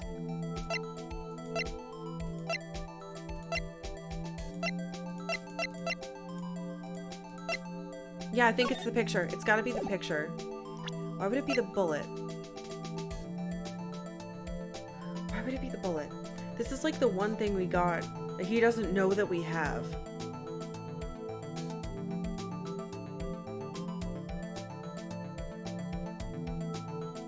Evidence that the second firing of the pistol is related? Fuck. I mean, if I fuck this up, it's fine. It's not like we've lost any health.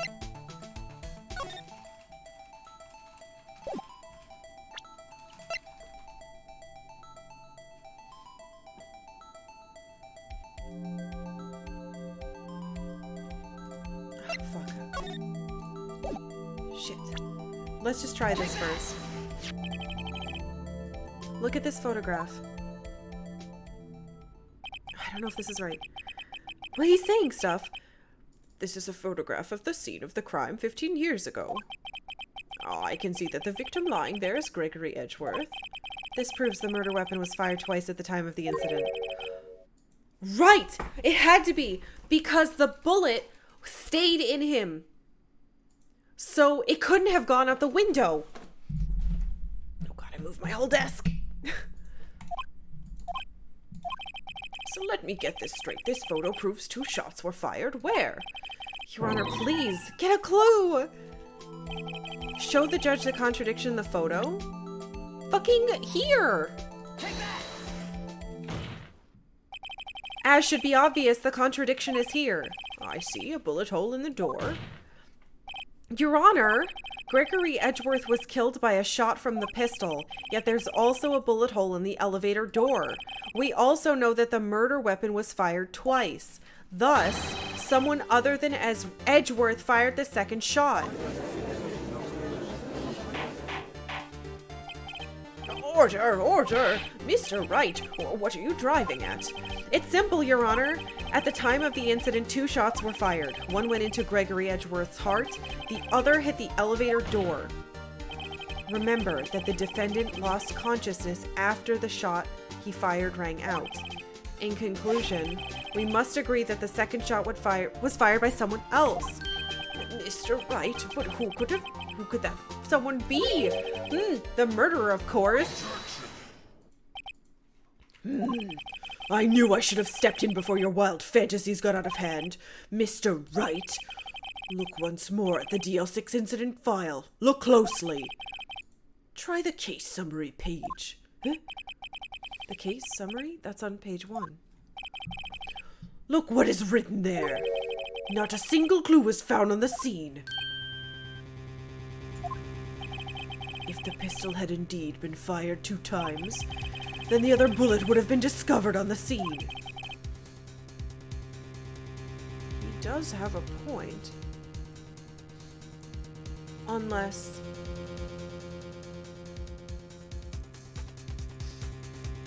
the gun was fired.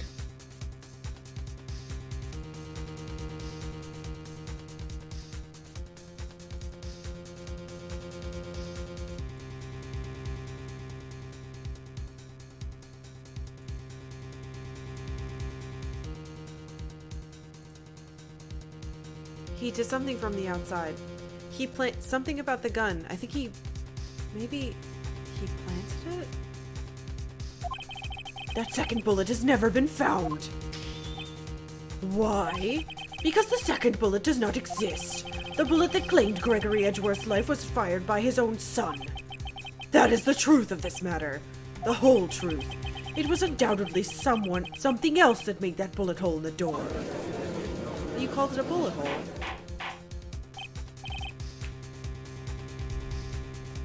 Order, I will have order. Mr. Wright has proven one thing to us quite clearly, that the murder weapon was fired twice at the time of the incident. However, as Mr. Von Karma says, the second bullet fired was not found. It is highly unlikely that the police merely overlooked this second bullet. So all we have is the single bullet fired. I'm afraid I have to discount the defense's claim. But I have the bullet. I praise the judge for his wisdom in this matter. Ugh. How did this happen? I don't believe the second bullet didn't exist. Was I wrong? Have I been wrong about this whole incident? What are you doing, Nick? Why aren't you raising an objection? I'm sorry, Maya. What? It looks like I was wrong. Nick! If the second bullet wasn't there, then all my conjectures are for nothing. No! But you said you'd do it, Nick! You said you'd get Edgeworth declared innocent! I'm sorry. It's just, when I saw the photograph, I thought the 2 shots had been fired. I was so certain of it, I thought I'd won. I thought there was another person, someone else who fired the killing shot. But now, I was wrong to think it could be that simple. This case has stood unsolved for 15 years. Nick. Well, it seems that we have finally cleared up this incident. Only one bullet was found at the scene of the crime. That shot was fired by Miles Edgeworth. Precisely. I would like to ask one thing of Miles Edgeworth before passing my verdict. They've got to give me a moment to interrupt. Have you been paying attention to the trial so far? Yes, Your Honor. Do you have any objections? No. No, I do not. So, you killed your father, though that was not your intention. Yes, I did. Oh no! He's accepted the guilt! Very well. The statute of limitations on the murder of Gregory Edgeworth runs out today. Therefore, I must pronounce a verdict on the defendant today, right here. Right now! Indeed. Does anyone have any objections? I've been here before. It's just like my first day in court. There are so many things I know I should be saying, but my mind's gone blank. I can't. This has to be Mia's time. She has to. She has to. She has to.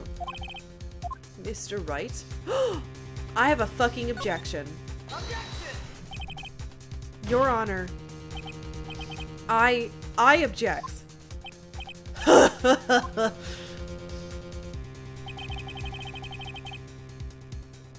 Mr. Wright, on what grounds do you object? Nick? I don't know. His case is perfect. Oh no. Ugh. It must exist. The second bullet. There was Mia for a second. What? Wait, what did you say? Nothing. Second bullet must exist. But where? Someone took it. It seems waiting is not going to produce us any answers from Mr. Wright. Wait, Your Honor. Hmm? The second bullet, it existed. What? But we've just heard proof that it did not exist. I realize that, Your Honor. I'm really grasping here. But, it's just someone took it from the scene of the crime. That's what happened. But who? The murderer. The murderer? Then tell us, who is this murderer? I'm still thinking about that one. So the criminal took the second bullet, but why? Huh? First of all, how would they have found it? It's not easy to find a stray bullet, Mr. Wright. Oh!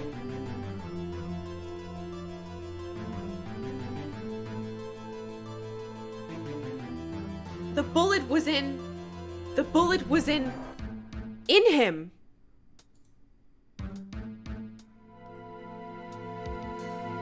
Was there some pressing need for the murderer to search for that bullet? The murderer didn't. Wait, I don't understand. How do I say the bullet was already in him? Was there some pressing need for the murderer to search for the bullet?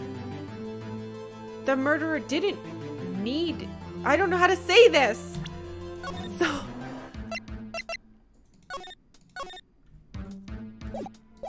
The murderer already had it. Why would the murderer have spent the time looking for that stray bullet? I haven't got a clue. No, yes I do! Ha! The murderer had no reason to take that bullet. You don't want to admit it, but it's true. But no! Had to take it. Had to take it. The murderer, what does that mean? You're thinking too normal. Think crazy. Don't think why the bullet was taken. Think why the bullet had to be taken. Mr. Wright? Yes, Your Honor. The murderer had no intention of taking the bullet from the scene, but the murderer had to take the bullet. Had to, Mr. Wright? What do you mean? Well, for instance what? Maybe the bullet hit the murderer. Thank you! Fuck! The bullet hit the murderer? Just saying, for instance. I mean, if it hit you, you would have to take it with you, wouldn't you? It's not like you could perform surgery right there, but you could go on fucking vacation for months. Wait a second. I was just talking off the top of my head, but what if that's what really happened? let me get this straight. So at the time of the murderer themselves was shot, and they left with the second bullet inside of them, thus leaving only one bullet at the scene of the crime. Yes, I guess that's how it would work, yes. But there's a problem with that. The other two people rescued from the elevator. Miles Edgeworth and Yada Yogi were both unharmed. So that would mean the murderer came from outside, yes.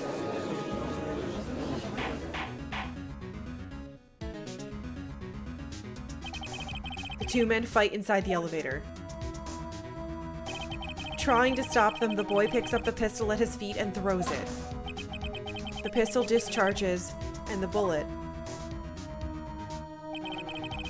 goes through the elevator door and hits the fucking murderer outside. The boy loses consciousness. Then the murderer opens the elevator door and sees the men inside.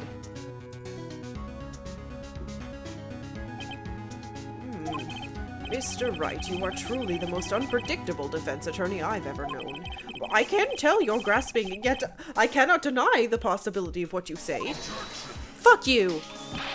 What are you saying? Deny it! Deny it! No one involved with the incident was wounded. There was no murderer. No one was wounded at the time of the incident.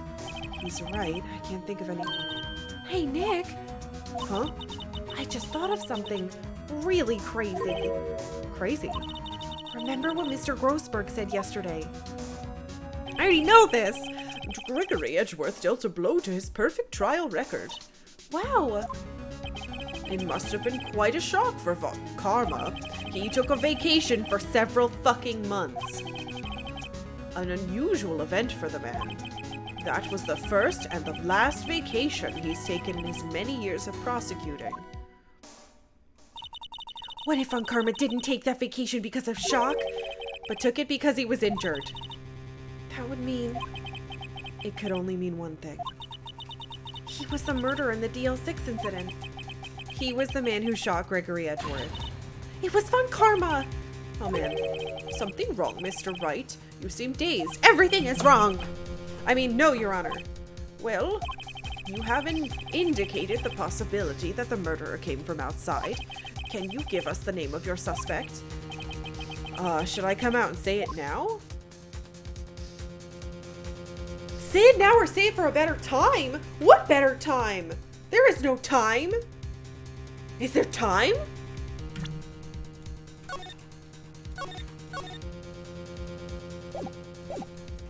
Why the fuck would it give me say it for a better time? No! Fuck you. Your Honor, there is a suspect, one lone suspect. Well, this is certainly interesting news. Very well, Mr. Wright. Who is your suspect? My hands are shaking. The what?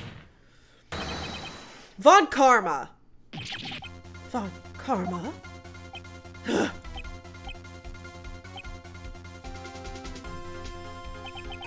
You mean the Von Karma, the prosecutor? The one standing right over there? Huh! You don't object? I see no need. Why honor this ridiculous outburst with my objection?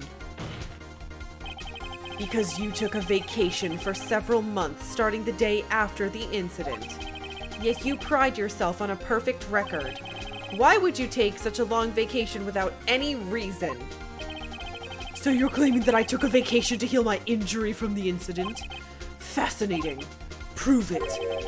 I would have needed surgery, no. Where would I go under the knife? At Mr. Wright.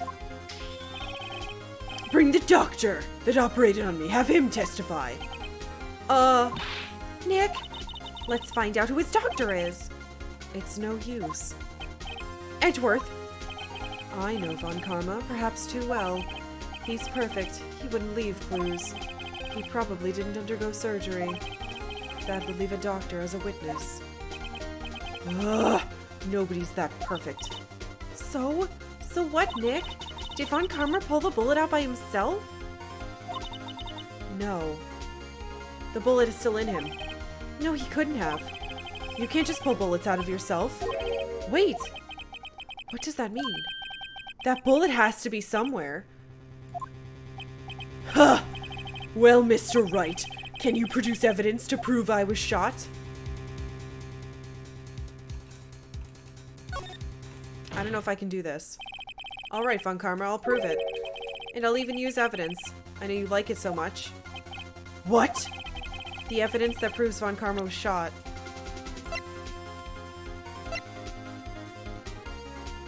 I could just show this bullet. My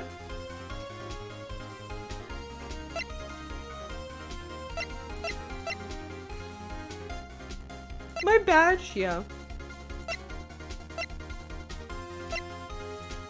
Yeah, fuck you. What exactly is that? Sorry. What? Judge if you would. Right, penalty. No! Fuck you!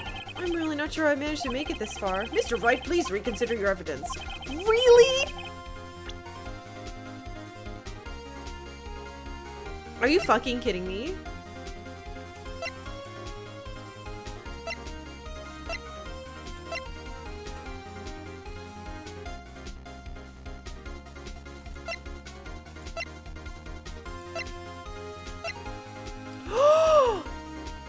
Oh my god, I can find the bullet in him.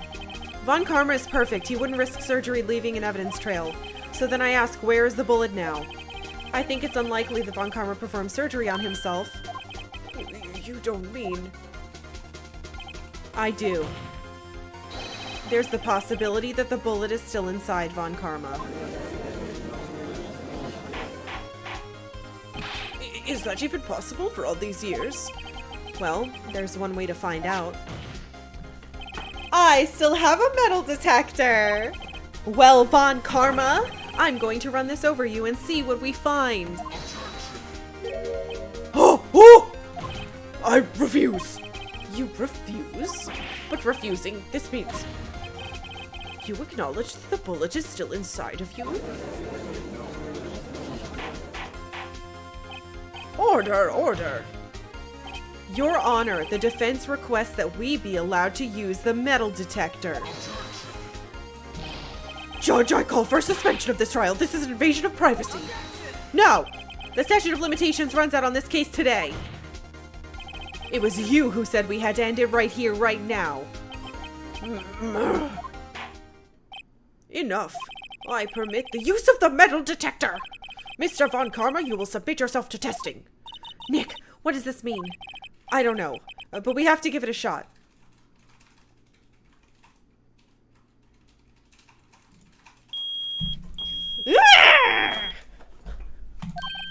It reacted. Something's inside his right shoulder. The bullet. Mr. Von Karma. You. It was you. I was afraid this would happen. And so I remained silent. No fucking way. Indeed, there is a bullet in my shoulder. However, it has nothing to do with this incident. What? I was shot in the shoulder long before the DL6 incident. I claim that the bullet in my shoulder has no relation to DL6. Are you fucking kidding me? But Mr. Von Karma, can you prove that? Prove? I have no obligation to prove anything. It is Mr. Wright who must prove something here. Not I. Mr. Wright? Well, can you prove it? Can you prove that the bullet in Von Karma's shoulder was from DL6? Of course he can't! You don't have any DL6 evidence! That's because you took all of it out of the records room. Now I do the bullet! Now I do the bullet because the bullet will match. With no proof, you cannot convict me of any crime. So sorry, Mr. Wright. No, I'm the one who's sorry, Mr. Von Karma. Except I'm fucking not, and I'm lying. What? You were close. 1 day away from freedom. But you see, I have proof. What? Who would have thought you would dig your own grave trying to convict Edgeworth? I can link that bullet in your shoulder to the DL6 incident.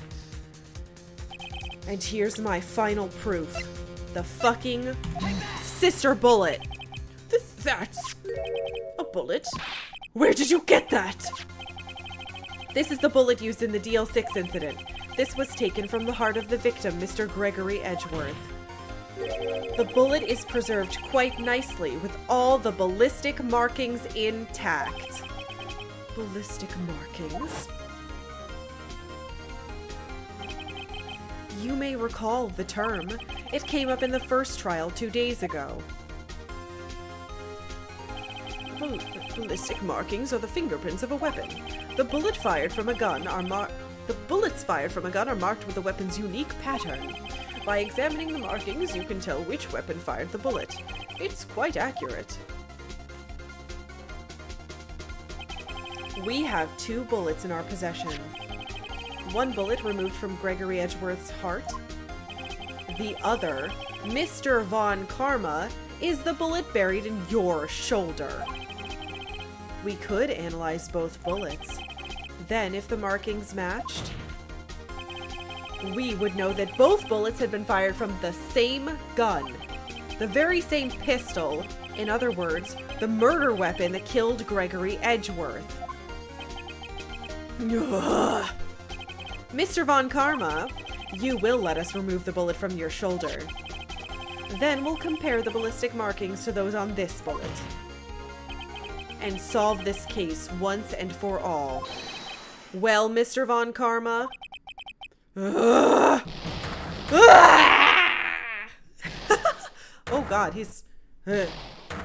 wrong? Wait, what? That scream. I've heard that scream before. Wait, I know! Help, I can't breathe. Quiet, I said quiet. You're not making this easier. Stop breathing my air, I'll stop you! Stop breathing my air! Get away. Get away from my father! Ah!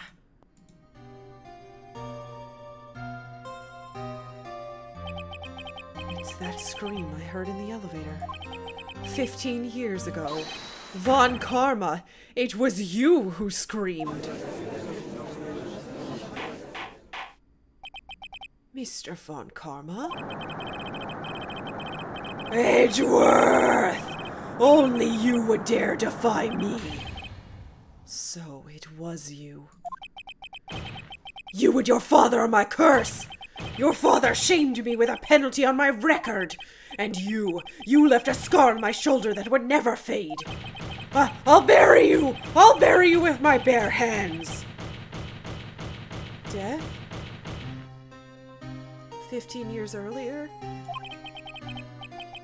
Chief Prosecutor, I'm sorry. Von Karma, it's not like you to make this kind of error. I never would have thought Edgeworth would be the one to catch you. I was careless. I'm sorry, but you'll have to be penalized. I've covered for you in the past, but not this time. Oh, Edgeworth! It was a shock like none I'd ever known. Me, penalized? It took hours for me to regain my composure. Suddenly, I found myself in the darkness. I was in the court records room. I must have wandered in there without thinking where I was going. The room was pitch black. The lights must have gone out. I went into the hall and felt my way to the elevator. I pressed the button, but nothing happened. Then, there was a noise. I was in pain. Horrible burning pain in my shoulder. Just then the light came back on. The elevator door opened before my eyes.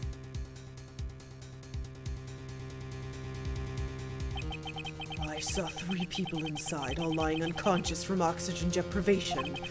Much to my surprise, a pistol lay at my feet. I knew then it was destiny.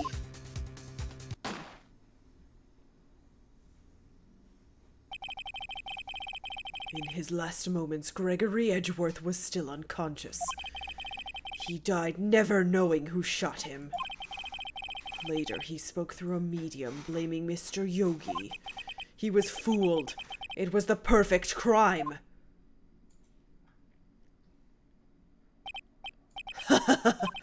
Who would have thought another man would have come to open that elevator door? Judge. What? What are you doing? Do your job. Bring an end to this miserable charade. Now end it. Very well.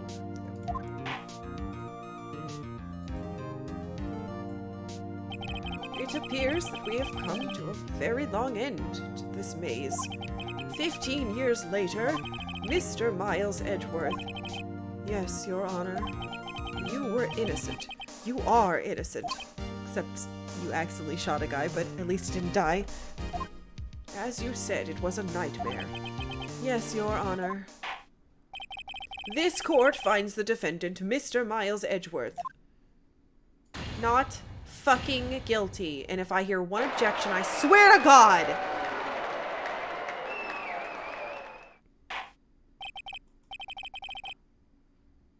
That is all. The court is adjourned. Are we safe?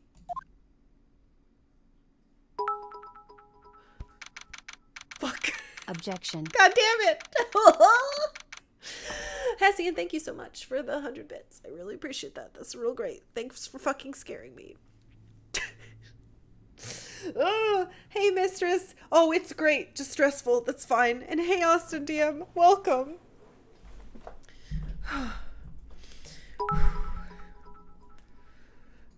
Double objection. Thank you, Austin. No, no more objections. No. No, no more. Oh, hey, Dad. Thank you for the bits, Dad. Thank you for not saying objection. Okay. Nick! God damn it. Oh, fuck. Hessian, thank you for gifting a sub to Justinian3. That's very sweet. Oh, God. Thanks, Haz. Enjoy your emotes, friend. Okay. I object to the enlargement. No, everyone, this is fine. This is fine. This is fine. Nick, we did it. Did you see his face? Von Karma looked even paler than usual. He's pretending to be all cool, but inside you crushed him, Nick. Crushed. I gotta say, I'm impressed. It was pretty close, though. I was sure we'd had it. I know, I was on the verge of tears the entire time myself. But now it's all just a good memory.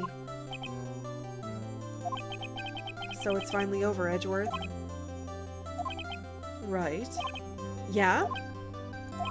I'm not sure how to say this. I know. Try thank you. I see. Thank you, Wright. You're welcome. I think you could have done better than that. Sorry, I'm not good at this sort of thing. You gotta learn, Edgeworth. She's got you there. Whoop! Amazing, pal! You pulled through like I thought you would. I'll never forget this. I owe you one, pal. And tonight, let's party. Dinner's on me. Yeah, my salary went down a bit this month. But who cares? You see, Mr. Edgeworth, you should take a lesson from Detective Gumshoe. That's how you say thank you. I see. Whoop!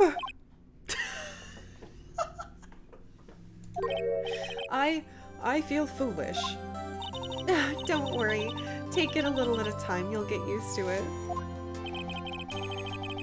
It's been 15 years since I've seen Edgeworth this unguarded. The Kishua, thank you so much for following. Welcome. Woo! Hey, y'all. Oh. Lana, it's you. Y'all were great. I wanted her to be the murderer. I almost tried to send her away. Go away. Y'all were great in there. Thanks. Yo, Edgeworth, congrats. Thank you all very much. Did you say thank y'all very much? What the fuck? I've been lurking for in the final channel. Oh, thank you, VT. Figured out the metal detector way easier than I did. Aw, thank you. Queen of Law, I'll take it. I need a crown. This is law on it. I knew you were innocent from the start, of course. Just look at you. You wouldn't stick your hand in the cookie jar even if no one was there. You were the witness on the first day of the trial, weren't you? Well, yeah. Let bygones be bygones, eh? Speaking of which, what are you doing now, Lotta? Who, me? Oh, I went back to college. I gave up trying to be an investigative photographer pretty quick. Really? That's too bad. No! Don't fucking encourage her, please! Ah! I hate her! Isn't that the hot dog guy from the park? Huh? Oh, God! Eh? Spoiler? There's no spoiler. I've already read everything. It's over, Nick. My life is over? Why the sad face, Larry? What happened now? Nick, I'm not long for this world. You don't look sick. It's Beyonce. She's going to live in Paris. Paris, Nick. She's leaving me behind. Should have seen that coming. Yo, Itchy. There you are. Yes, here I am. Congrats, Edgy. Here's a little gift from me in celebration. Celebration? That's unusual for you. Harry Butts, you come along tonight too. My treat, pal. Huh? Thanks. Looking forward to it. Yo, Nick. That's the suit that questioned me. When he says treat, that's not police talk for prison food, right? Right? I think you'll be fine. Right? Yeah? What's up? That envelope that Larry gave me, it's got money in it. Well, yeah, that's not that strange. People give money away to celebrate sometimes.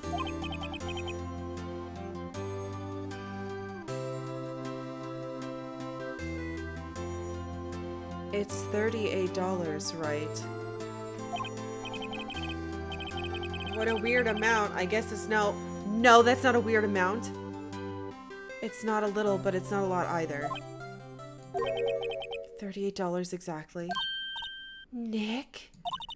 Wasn't that exactly the amount of lunch money that was stolen from Mr. Edgeworth in school?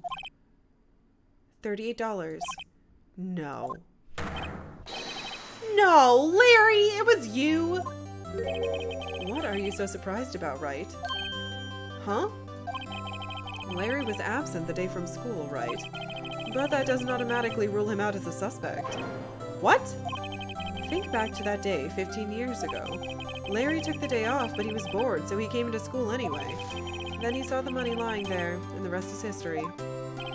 I was never good at history. Edgeworth, you didn't know, did you? I suspected. I just couldn't picture Larry protecting you like he did that day. Everyone else was saying you did it. The whole class was against you, you remember? Yeah, too well. Right, you may not know this. But we used to have a saying back in school. When something smells, it's usually the butts.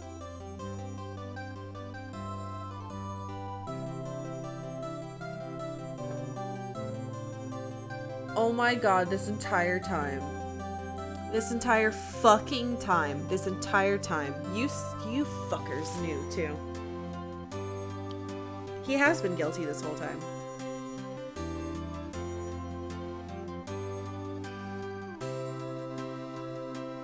I want to die. I know. Really, right? I'm surprised you didn't figure it out. Well, this sure is an unexpected turn of events, eh? Edgeworth. You should have told me!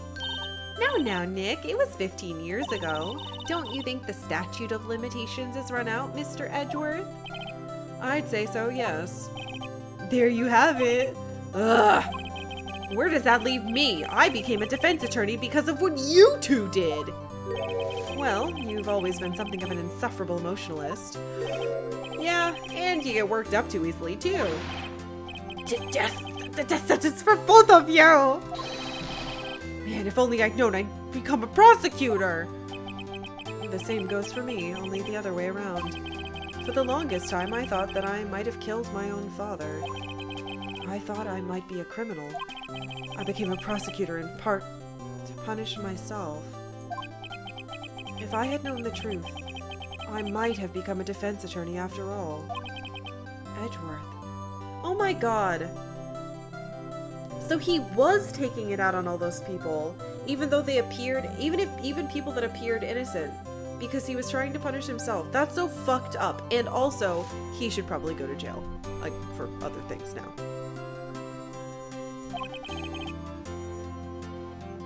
Want to switch, right? Hey y'all, line up, I'll take a photo. Hey, photo time, let's go! And after that, dinner on me! Oh. Detective Gumshoe took us out on the town that night. We celebrated Edgeworth's newfound freedom. Even though Edgeworth himself was still in detention. Oh! December 29th, 5 a.m. Eh?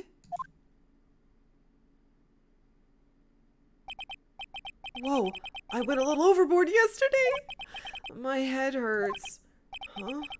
It's still only 5. Maybe I should go back to sleep. Huh? What's this? A letter? Mia got murdered again? I was legitimately thinking, like, am I gonna see some murder again? Good morning, Nick. You were really impressive yesterday. Seeing you, it made me think about what I'm doing here. I'm a spirit medium, in training, of course. I wanted to help Mr. Edgeworth, too. I wanted to help you. But I couldn't. I was useless. So I've decided to go back to my training. I'll become a full-fledged spirit medium for starters. I couldn't say it to your face, so I left this letter. Goodbye, Nick. Goodbye? What time is it? The first trains for the mountains have already left. To the station!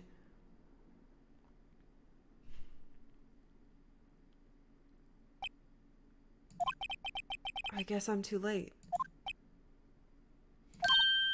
Hey! Nick! Maya!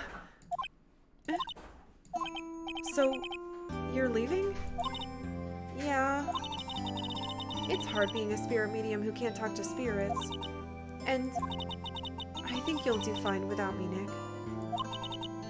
Be good, okay?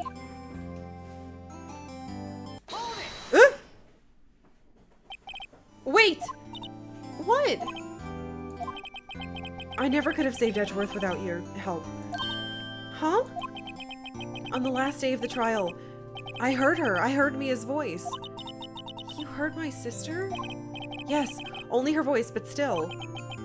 It was at the very end when I thought we'd lost everything. Well, that's my sister for you. Detective Gumshoe helped, and Mr. Grossberg, and even Larry. I'm the only one who couldn't help. I was useless, Nick. But you were the one who stopped Von Karma, Maya. Huh? I didn't do anything. All I did was wander around in a daze. Sorry, but I have evidence that you helped. Evidence?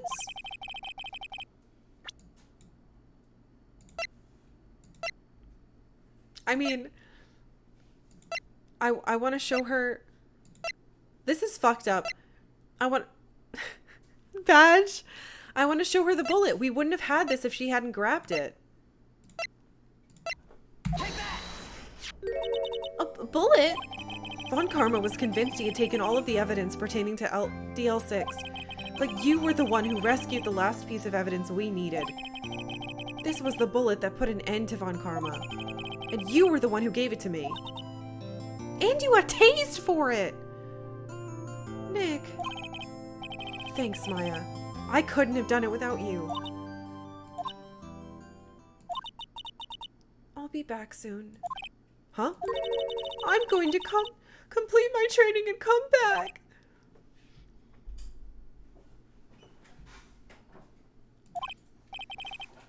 Okay. I'll be waiting. Of course you will. You can't run that office by yourself. You're hopeless. I don't know about that.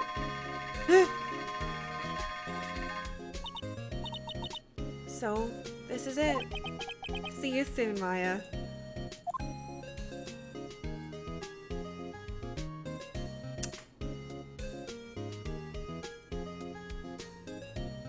Thanks, Nick.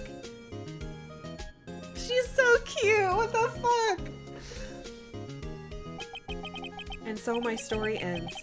Time to turn a new page and say goodbye to the novice defense attorney that I once was.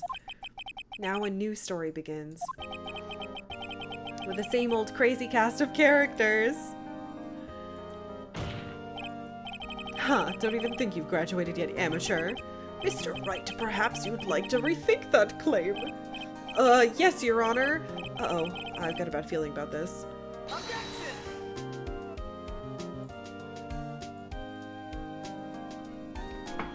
Yay! I did it! Oh, Octavia! Get off my desk, honey. What are you doing? Hey, pal, Mr. Edgeworth came down. Fuck, I missed it. Talk about a pleasant surprise. Whoop! Detective Gumshoe! Oh! Then he hung his head low and went right back outside. Kinda like he was embarrassed or something. Oh, strange, huh? Dad, thank you for the 1,000 bits. That is incredibly sweet. Thank you, Papa. Queen of Games strikes again. D. Oh, Mooney Masa, thank you so much for the 100 bits. I really appreciate that. Thank you. Huh, Nick? No, I haven't seen him lately. Who, me? Oh, I've been working at a cheese shop. That Missy's a nice lady, but she's not exactly what you'd call... Eh? Huh? Oh, she's in Hawaii right now. Yeah. What an idiot.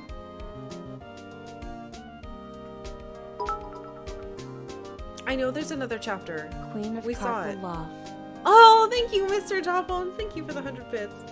Oh, right. He's been busy lately. You know, not to ring my own bell, but I sort of taught him everything he knows. I'm sure he's grateful. Oh, fuck off, bud. That's not true at all.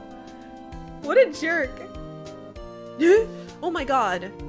Shirayoni, thank you so much for gifting 10 subs. That's insanely sweet. Thank you.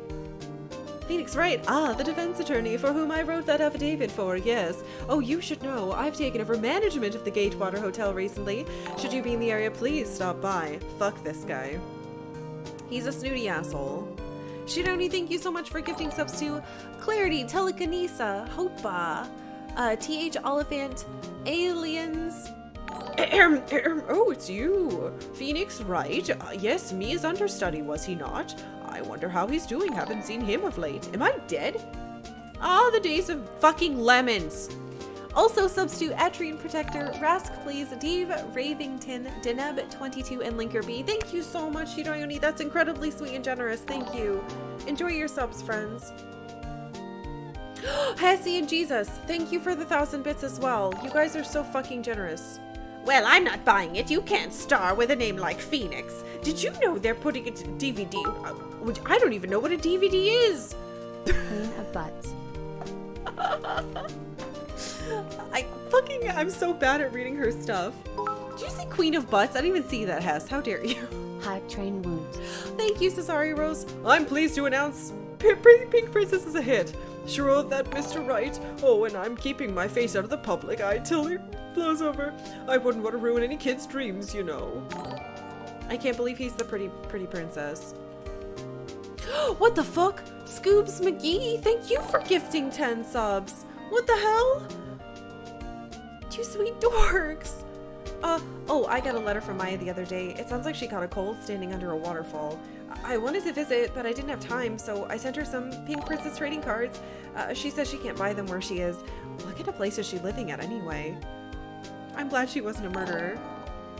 Scoobs McGee, thank you for gifting subs to Ugbug350, Frankie Bones, Warlock of Zor, Wooden Towel. I'll get to the rest. Right, who's that? You want to talk? Let's talk Pink Princess, alright? But, you know, I snuck into the studio the other day, and I saw her, the one inside the Pink Princess suit. Ugh, what a dog. It was kind of a shock for a boy of my tender age. Anyway, Scoobs McGee also gifted subs to Wooden Towel, Adrian Lewis, Unarrest 2, Saroxis, Blazing Zard 90, House of Mule, and Super Anime Turbo. Yeah, I remember, right? That lawyer guy. Huh, me? I'm in training to become a paranormal investigator. You know that picture I took for everyone? Well, just behind them's a ghost. Who said that? For real, that's talent. I'm gonna be famous. Oh, fuck. Jave Man, thank you so much. For the 100 bits % of fresh lemon. God damn it. Yay! Oh, Mia! Oh, that's where the confetti keeps coming from. It's...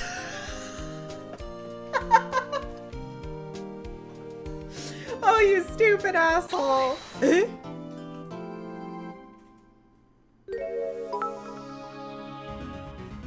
There it is. A brand new episode has been added. Dad, thank you for gifting a tier 2 dad sub to the Drea, possibly? Thank you, Dad. And thank you for another 200 bits. Fractal, thank you for 38 Larry bits. Oh my god. You sweet idiots. It's been an awesome trial to watch. I've been on the edge of my chair the whole time. Thank you. Oh, thank you guys so much. You're so fucking sweet. First of all, Mia was in that picture as a ghost. I told you flowers is the best flowers. Hess the confetti thrower. You tried to say a word, and it wouldn't let you. Nice try, Leadopus. Thanks for the bits, fool! Thank you. That's very sweet. Oh, Final Night, thank you for the 400 bits as well. You guys are so fucking sweet. Thank you so much. You didn't even try. Yeah, I have an auto sensor on. It sometimes works, but most of the time it doesn't. Thank you guys. His new name is Dick Flowers, yeah. Anyway, thank you guys so much for the love and support. I really appreciate it. And I hope you enjoy your level 5 whatevers that are gonna into your thingy in a second. I hope you don't get the spider. A bunch of people apparently don't want a spider, but I feel really, really good. I can't believe how much we did. That felt great. Anyway, Mia was there as a ghost. This whole time when confetti rains down. It was Gumshoe, and that is incredibly sweet, and I didn't know, and I kept saying, where's this confetti coming from? And of course it's from that idiot Goober. Oh my god, look at that adorable doggo. Oh, hey Glitch, oh thank you. Yeah, my layout only works for 4:3, and so we had to get something for big screens. Yeah, but thank you. Gumshoe just hanging from the ceiling. Yeah, he cuts them up himself. That's what he does when he's in the office. Fuck! Okay, so, from my understanding, that was what was originally in the Game Boy Advance version. That was like the end of the game. But in this version, there's another episode, which we have now unlocked. Let's save over the first one. That's so fucking exciting. We are going to play it. However, we're at the end, so I don't want to start now. I don't want to start now because... Oh shit. No! Ah! Spoilers! Blee blah blue blah blee blah blue.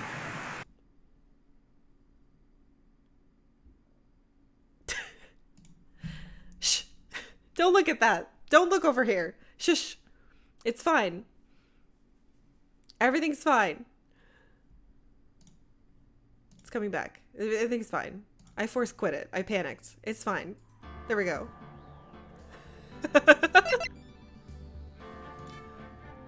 Anyway, hello.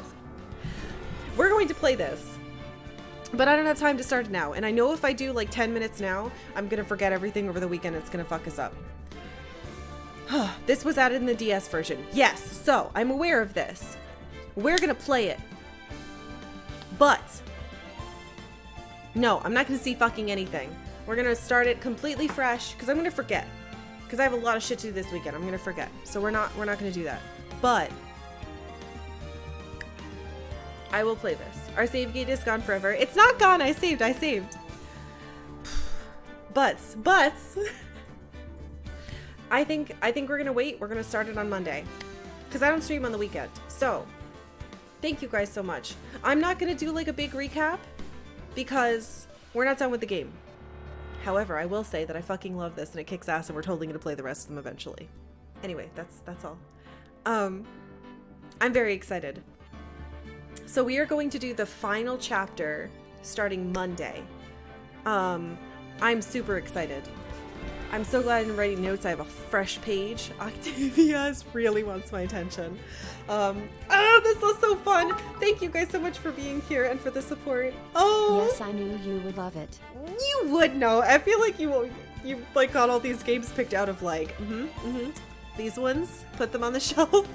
Thank you, Mr. Jawbones. I really appreciate that. I'm so fucking excited. So, I really enjoyed it so far. We'll talk more about it when we do beat the game, because technically we have not beaten this game yet. Technically. We've only beaten like 1.0, which didn't even fucking come here. So, you've signed a contract to play every game, including the spin-offs? I'll work on it. Oh, rolling up my sleeves. Look, I'll work on it.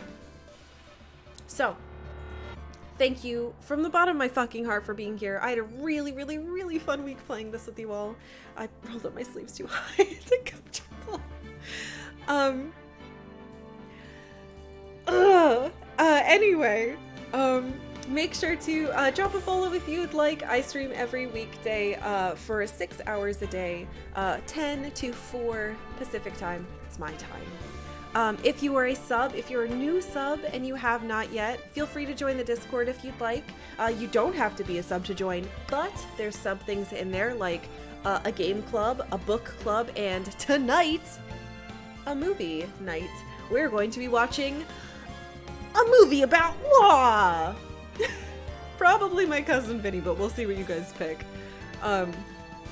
What else? Vote in the poll. Vote in the poll that you made. You guys made that poll. Vote for what you feel in your heart. Mega Man. Vote for Mega Man. She wants to listen to the music. What? Who? Octavia. I looked at her. She's licking her butt. Anyway, I love you guys. You're the fucking best. I unfortunately have to spend my entire weekend dealing with contractors some more, but things are finally getting started, so thank you for letting me be a little late this morning. I know it was only like 20 minutes, but it means so much to me that you guys still fucking care and show up. Anyway, yeah, I'm so excited. I'm so excited we're gonna keep playing this on Monday. I'm gonna stop rambling now. Have a lovely weekend. If I don't see you for movie night, I'll see you on Monday. Yeah, that's it. It's over. Go home.